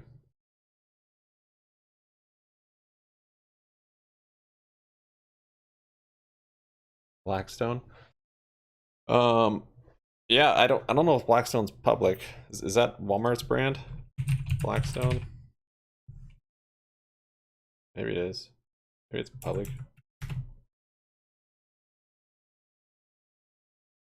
There's a different Blackstone. But yeah, you're on the right page. You don't have to think of like some cool abstract company or you know, some new up and coming thing. Like, you want something that you know and you use and you think will be here in 10 years, and you know that other people know and use, and you know, Amazon and Apple, and those are good stocks to build up in a long term. And you're coming into possibly one of the best buying opportunities we've had since the COVID crash, but besides that, probably 2008. So you know, quite a while. They both But have take time, go slow, very, scale in very slowly. soon. So let's start with Spotify. But building that list is the first thing, and then just watching, just streamer, the podcast, being around it, company, and possibly audiobooks, I'm you know, assuming as well. being in it. Anything you want to listen to, sure Spotify's got you the Spotify's connection. one. There you go. Spotify is actually my #1 most used app on my phone, which is funny because you wouldn't tell by their performance. And I think I'm probably not alone there, but Spotify has really revolutionized the way that we can Hedge fund for the hedge fund. Music as Yeah, I've heard well of as Blackstone. I think he's talking about they the have fallen victim to like hot plate company, like spatulas and stuff. The fact that they had too Oh, you're talking much about Black growth Rock. too quickly, Yeah, and now not we're Black Rock. scaling But there is a back. Blackstone that's a big company as well. This one talks about real estate. Fourth quarter report here. Curious to see the technical picture. Oh, it's a To lending tell us one. More on that is our chart master, Rick Ducat. So, Rick, ahead of this earnings event, this name's been beaten up, but like the rest of these names that have been I don't know if the one I'm talking about is actually public. Recovery so far this year. Yeah, beaten up, but actually looking kind of strong recently here. We can see that Hot we moving bottomed stocks. out around this You want to lose money quick. 69.29 level here. Not moving. Kind of touched around it a few times. Move a lot, and then both we've ways. been rising since that point. So we're up about 45% or so. SPY's from bouncing off that point bottom. From our recent rally here. We took out this long-term blue trend line here, that sloping downward that was in play for much of the year. There you go. We It rose would have been a above good that. long after we all. also rose above the yellow 21-day quite engulfing there, exponential but moving average SPY's and moving the up. orange 63-day EMA. So now we have this shorter-term trend line to contend with here and keep an eye on as we go forward. If we keep rising to the upside, which seems possible given that the RSI, our measure of momentum here, our relative strength index, is in the overbought area still. And that's a bullish sign, a sign of strength. What's he looking at? And you want to look for, be Spotify. aware of the crossover back below the overbought area, and especially That if chart it looks so happens at similar the to so same many. time that we breach the trend line in price. Those two things together would give further credence to any kind of downward move there. Yeah, GameStop, exactly. If you know it, you use it, and you think it'll be here in 10 years. Look for the yellow 21-day EMA for some potential support near about the 93 Yep. level. You go to If we do Walmart, keep you go to going Home the Depot. upside here, we've got to Use make our way above AT&T. these previous highs first. You like Chipotle, So that's about Domino's. where we stopped out here, around maybe 105 or so, roughly. It's a around big that candle on area. SPY. And if we do make our way above that, Something happened there. EMA That's pretty is squeezy coming in looking. right near 117. So a few You mean things get a to little consider candle with from this it. chart. Yeah, and like you said, short term looking pretty optimistic as we've seen momentum just continue into this name. Oh, ahead the of this reverse earnings event. reverse So for that repo. reason, Is that what taking it you calls said that? From a technical Oh. front, for our example trade today, Alex, Oh, was they there? were looking at There was a its bond recent auction, but that wasn't strength, right thinking we now. can continue to build I don't know on what some of that was from. momentum. Walk us through an example trade. First that repo is we 2 were trillion, looking at. 106 counterparties. Yeah, but we keep making the comparisons to a name like Netflix, and the reason being, Jenny, is just because All right, Netflix I'm gonna has look been at GME sort of calls in ahead case this thing of starts many to of these get names. wild. We've already heard its earnings. It's already made similar moves that so many of these names have, and so if you think it's going to follow a similar playbook, similar business, similar growth aspirations, similar price action, pre, during, and now post-pandemic, maybe you do I just see look at the more upside in a monthlies. name like Spotify. So I want to look at a strategy that would benefit from that, using this earnings announcement as a possible kind of catalyst or catapult even to begin an upward This is probably just a trajectory move back from the towards, SPY, let's say, but those we'll late see. summer Sometimes that's what highs, wakes it up. of 2022 around 125, and that's exactly what we're targeting here. Buying a call calendar out of the money, selling the February option, buying the March option at the 125 strike. The strike selection here, because of the actual time involved in this trade going all the way out till mid-March. So with this on little St. move, these covered Patrick's calls Day, all went down looking 6%. for there to be potential movement beyond just the market maker move But expectation it's just around this widespread earnings. anyways. There's a good chance that this earnings announcement could make or break the reality of whether this trade is profitable down the line or not, but giving it a little bit more room and for a continuation move if there is an upside bounce post earnings. But going out to 125, the market maker move right now in this stock is about 10% for about a $100 stock that's targeting around 110 just around this event based off current option prices and the platform doing some math for us. But with this apex of profitability on the risk profile, clearly at our strike, which is 125. That's our best case scenario. The closer we could be to that in mid-February, the better. 75-cent debit on this one means $75 in notional risk, not accounting for transaction fees. That's most likely to be realized in terms of max loss if we're very far away from 125. So I'm ready to, John. Yeah. Or that could be way undershooting. But since it's about a 25% rally from where we are I'm now, not yet. probably the more likely. It's good to bounce when it's boring and so it's exciting. And then subsequently no. But I'm not certain we're going to get a big move up still. And like you said, we have some duration. If we start to today, then I think it can continue. But those strikes, if we do, obviously. But now yeah, our next I'm not going to get into it until it starts. Different name, that is McDonald's. Well, I see some signs of it starting.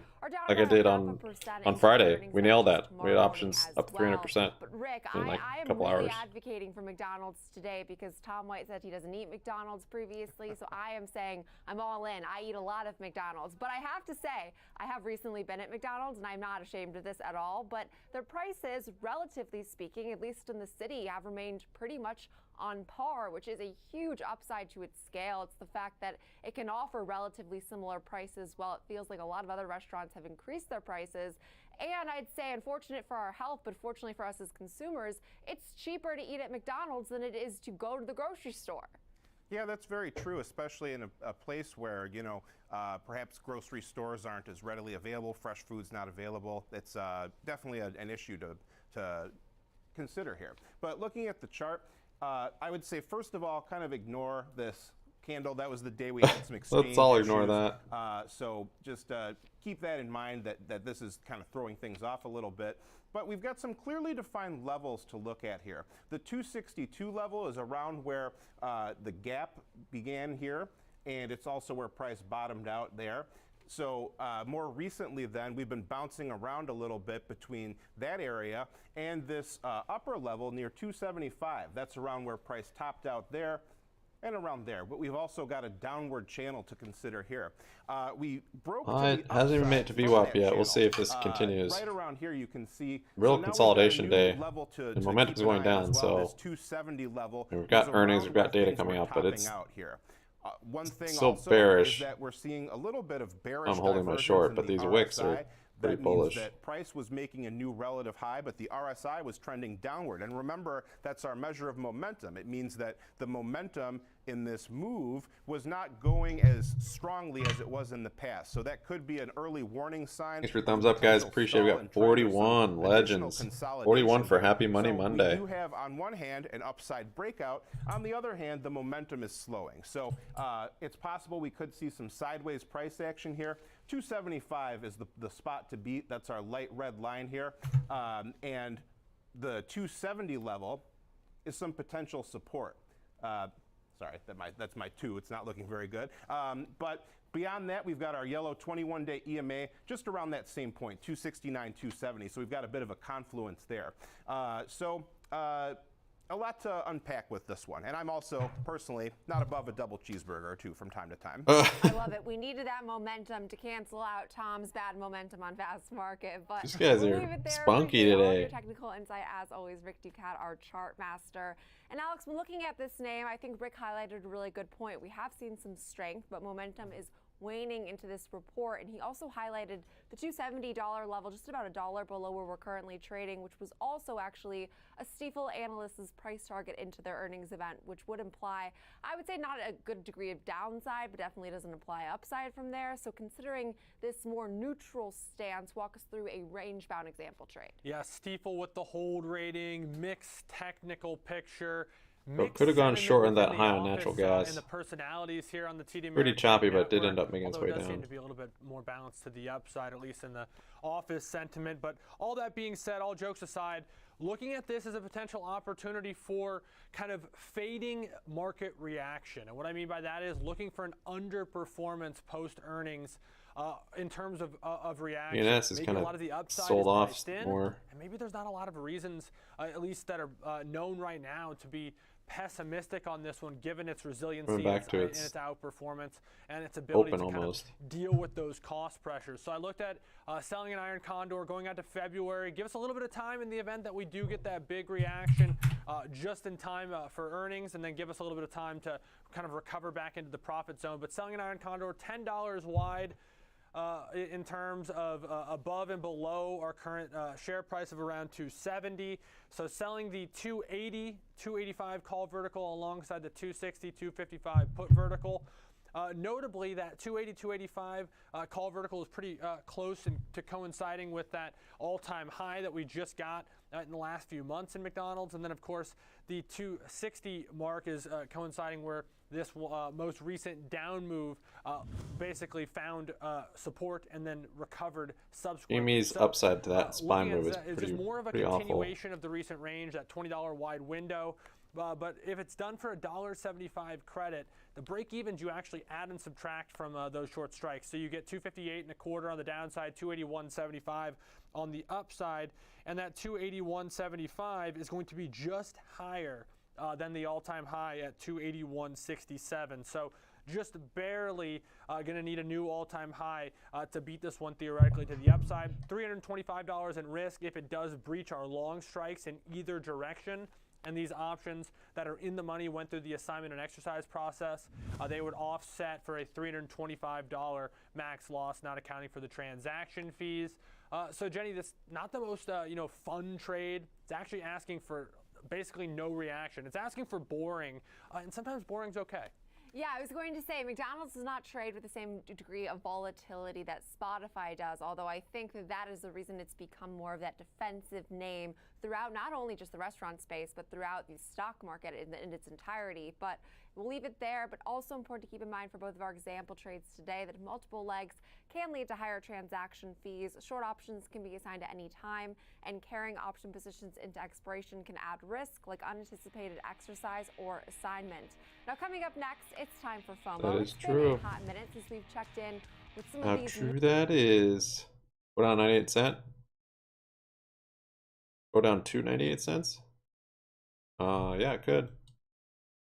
Blushing through VWAP. It's probably not going to go down there today. If it breaks, yeah, you're probably looking at them announcing bankruptcy to really break down into the pennies. That's if it doesn't just get delisted first.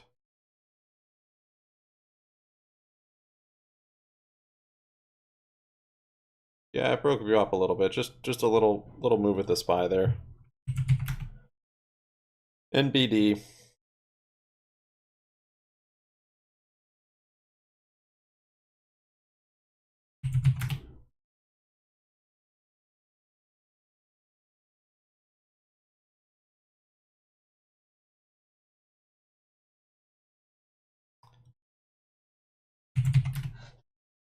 SPY is pretty weak though. None of these bounces have been much.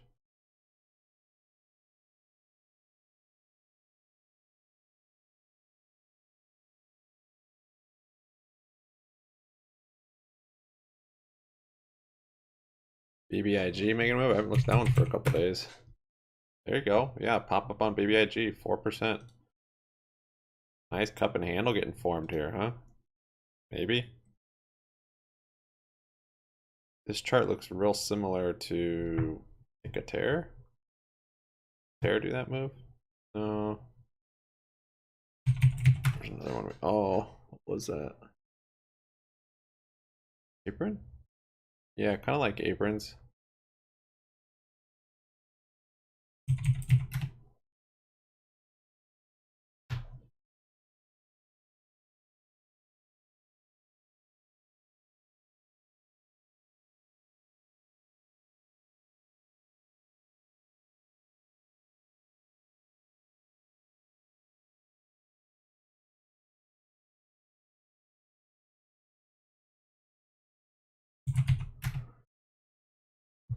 BBIG.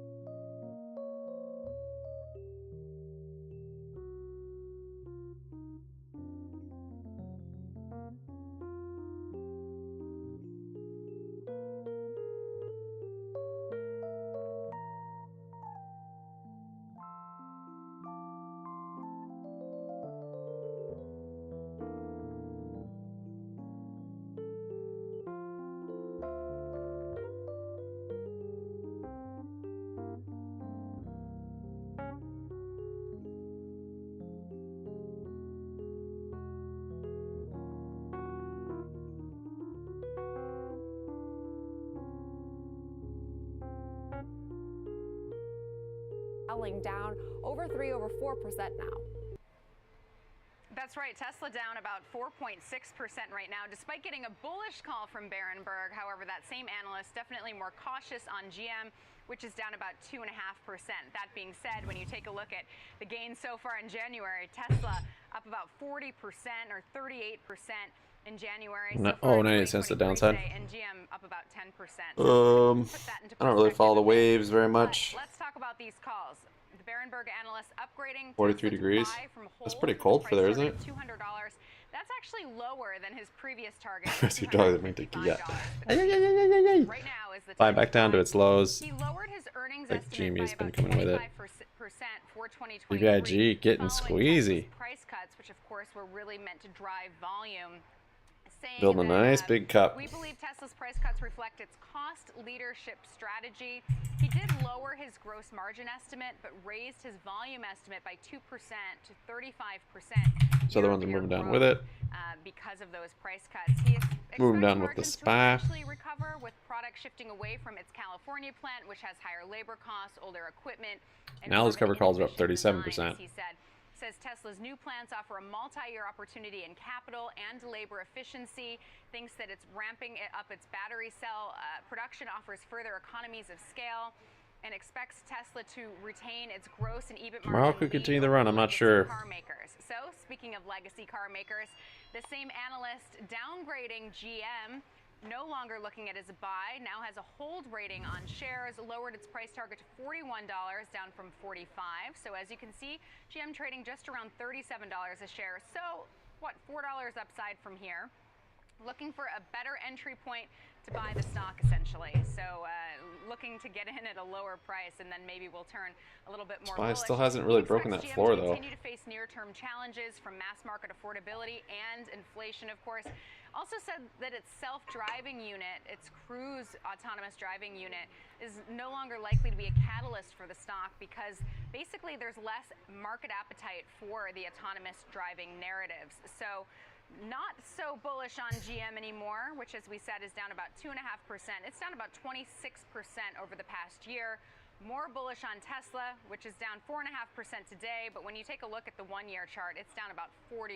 So definitely has gotten hit harder than GM over the past year.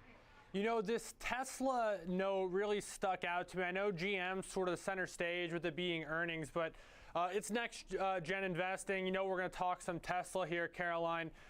But this is one of those things where, you know, I don't want to say someone's right or someone's wrong because it's just assessment of the information and then speculating.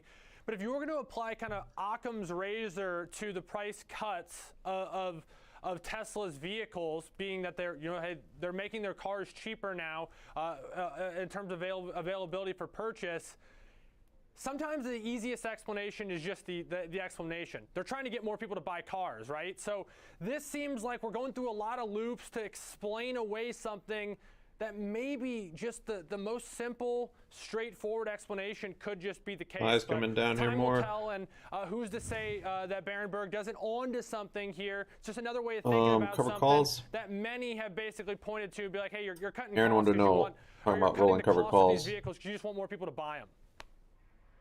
Right, they want to drive volume, and I think the numbers kind of spoke for themselves in terms of Tesla's latest quarterly report. Obviously, Wall Street kind of gave it a pass for the margin number. But Aaron wanted to know, usually close one and buy the next and aim for a net zero, or do you take the loss? I will say about 60% of analysts still have a buy rating on this name, despite this 40% so you can roll cover call whether you're profitable or not on it. You don't have to just roll it if it's gone against you. Continue to come down. Right, so you can roll it anytime. At this time last month, so exactly a month ago, the median when I'm price target was rolling $250, and now short it's options, I always try and do it for a credit. Tesla bulls, the So I roll out as far or as those price targets. So far date or as far strike as I need to receive a credit. Musk, despite a lot of hurdles that we have ahead, including this tougher macro environment, but quite a few analysts banking on the fact that they think Musk can do it. And I usually do it in one trade. I'm usually not Caroline, I was actually reading this morning buying that to its close buy and then rating selling right to now open another one. I'm doing it in the same of all trade. Analysts is the highest buy rating ratio we've seen from an S&P 500 stock in 8 years. So that tells you something. Even though analysts are trimming their price targets, the bulls are still loud and proud to be in Tesla. So that's something to consider there. But appreciate all of your thoughts as always. Caroline Wood, senior markets correspondent for the network. Coming up next, our under 30 name. We're looking at Pinterest. Shares are lower. We got a mixed picture today from D.A. Davidson. We'll dive more into that report with George Tillis coming up next.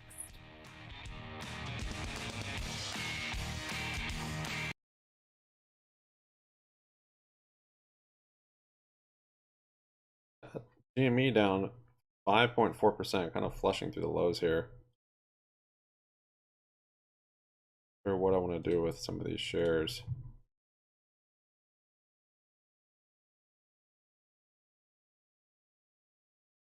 I'll hold them. I'll hold them for tomorrow. See what happens.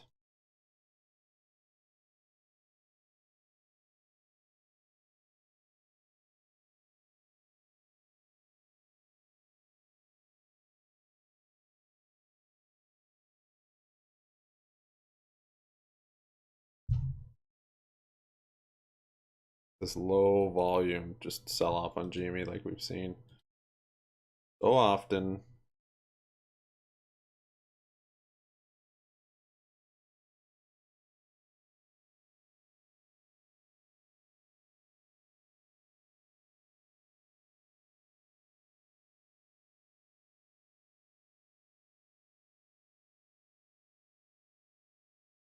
Yeah, I mean, cover calls shouldn't be any more scary or confusing. Instead of cash for the collateral, you're using shares. But yeah, it is, cover calls is a short position more or less, whereas cash secured puts is a long position.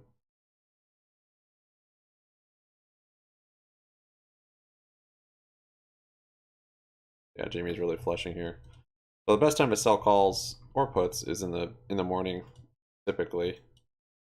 Just in the morning volatility, because you don't know the direction of the day.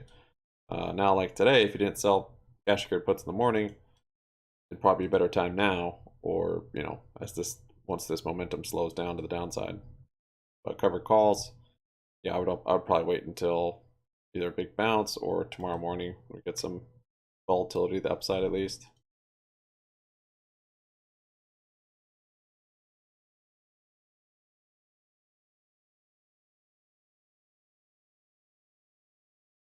That's exactly that 50% retracement right there, 21.46. Does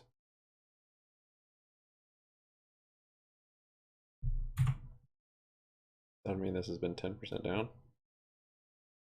Wait.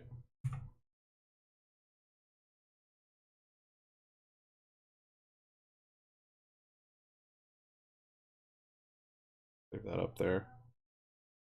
Might be respecting that.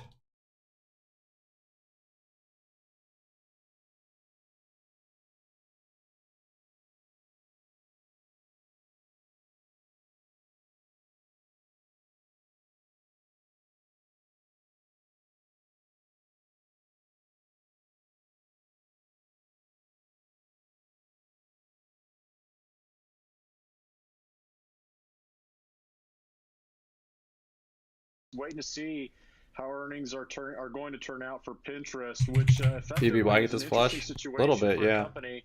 I think, as you mentioned, very poignantly so, Jenny, is that 2/3 of their sales is really generated from search. So Holding up, essentially, but Pinterest isn't GME your definitely typical flushed social there quite a media bit, down platform. 6% Actually, now. people utilize search engines because they intend to buy something, and they end up navigating towards places like Pinterest, which is basically an online products, ideas, and now becoming a full-fledged e-commerce platform. So if we actually consider the trajectory of the stock in the last 6 months or so, it's actually performed quite well. I mean, it's down in the last 52 weeks about 11%, but it's beat social media companies pretty significantly. Companies like Meta Platforms and even Snapchat, both of those companies are down 60 to 50% respectively. But I think if you look at the earnings profile for Pinterest, 2 quarters ago, the company earned about 11 cents a share. Last quarter, 11 cents a share. This quarter expected 27 cents. So it looks like the earnings trajectory is improving for Pinterest, which this entire time over the last 3 quarters, the company has generated actually positive sales growth. They are expecting to earn about $886 million for the quarter, higher by about 5% year over year, with EBITDA growth that is expected to improve going forward to about 23% of sales, with sales growth about 25%. So typically when you see EBITDA growth and sales growth match each other on a forward basis, you technically see a sideways trending stock. And effectively, that's what we've seen when you look at Pinterest over the last 4 to 6 months or so. Yeah, and Pinterest is oftentimes grouped in with the social media names, George, and for good reason. There is social media aspects to this. However, what makes it very different than its other peers, be it Instagram, be it Snap, be it Twitter, be it the traditional Facebook, or even TikTok, is there's a focus on the user themselves. So, you know, if you're on Pinterest, you're pinning things to your board that you're interested in for yourself. In the case of all the other potential social media options you have, it's about connecting with others and consuming content or interacting directly in the case of something like Snapchat. And so the monetization aspect of Pinterest has always been straightforward. Hey, I'm on here for ideas. I'm trying to curate ideas. Maybe I'm planning for a big trip or weddings or whatever it may be. Today or when? The issue has always been getting more people on there. It's very we're hitting this to particular demographics. 24, or no, we're not hitting this. This is the next one up. This 24. Getting people on there. This is a big level. Like Twitter, they just have no reason to really. That was that long trend support for months George, and months and months. It is a social media company, but it's got different issues. It does. I think if you look at and there's Twitter, this level here, Facebook, 2190, Instagram, or Meta Platforms, whatever you want to call it, or Snapchat, they have tons of users. Their user growth has been phenomenal over the years, but more or less right now. User. That's the challenge the companies have really faced. And if you consider Pinterest, people generally will go to their website because they're there for a particular reason.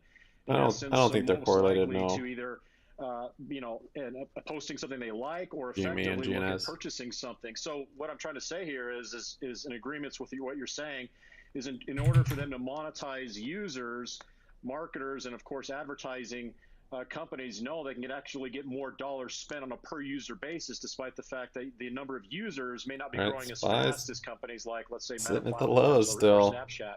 So I think that's why one of the reasons why the company has actually performed just wicked below the support. Last year.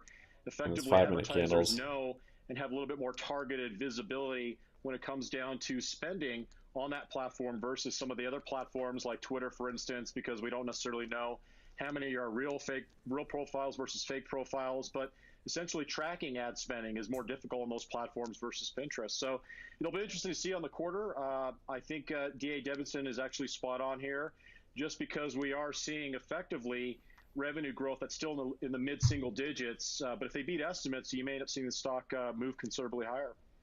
Yeah, and George, what I've always liked about Pinterest is they're like the least controversial of all the social media companies, which is also, I guess, a benefit to advertisers. Yeah. But we'll leave it there. Appreciate all of your thoughts, as always. George Tellis, Senior Markets Correspondent for the network. That also does it for Alex and myself for Next Gen Investing for this Monday. Coming up next, we have the Watch List with Nicole. The Watch List.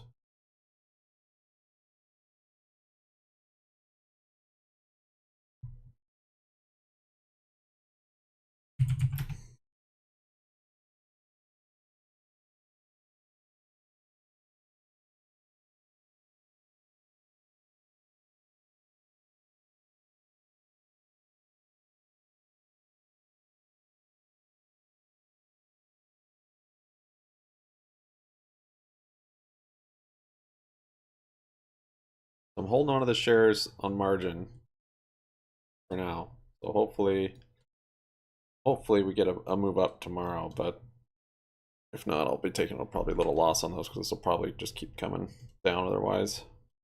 Probably depends on the market too. Some, or maybe not. Last week's options in the money was pretty good. Pretty good amount.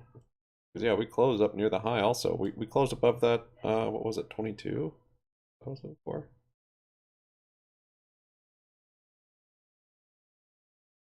That's extended hours. No, that's not. Yeah, we closed up above 22.5. So all the 22.5s are in the money.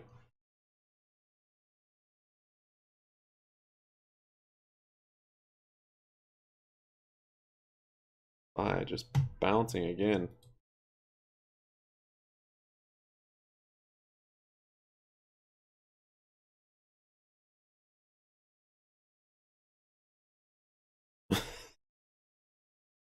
Nice Twitter thread, Ace.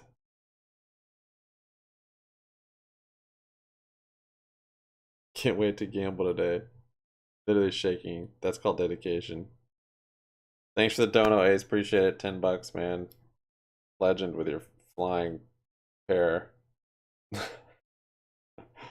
Thank you. I gotta read this tweet you share. It's funny. That's called an addiction, buddy. I've been gambling every day for 20 plus years. It's all I think about, and I still haven't gotten addicted, so doubt it's happening. Nice. Well done. Thank you, Ace. Appreciate it, man. In grim times like today, still a glimmer of hope from Ace.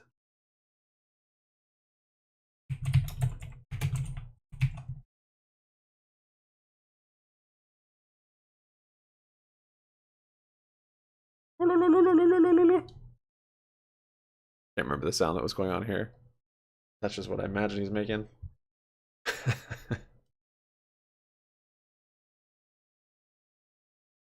I'll be sure and send those rescue tequila dogs ASAP. That's actually super cold. For the Rio? Crazy. Crazy meme. Thank you guys for all your likes. We got 42 of them. Much appreciated.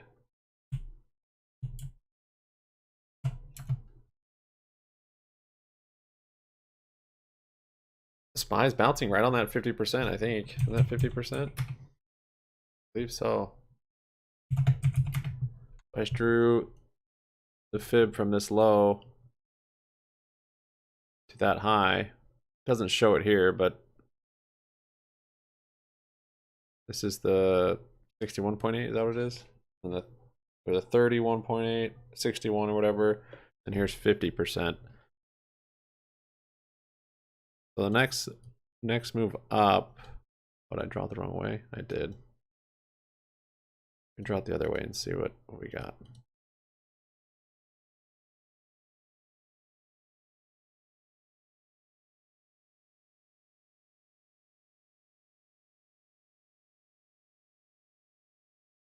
We break here, next move down, the fib would also be that support. We already have that 2097, basically 21. We hold here. Maybe move back up.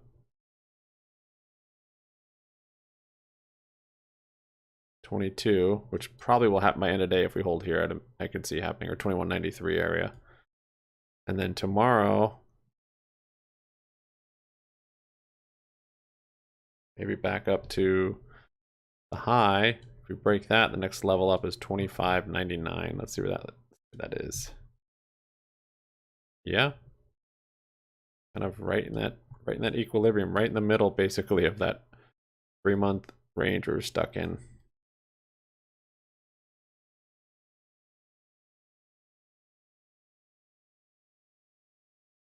Might be setting up a ABCD pattern here. I don't know.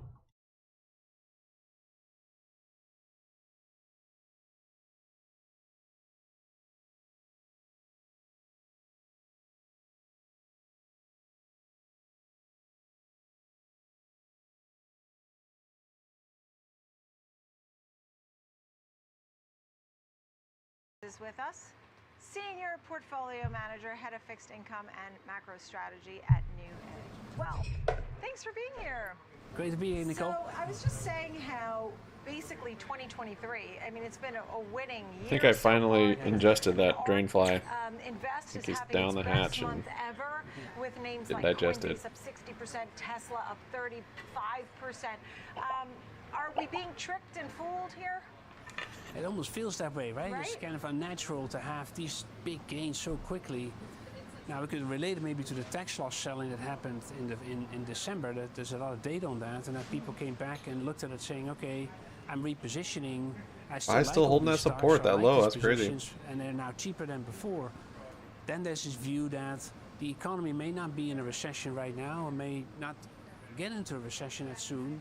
And thirdly, inflation, of course, we saw on Friday, that data is moderating. So at some point, the Fed stalls out with its tightening cycle and gives more room to valuations to increase. But the one caution you have to take is you can't really think back to where we came from, let's say in 2021. We're not going to go back to those levels that easily. Right.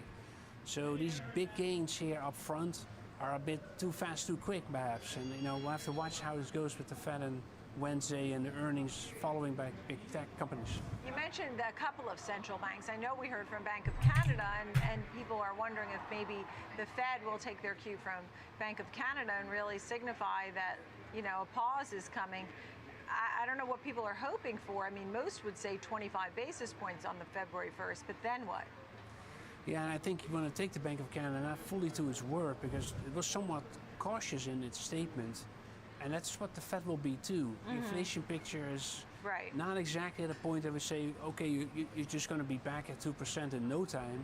It looks stickier. In fact, some of the inflation data globally is now showing that. In Australia, and Japan, GME is not moving up with the SPY here. Inflation data is a little bit surprised to the upside. So there will be this cautious tone in the Fed too, I think, that they're not done with that job and that they have to maybe continue.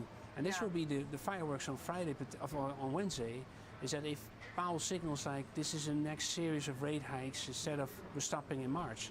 So that's what you should watch for. Well, that's the whole thing too. I mean, what else are you watching? Because you mentioned the other central banks, but we have a slew of earnings, and we have a lot of big names like Amazon and Apple and Alphabet. What else are you watching when it comes to these earnings? I mean, what have we learned so far? Definitely, there's some level of surprise to the upside on earnings. So I found it interesting. I looked it up this morning. Consumer discretionary, surprising. Yeah. And that's surprising in terms of if you think of the outlook. If the economy is in such a downspin, then consumer discretionary should show up. In fact, inventories are rising there, prices are being cut, discounts, and yet they're surprising with earnings to the upside. So that's an interesting point. I guess what you would otherwise look for is that inflation is the key dominant factor for a lot of companies. Right? Whether it's wage inflation, whether it's still input costs, is that hitting their bottom lines now, or can they continue to pass it on to the end consumers that they don't see being weakening in demand? I think there's a lot of mixed pictures there. Last week's earnings from Microsoft as an example showed like they beat the estimate, but their sales outlook was weak. It's moving back up a little bit. You want to watch for that. So tell me a little bit about why you brought some of these charts here today. I mean, you even mentioned ChatGPT. Tell me about a few of the charts or some of the things that you wanted to focus on so I don't miss anything. Yeah, so while the inflation data from Friday was looking at the momentum of inflation. Now it's clearly moving to the downside, but you can tell, right, from services that's still very high, whereas goods is in deflation. But it's all now at the same kind of level year on year. And as I think what the Fed will look at, they just double the target. So that's important. Then obviously, ChatGPT is a really important tool right now. If you ask ChatGPT, is Powell's going to be dovish on Wednesday? It says it will, that he will. Oh yeah. Maybe I hadn't seen that. So we're taking bets. I mean, this is almost like Super Bowl. As a matter of fact, GPT got some of the playoff games right. This is from 2021 though. How in the world will they know? That now, hey, we use right, AI or has it been updated? Right at this point. Tell me a little bit about housing, the consumer. What do you think? Is it getting delayed from 2021? So housing has had a pretty good correction. It may go a little further in price, but it's not the 2005, 6, 7 cycle by far. So I think the impact that it has on the economy has happened already, and I think that is maybe stalling out. There's been a renewed interest in home purchases, There's been more mortgage applications coming through. Obviously, the effect from the it's coming right back down. until now is coming back into the housing market, right? So remains, I think, a sector in demand. The consumer, on the other hand, the resilience remains unbelievable. It is an employment picture that hasn't so materially changed as yet. I was talking to your colleague before the segment. The tech layoffs, you know, the interesting part about that is that a lot of people get 6 months of severance. Yeah. And within that 6 months, they get multiple job offers. So there seems to be not much of an impact on employment yet. If that's the case, At least for now. for now, it gives consumers confidence, right? If they can get some other employment. That being said, we're waiting on JOLTS. We'll probably have 10.3 million. We're waiting on non-farm payrolls on Friday. I think the estimate's 185 for non-farm payrolls and 3.6 for unemployment. How important are these job prints, and what are you looking at most closely?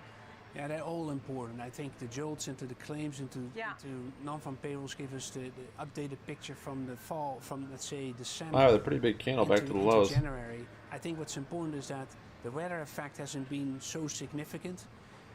Omicron and any kind of virus outbreak, neither. So this is going to give us a good reading on what are these layoffs really doing here. Is it really coming through faster? And you know, so far, the ISM data or claims data, which are the most real-time data on employment, show no real sign of weakness in employment. So if it's a good number on Friday, let's say it's consensus or better, the market will continue to discount that these rate cuts are priced in at the back end of this year just will not come to fruition that easily. And you know, the question bouncing is how back on people that are level. spending and everything. You talked about the resiliency, and we saw that from the from the credit card companies, that the consumer is spending, and they're using their credit card, transaction volume, and international spending. So people are on the move, but I wonder if it all catches up with them at some point. You know, are you expecting for people to feel the pain more in the back half of the year?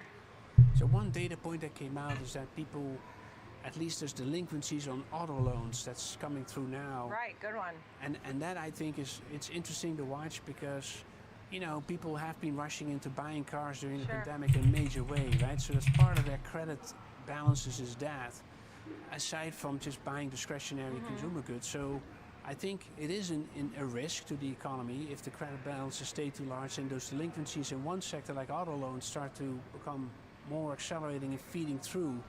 The banks so far have reported or that have talked about it have not seen much of any loan losses in their books showing up just materially yet. So, but that's another data point to watch. Yeah, we have to wait and see, and that's a good one. I wonder what question you'll ask if you were to ask Chat GPT. What the next question is. It's a good look to get something in the future and feel like you know something. We'll see. Ben Emmons, always great to have you on the show. Thanks for Something being in the with future us is driving data Ben Emmons, years out of date. Later this hour, the CEO of New Amsterdam Pharma will join us. Talk about Maybe the he's latest dovish. trial. A lot of data, a lot of earnings before that too, though.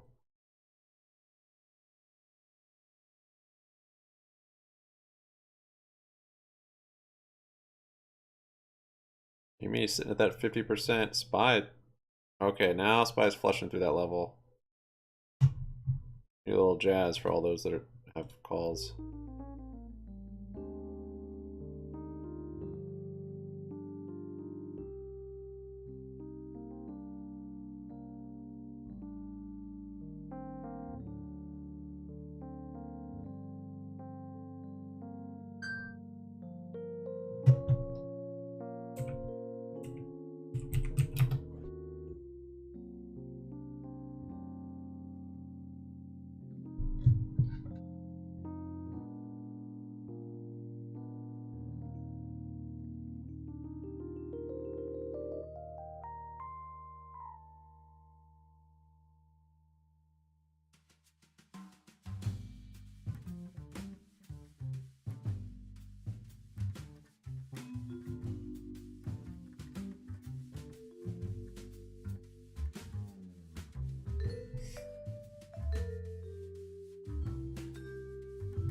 No, I'm not buying calls on it.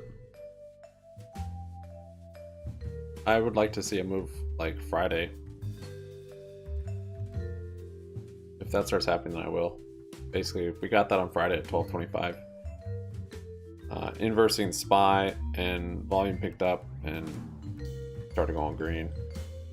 So I'm not expecting it necessarily today. I think tomorrow we could have an up day. But tomorrow's kind of make it or break it for me to think that this rally is going to go and we're not just going to kind of consolidate and potentially come back down. Or it's just totally trading different. There's no more cycles and pinches, and GME is just like a normal stock like anything else, any other stock at this point. In which case it'll be much easier to trade because you won't have this crazy idea in the back of your head that you're going to miss out on something at any moment, which I don't think we will anyways. But it's hard to get to that realization when we've seen such volatility to the upside. Last time I tried to get on ChatGPT, it said servers were full, so I haven't tried. It said they'd email me. I put my email in and said, yeah, email me, and they haven't, so I don't know how that thing works. I've never been able to get on it.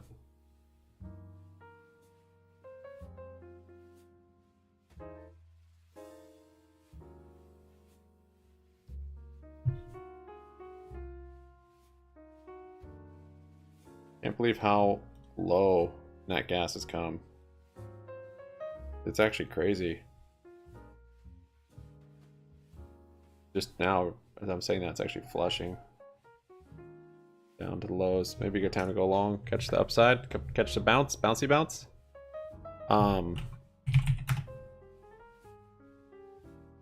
Guess so. It's finally starting to come down. Yeah, I'm not sure about this dovishness or us being bullish.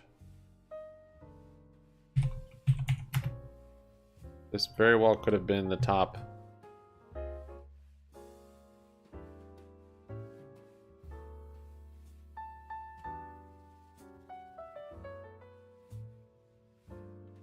Oh.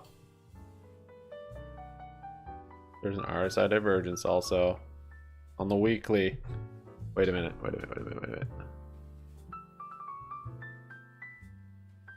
0813. 16. This is higher. Never mind. Not. Weird. This looks lower than that one.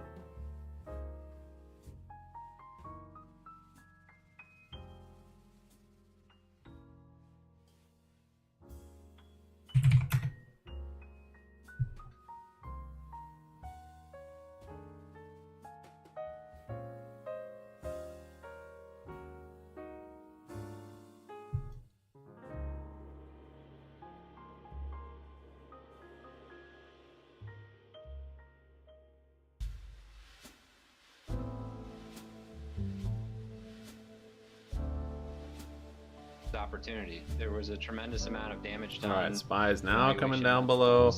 And they're real. A very compelling I don't entry know. point. Number two, when you look at the fundamentals of growth stocks compared to low PE or value stocks, I did say I would wait for the move to start on GME. It's possible I'll get calls. Return on capital for the growth anyways. Universe is about 2 times the value universe, and the growth rate is also I about don't know. 2x higher. Might not. And number three, the premium you would normally pay for that better growth and those higher margins. Wait till the move starts to happen. Erased, and so we think the table pounding opportunity is that the scarcity. Worked good on Friday. It just return. And in fact, wasn't able to close them when I was up so much. Stocks in the Russell 3000 are expected to drive double-digit growth. So we're getting a little move up here on GME. That's a really unique opportunity to exploit the scarcity of growth and the better returns. Not much, so no right, volume. Understood. So at this point now, you said pain could equal opportunity. So what would be some specifics there? As we look at that gas did bounce off that support. I mean, you were talking about mid caps, small to mid caps, and the growth that you could see there. Explain that.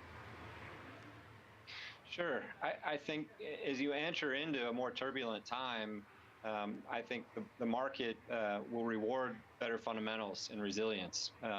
Low PE does not equal low risk, and so our all right, SPY's actually coming down now. New low on the SPY, new low on the day. And fundamentals come back into focus. Here we go. Where are we gonna go? Opportunity is to invest in secular growth in leaders in individual industries, individual sectors, and exploit that scarcity opportunity that I mentioned. 4147 is a pre-market low. Right, understood. So tell me about let's go through some of the stock picks you have here. Like It's 2:15, so still quite a bit of time in the day. And Tetra Tech. Sure. So starting with Mercado Libre, it's a great example of the discount window that the market created last year. The stock was down 40% in the 12 months ended in December, but the business grew 50% last year. And so you just think about what that implies in terms of multiple compression and an opportunity to invest in the #1 e-commerce platform in Latin America. Mercado Libre has already attracted 650 million users. You know about this to one, its Ace? platform. E-commerce penetration is lower in Latin Never heard of America it. than it is in the United States, but quickly catching up. And the value proposition to their customers is actually higher when you think about offline options in terms of shopping and also in terms of their fastest growing business. Mercado Libre has a fintech business called Pago that we think has enormous upside from here. I see. And then when we look at Tetra Tech and Inspire Medical Systems. Sure. Tetra Tech's a great example of resilience. They're one of the largest engineering and construction firms in the world. Their largest customer is the U.S. government. And when you think about the enormous amount of spending that needs to be directed at inferior infrastructure, particularly as it relates to water and the environment, Tetra Tech's on the front end. Kind of wicking down there, but I think it's going to keep coming. It's a company that we think has above average visibility at a time when visibility is hard to come by. And similar to Mercado Libre, it's a stock that was down 15% last year while the earnings grew 15%. So it just got cheaper and the fundamentals got better. And we think that is an attractive opportunity to take advantage of. Tell me about some of the philosophies. I mean, there must be ways to do this, investing versus wrong ways to do this. Tell me about some of your philosophies. I think at our core, the most important thing we're trying to do is make time our friend. BBBY, settle down back to for any long-term investor. And so, we feel very strongly. GME looks like it might want to break the support. For all of our companies to pass through is that they're on the right side of change. We're living in a world where growth is going to be hard to come by over the medium and long term. And at the same time, the pace of change and the pace of disruption seems to continue to accelerate. And so, if you look for the common thread across our holdings, it's businesses that we think have a long runway for growth and will navigate those changes well. And that's true of Mercado Libre, it's true of Tetra Tech, it's also true of Inspire Medical Systems. How are you feeling about all the economy? When you think about, we have jobs on Friday, we'll hear from the Fed on Wednesday. Where do you think we stand It's here? bouncing from there. I think we passed the peak of negativity last fall and the peak of pessimism, but I don't think we've reached the fundamental bottom yet. And so I think the next few weeks and months will be about getting more visibility on how weak and for how long the economy might experience some sort of downturn this year.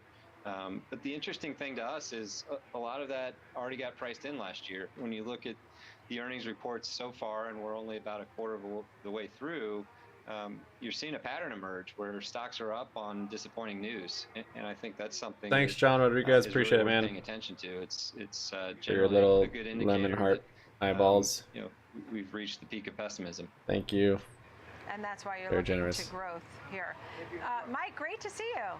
Thank you Just- so much for we're being just on hanging with out, us grinding down today. Mike Smith, Allspring Discovery and Waiting for Smith T+2, maybe some action. BBY not though. Coming It's up been next, solid. CEO of New Amsterdam Pharma joins us. Oh. Stocks up over 60%.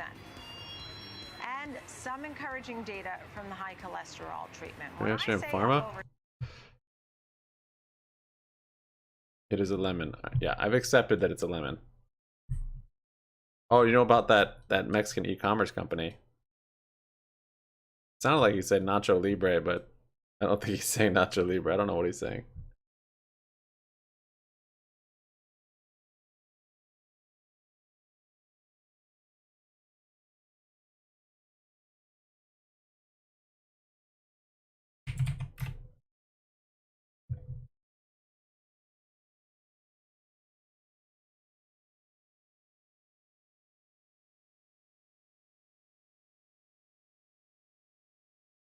GME broke that low. 2097. The next level I have here. Ending up being kind of a big day. Just the wrong direction.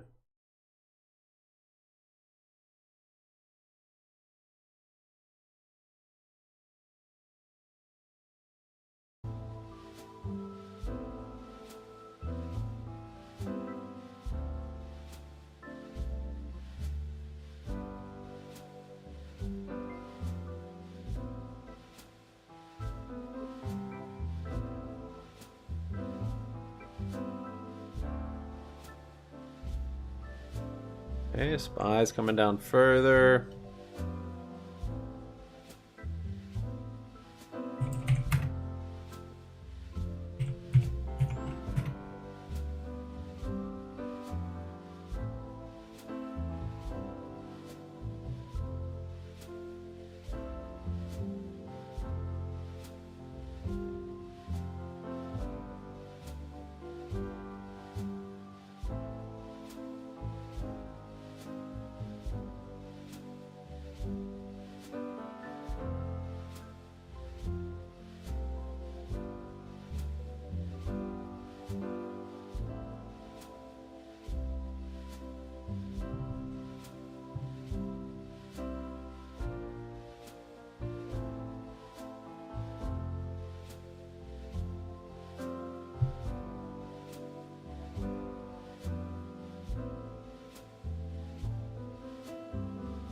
I thought it was an egg.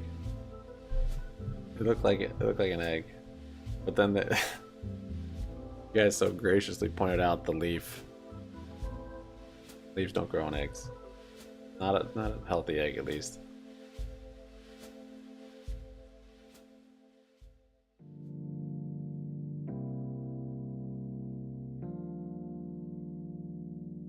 I remember my opinion, it's a lemon.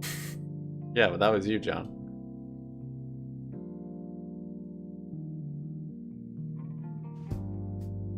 That I don't know. It's like Nacho Libre. Some Mexican e-commerce company, like the biggest one down there.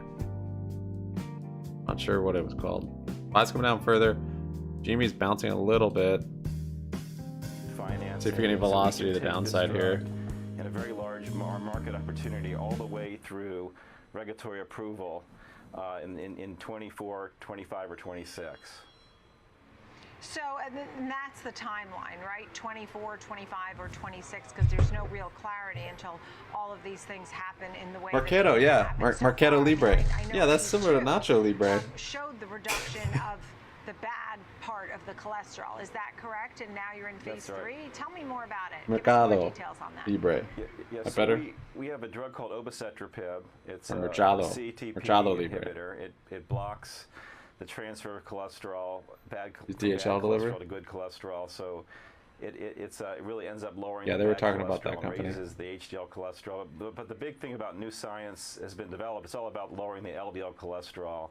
And the more we lower the LDL, the lower the cardiovascular risk. And so we have an oral once a day, and so far in phase 2, very well tolerated. So this is an add-on to statins. Statins is the mainstay of how we treat elevated cholesterol. But for many patients, they don't get adequate LDL levels. SPY new lows on the day. And so now we provide potentially. So at that support, next main one is 40110. Through the clinical trials.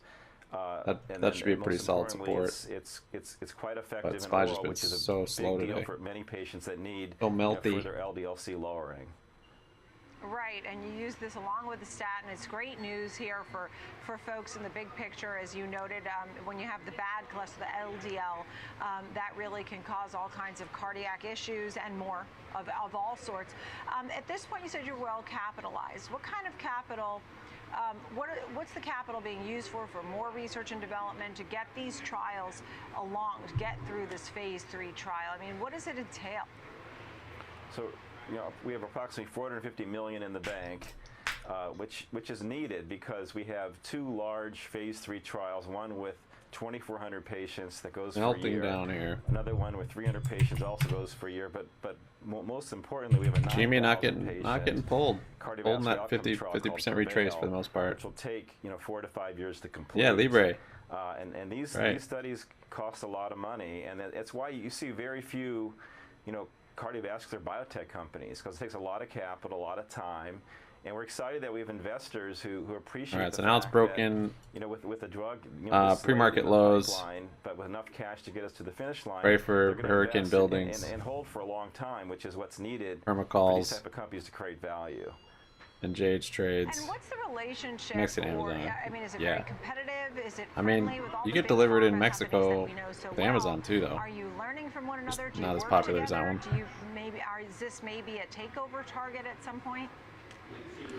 Well, we don't know yet. We would love to partner with a big pharma company at the right time. We want to create value in the meantime for New Amsterdam Pharma, but ultimately we have to prepare, for what needs to be done to bring this drug to patients. So we're always open for partnerships, but right now like you said, we have the cash to take us all the way to the finish line for approval. And what would you like to see change, whether it's in Washington or how these things get, you would talk about having a cardiovascular biotech company. What would you like to see change that would actually expedite all of these things happening the way a doctor and CEO, which you are both, so you can have it done the way you'd love for it to happen so folks could have more access to these things? Well, it's a hard question because it requires a lot of thinking about the regulatory path, what we need. But the truth of the matter is, we do have this requirement to show that these drugs do in fact, lower LDL. That's the part of the two of the phase 3 trials. But ultimately, clinicians want to see endpoint benefits. They want to see heart attack and stroke reduction with these drugs, and regulators also to expand the label. You need those need that type of information in large clinical trials. So in some ways it's part of the whole cardiovascular drug development issues, and it is the leading cause of death, and unfortunately 2023 statistics just came out. For it might break 21 in 2020. The heart disease rates I don't know if it will today. Compared for the first time since 2003, heart disease rates SPY's have definitely up. pushing And so we down. have a long way to go calls? to get heart disease under control, and a lot more work has to be done. And we believe we're part of the solution. We believe that New Amsterdam Pharma, has an option that could be hopefully. No, you're right. It still could get a good rally. Into utilization for clinicians. Still above 400, true. In that 25-26 time frame. Yep. It's All still right. Well, wonderful to chat with you about still all above of this. that long-term trend line. Jumping in a big way. Dr. Michael Probably Davidson, just coming down to bounce on that congratulations to you thing and the with team. freaking New Amsterdam Pharma. Come back with ever some bullish updates. SPY. Thank you. Thank you, Nicole. Thank you very much. But yeah, I need to wait for data on Wednesday. Coming up next, preview of the Fed. Yeah, so even if it comes down to bounce on that, it's got a long way still to come. That's my point. Like it's so far even above that trend line already. And the trend line could be different. It might not be right here. It could be further up. But even so, I don't think it's up here. I think it's at least a 400, if not lower. This is showing more like way down here. You see ads for Mercado, but not Amazon.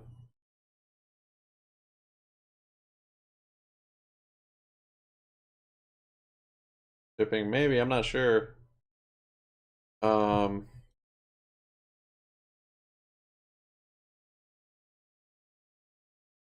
Yeah, I don't know.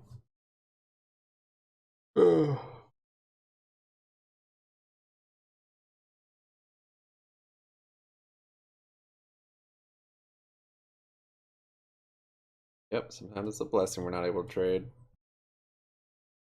Like me, I couldn't get out of my covered calls. Once I got out of it, I could have made more money on. BBBY coming down.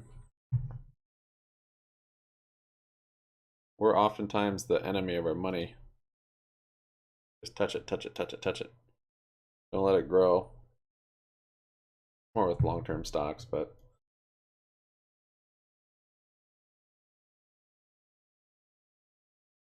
yeah, this morning was tough though, because Friday was so bullish, and this week could still be a big week to the upside. So it's tough this morning to not do cover calls. or to do cover calls.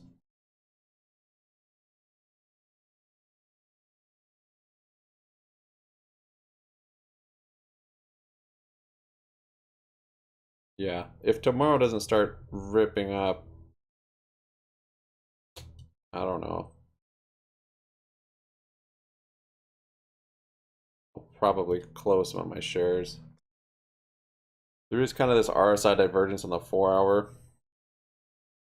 but as I was saying before, it's kind of, this could just be false because it's just consolidating this price range, which is a move up from the bottom, which is making basically a bull flag. So, and then this line we have, these are the fib levels, and it's basically hitting right at that 50%. So it could be doing one of these A, B, C, D moves. D would be 25.99.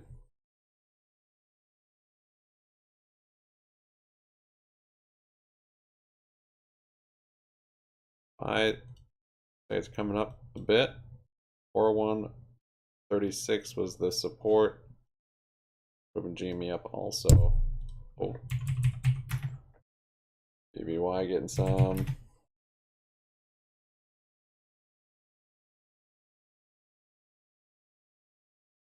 Well, about 400 is a good thing. Took some time to get back there.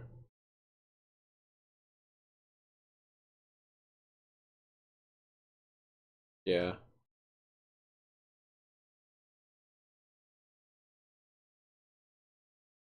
Yeah, if Powell and the data this week and the earnings are any bit dovish, I think we're probably going to rip past this 408. 411. We might even be filling this gap up here. 417. Potentially retesting these highs in the 425, 427. The leg down is coming. Don't know when exactly. When it comes, I think it'll probably be further down. I think we're going to make new lows.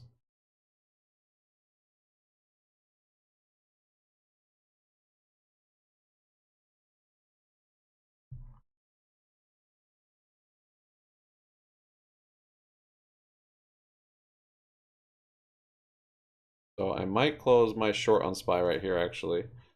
In case earnings in the morning. Let's see. Yeah, that's probably the right thing to do.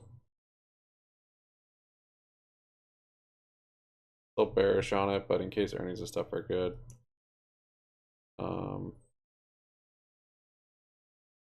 Just the bottom. Really don't. I want to just hold it.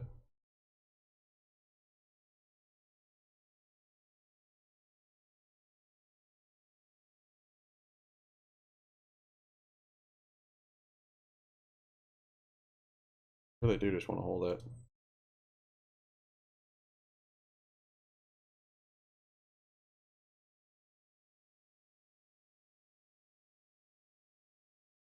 I gotta hold it. Dang it. I've been waiting for it to hit this 408 for a while now. Even since this break, it broke that high, we had that big green, that bullish MACD. I was like, we're on our way up, maybe here, maybe here. Highest probably 408. That was like a month ago.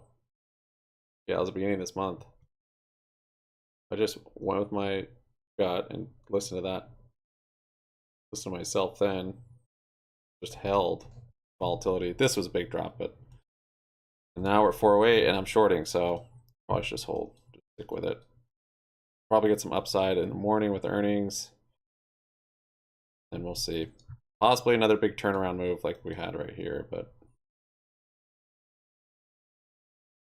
I didn't lose anything on this. I just didn't realize a couple grand in profits. This will be the same thing if this does that again. But if it doesn't, I'll have a great entry to potentially a lot of downside.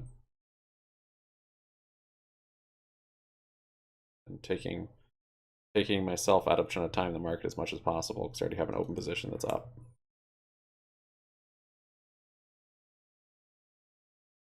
Kathy Wood's ARC is on pace for its best month ever.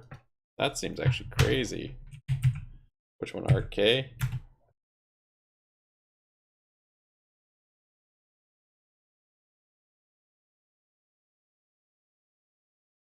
What?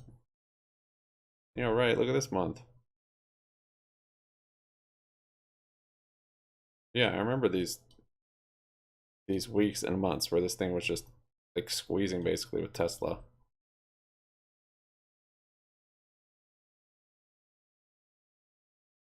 Best month ever. On pace for it. But today's the last day, right? Or tomorrow? I don't know about that. I don't know about that tweet, Bloomberg.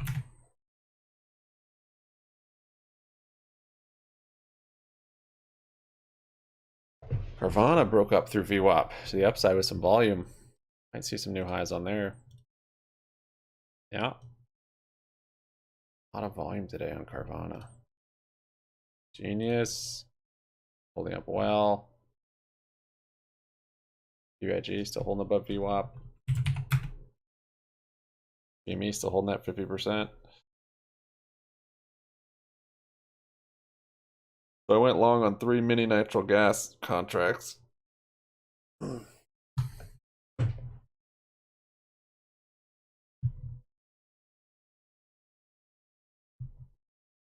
Distortions and overshoots chart, yes, which looks at 2018, the famous pause and pivot right after the Christmas Eve massacre. Big move up, COVID, unleashing inflation, staying too low for too long.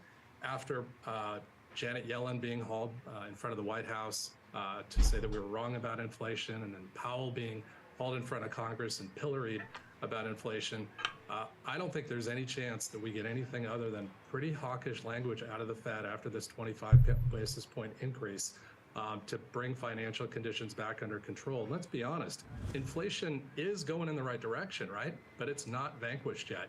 We've got COVID changing from their China changing from their zero COVID policy. We've got earnings coming down, but are they really coming down that much? They're just squeaking down 3 to 5% below expectations in this earnings cycle. I think it's going to take a while, and we're going to see a market be very data dependent, and the Fed continuing to push against these loosening financial conditions, which obviously they continue to loosen every time the market moves up, which has been happening a lot lately. Yeah, and on your chart, part of it was about earnings growth. I think people are thinking that the earnings estimates are still too high. I mean, forget about positive revisions. On the contrary, I think people are still worried that earnings estimates going forward throughout this year are too high. Yeah, I think it's a first quarter and a second quarter story. We're just starting to see earnings come in a little bit here, and as we discussed, they're not coming down that much. That chart that you just put up shows them coming down. We're going to be seeing earnings probably continue to erode as we go through the year. We haven't even formally declared that we're in a recession. We don't know how deep it's going to be. Right. Our base case is that it's not going to be ultra deep. We haven't. Who's going to declare that? Was really designed to give same people that changed the definition. As we go through the year, we're going to have they don't want that on their record. We think between 14 and 18 times earnings. So we don't want people. We had the market have a great start to the year, right? We got kicked around pretty good last year. The market is acting like it wants to go straight up. We don't think peace, prosperity, and hope is broken out, and we think we need to be a little more cautious as we get up to that 18 times forward earnings multiple. Conversely, when we have difficult times during the year, we don't want to, cash everything in. We want to use difficult markets to do our job, which is to buy great companies for the next 3 to 5 years and longer, as we ultimately get to the end of this Fed tightening cycle, as we ultimately get out of a recession in the next year or two.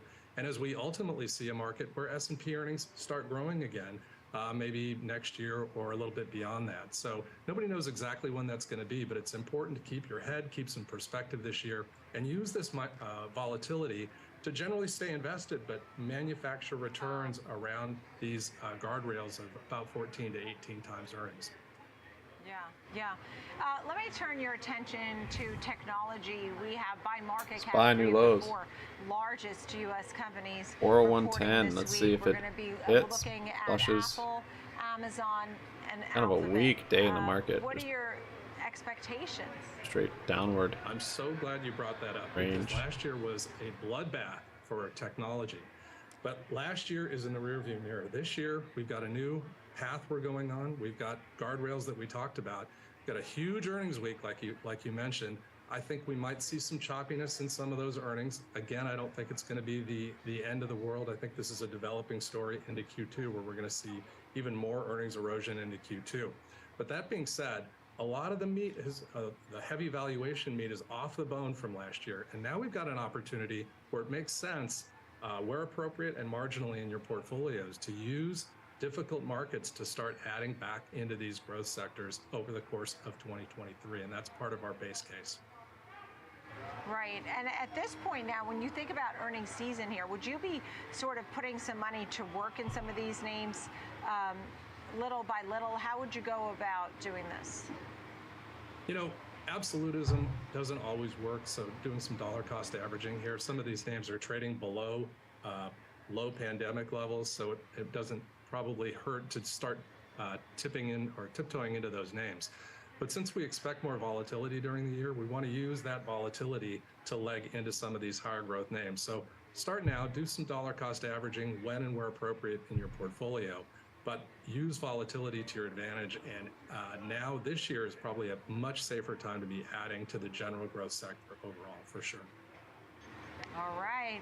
Thank you so much. Todd Walsh, great to see you. Alpha Cubed Investments. Thanks, Todd. Have a great day. Bye-bye. You too. Coming up next, a preview of Caterpillar. Those earnings are due out tomorrow. How about the slowdown that we may be anticipating? What does that mean for industrial production?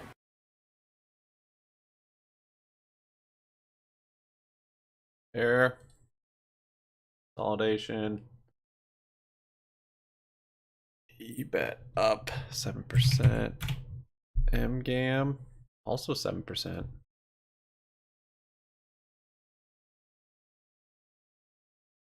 Brand 5%. Vulcan 4%. Things down 100% almost in the last month.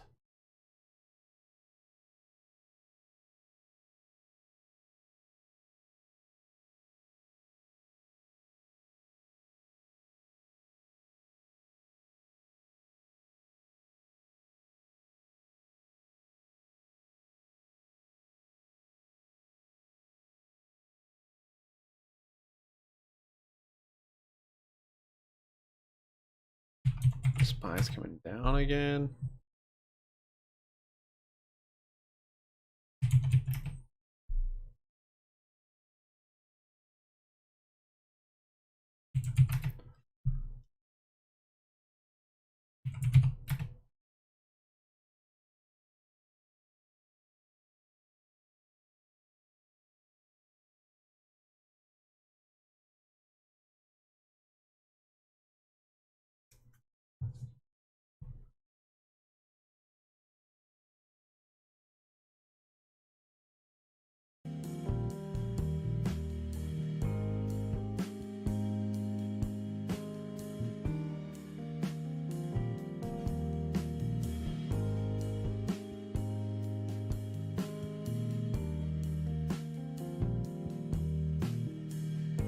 All right, nat gas. Little pop up. Let's see it. Let's see it. SPY's coming down. My futures trades are working. Better sell immediately.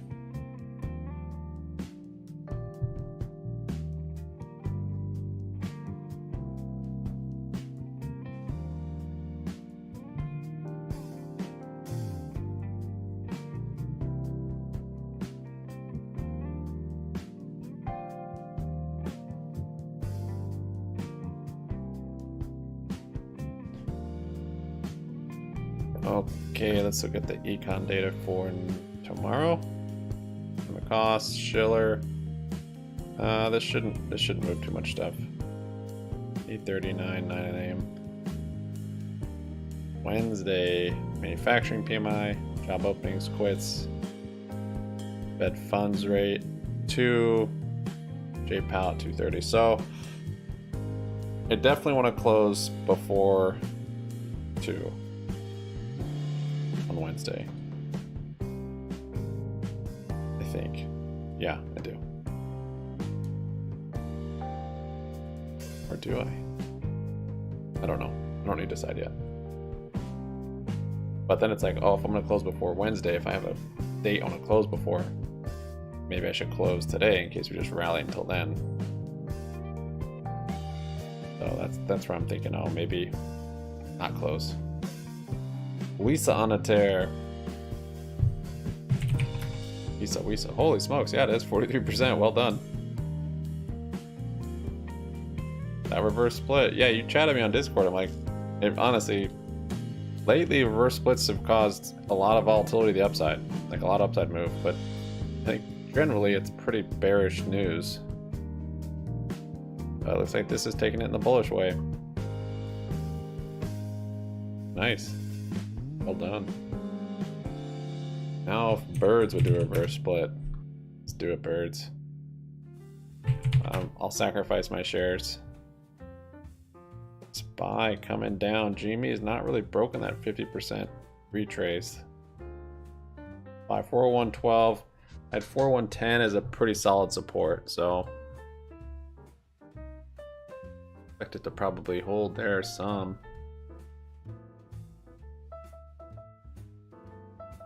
$450 would be next. There's 4111.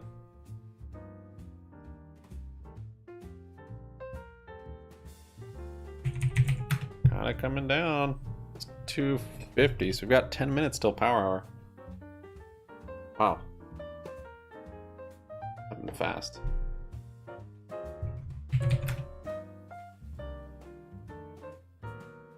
GME feeling a bit of that downward pressure.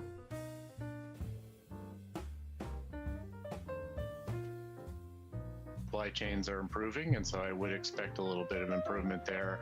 They can probably get a little bit more out the door as a result. That should be good for That revenue. gas bouncing up. Let's go. But I'm also watching for price cost because we've seen the input costs for all sorts of metals and energy and logistics have come down pretty dramatically, and that should start to actually result in some margin expansion going forward because CAT has been very aggressive on pricing, and that price cost scenario I think looks good for the next couple of quarters at least. And when we think about the valuation, you know, we've seen a lot of positive comments, upgrades on the ratings, as you mentioned, Kristen, some price target raises. Where is valuation really? I mean, I know you're waiting to hear some more details. Right now, it's sitting at a level of 262, and has already run up in the last 6 months about 32%. Is that too much? How much higher can it go? Certainly, it's difficult to argue the case for the incremental long-term buyer here. You know, I think if the company is able to put up a pretty clean quarter from a trading perspective, there's probably a little bit of room to run on the stock. But how much of that optimism that we talked about, some of the infrastructure fund flow, China reopening, how much of that is currently baked into shares, and can you get comfortable at this sort of 18 times next 12 months PE level, which is, you know, sort of mid-cycle for a stock like Caterpillar? Can you get incrementally comfortable at this stage as an incremental buyer on the long side? And that's where we sort of shake out and say, you know, we're willing to stay on the sidelines here. Valuation's a bit too rich for us given the uncertainty. GME with the new low also. And so that's the other thing, the uncertainty, Steve. And so global growth or a slowdown. They certainly, you know, inventory, you mentioned the supply chain being constrained, but at least improving. That was some good news. When you think about China reopening, where do you see the economic factors fitting into the Caterpillar story? Yeah, I think the good news is that a lot of the things that drive CAT are sort of trophy right now. And I think that's what investors kind of like in this industrial space. So, you know, China feels very trophy right now. Does it get better this year? Seems like What's it, trophy? but we'll have to see. But oil and gas and mining expenditures are also kind of trophy this year. Like in a trough? And should get better over the next 2 or 3. And then, of course, we have this massive infrastructure sort of spend, and we have the CHIPS Act, and we have reshoring. And so there's a lot of kind of big themes that should support the commercial construction piece of the business at the same time as the commodity related pieces are actually starting to look better. So, you know, I think the incremental buyer here, to use Kristen's words, is the person who's looking out over the next 2, 3, 4, 5 years and thinking about growth in commodity markets and growth in China and growth in all these big programs that I mentioned. And you know, at that rate, maybe mid-cycle valuation is reasonable. What do we think about other names like Deere or anything else in the group? Kristen, you sent me a report that had a lot of names on there. Which ones are your top industrial picks and why? Yeah, I mean, it's a little bit outside the box, but one that I'd say is worth taking a look at, just given a lot of the tailwinds that Steve mentioned, is a company like Bentley Systems, ticker BSY. It's a software company that provides infrastructure software to everyone in this ecosystem and is likely to see some incremental tailwinds.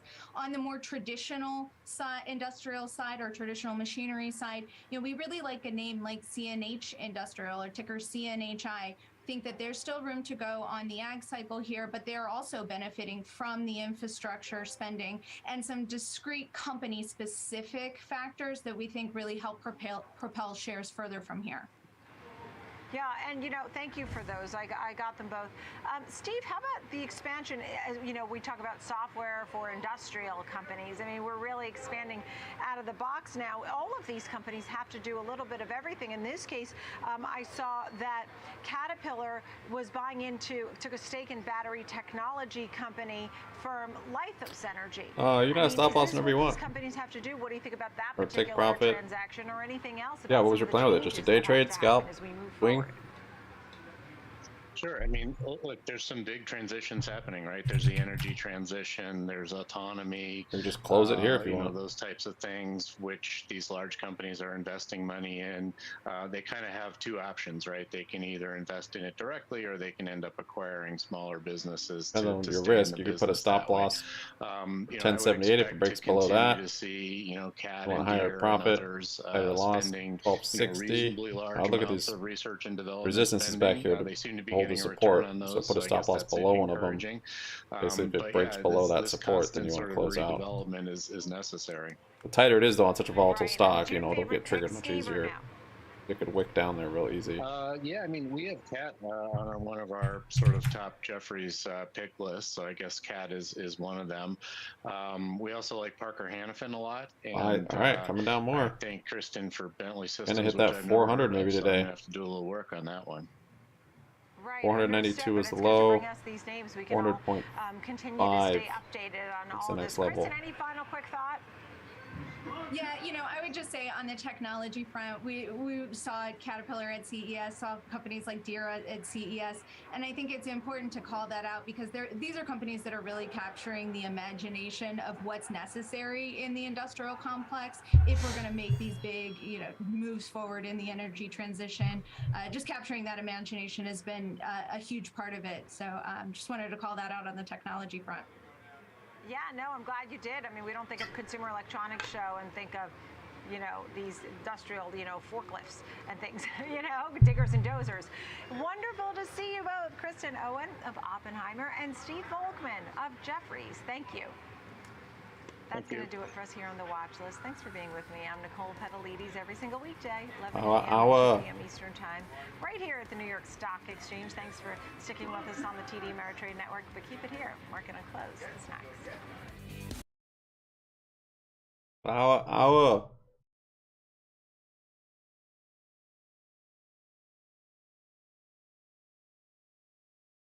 GME has held up quite a bit better than SPY as it's flushed through here, so a good sign so far. Not sure if it's going to or not.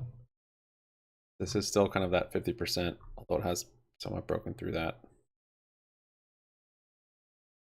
But there is a reversal candle on SPY. That hammer candle, green.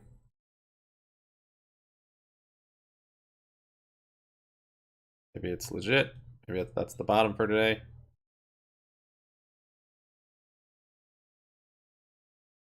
Seems like it might be.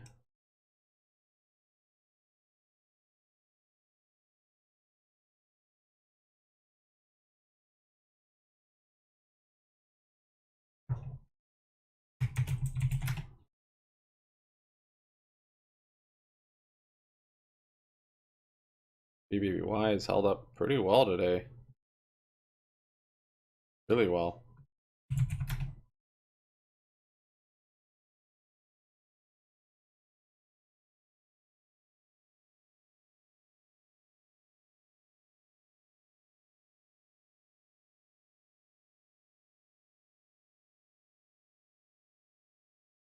And the cover calls are up 49%. But I'm going to be holding these till tomorrow anyways.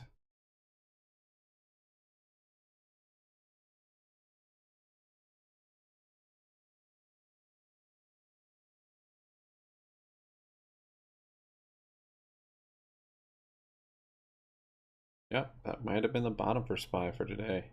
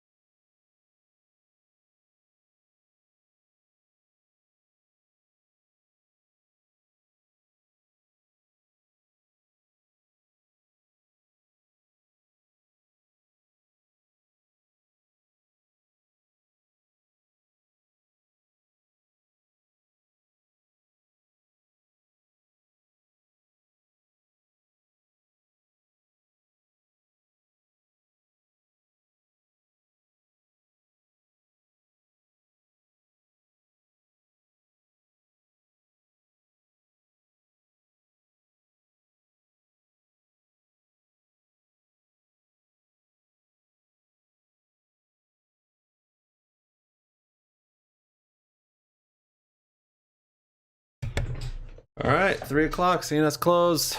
SPY bouncing up. I think that was the bottom for the day. We're kind of upside this market can retrace. Today's melt off.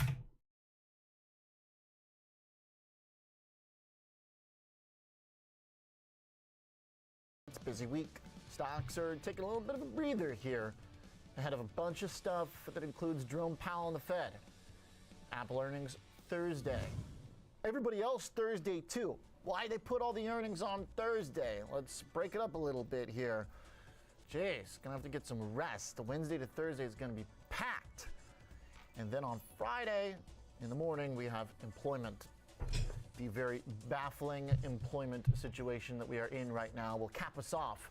Until then, we have a little bit of calm today in terms of news flow. We've got some interesting earnings. We'll talk NXPI after the bell. We'll also look at Whirlpool, an actually pretty important stock that'll give us some insight on high-ticket, durable goods purchases connected to housing.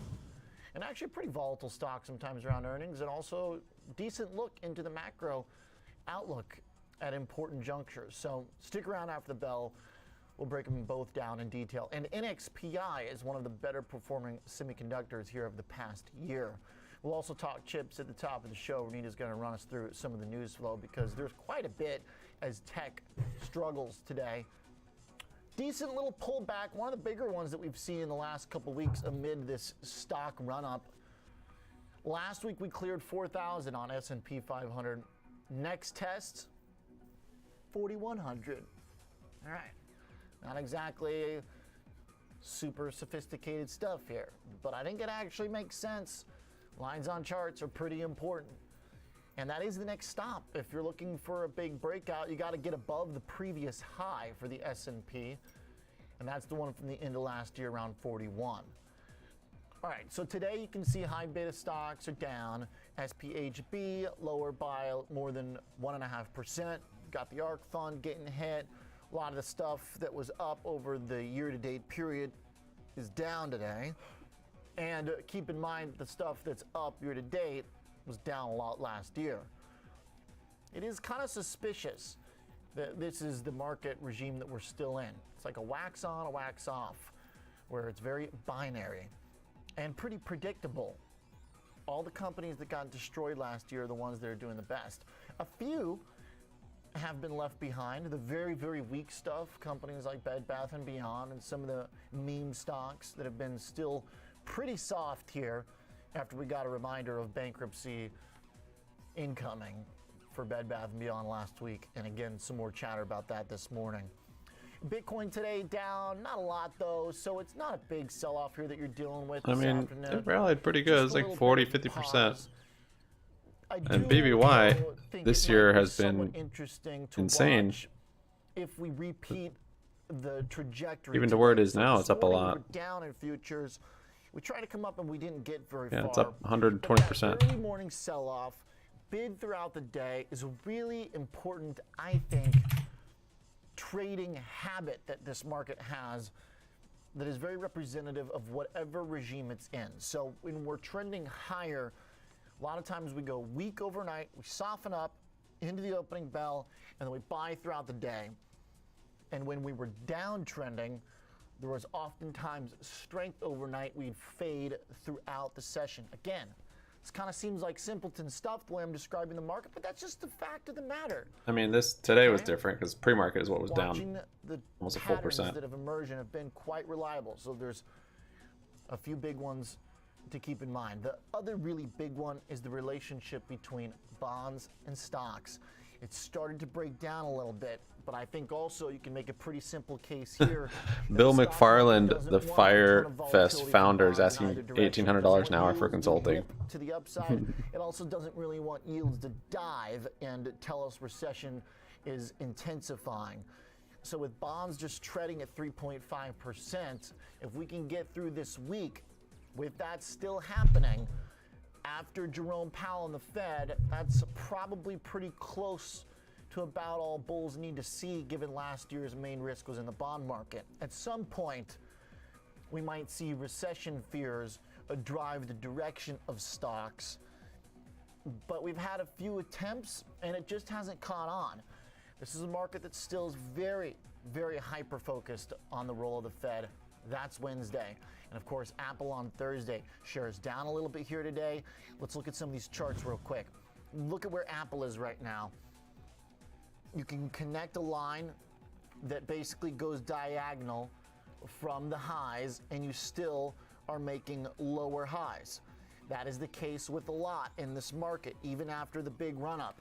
I also just think Apple is so key because in the summer rally, it almost made a high. That was really something else to watch how Apple went ballistic in the middle of the chart there during the summer bear market rally. And even though this has been an impressive run for Apple, it's just not quite happening with the same degree of power. Again, a chart where you want to see a trade above the end of last year's levels to perhaps suggest something different is happening here. The S&P 500, here's a zoomed in look at the last 3 months. This is what I'm talking about coming up against previous highs as well. All of those big candles there from the end of last year in the fourth quarter was pretty intense stuff. That's when we were trying to break out, but Powell's playing Pretty hardball. intense. The market couldn't quite get itself higher, even with cooling inflation. This time around, we've got a little bit more green. The candles are adding up. There's better momentum. There's a better trajectory. As you can see, it's just a little bit more diagonal, the run-up we're having here, as opposed to last time that was so not having it choppy and much move up to the upside yet. sideways. I think you probably expect to see a little chop up here, given we are at basically the tick high from last year. If some of the stuff this week that's so important goes right, and you start trading above those highs from the end of last year, that's really important technical stuff. Simple, but important. I like to keep it simple where possible. Today, you're also seeing China stocks get hit. Look at the China chart. What do you see there?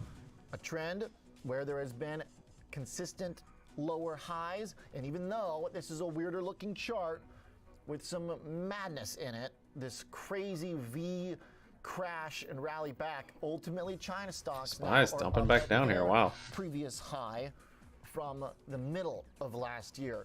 A lot of these charts though just keep showing up as being right at potential resistance points. But again, a lot of good momentum here for China stocks. Finally, as it pertains to bonds and the macro situation, yields are up a little bit. Your 10-year future, though, is still right at 3.5. But this is where there could be a little tension for Powell, is that since the summer last year, this is a chart that's normalized to June 14th. The reason I did that is because that's when the 10-year hit 3.5 for the first time. And as you can see, we've basically gone sideways. Now the dollar's come down a little bit while yields are going up. That suggests that the yield should come lower to match the dollar's decline.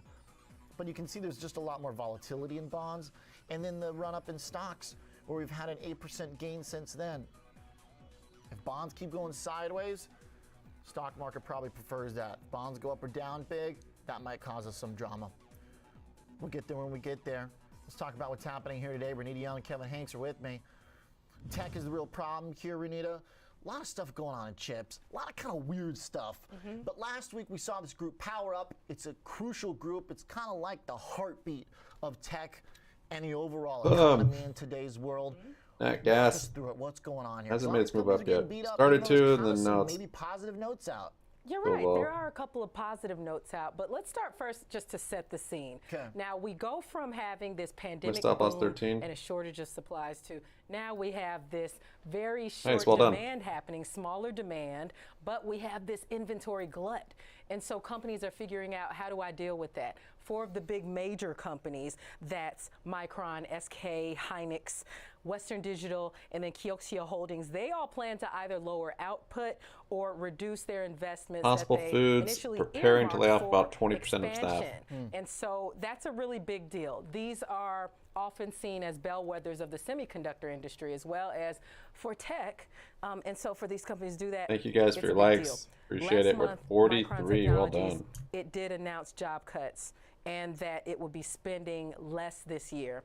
And so another sector or another company, a sector leader, that's definitely reducing its costs after reporting a loss in the most recent quarter. And so the idea is that memory chip prices could possibly face a prolonged slump this year as well. That is quite weak into It's an this article power in the Wall hour. Street Journal about that today. And the industry analysts, they say that average prices for the 2 main types of memory chips, that they're going to decline and see double-digit declines in this first quarter of the year. And those are the main types of chips that are used in our everyday devices, our cell phones, our computers. And on top of that, this is on top of the already 20% that it has already dropped during the last quarter. So it's a really grim outlook. And I would also like to add one thing. We have to look at which kind of chip making companies these are. If they're tied to consumer products, then they're likely to fall with consumer demand, obviously with the consumer spending power. But if they're tied to things like educational laboratories, something else, it's possible that they might still fall, but maybe not as bad. That's kind of what I think the mindset is for tonight, because NXPI and OnSemi have this big autos connection, and there's this hope that auto demand might kind of kick back in right now if some of these prices are getting dropped on some of the cars, and so the chips that supply to these cars are doing quite a bit better. You know, NVIDIA, AMD, the more kind of consumer-focused ones, where there were too many chips now in that market, have been struggling a little bit. I like that you mentioned also the memory side, though, because then there's this kind of separate bid where there's a merger potential with Western Digital and Kioxia. There's a lot here, but ultimately it seems like the drumbeat is one of a harder environment going forward than trailing. No, I don't That's have pretty any much kind what of the journal wrote about today. alert thing that goes out. I mean, you wrapped it up very well because on a whole, it definitely looks like a grim picture. I don't know if that's what you The mean. different sectors Your of moves, the chip making industry. my positions, that look opening, grim, closing. but on a whole, you're right. Longer term. I put them in Intel, Discord, though. Exactly. So Intel led with its earnings last week. And so that Everyone, was I another encourage everyone to kind put their of trades in indicator here. of Discord. what we might look for now. Intel is even mentioned in the AMD note that one of the analysts someone got some had out SoFi today. action. Nice. Even though it was a bullish note, they mentioned Intel being, if Intel's not doing that well here, we'll see whatever My like, does. So when I'm scalping or like kind of day trading in and out. It's like my future stuff I don't always put in there, but my options I almost always do. My shares. Do we take days like And sometimes I'll put my futures in there. Or is this But kind stuff of I a plan on reminder holding that at least a potentially day. This year is just, even if things put get in there. better from the Fed perspective and inflation and all that, that we still generally have such a high bar to reach compared to COVID? Well, I think, Oliver, today's price action is simply, you look at January 3rd, Tuesday, the S&P opened 38.53, Oliver, and you look at what we did during the month of January, it's a pretty good, solid run. And with the horizon this week being a slew of mega cap tech earnings, Jerome Powell, and the payroll data.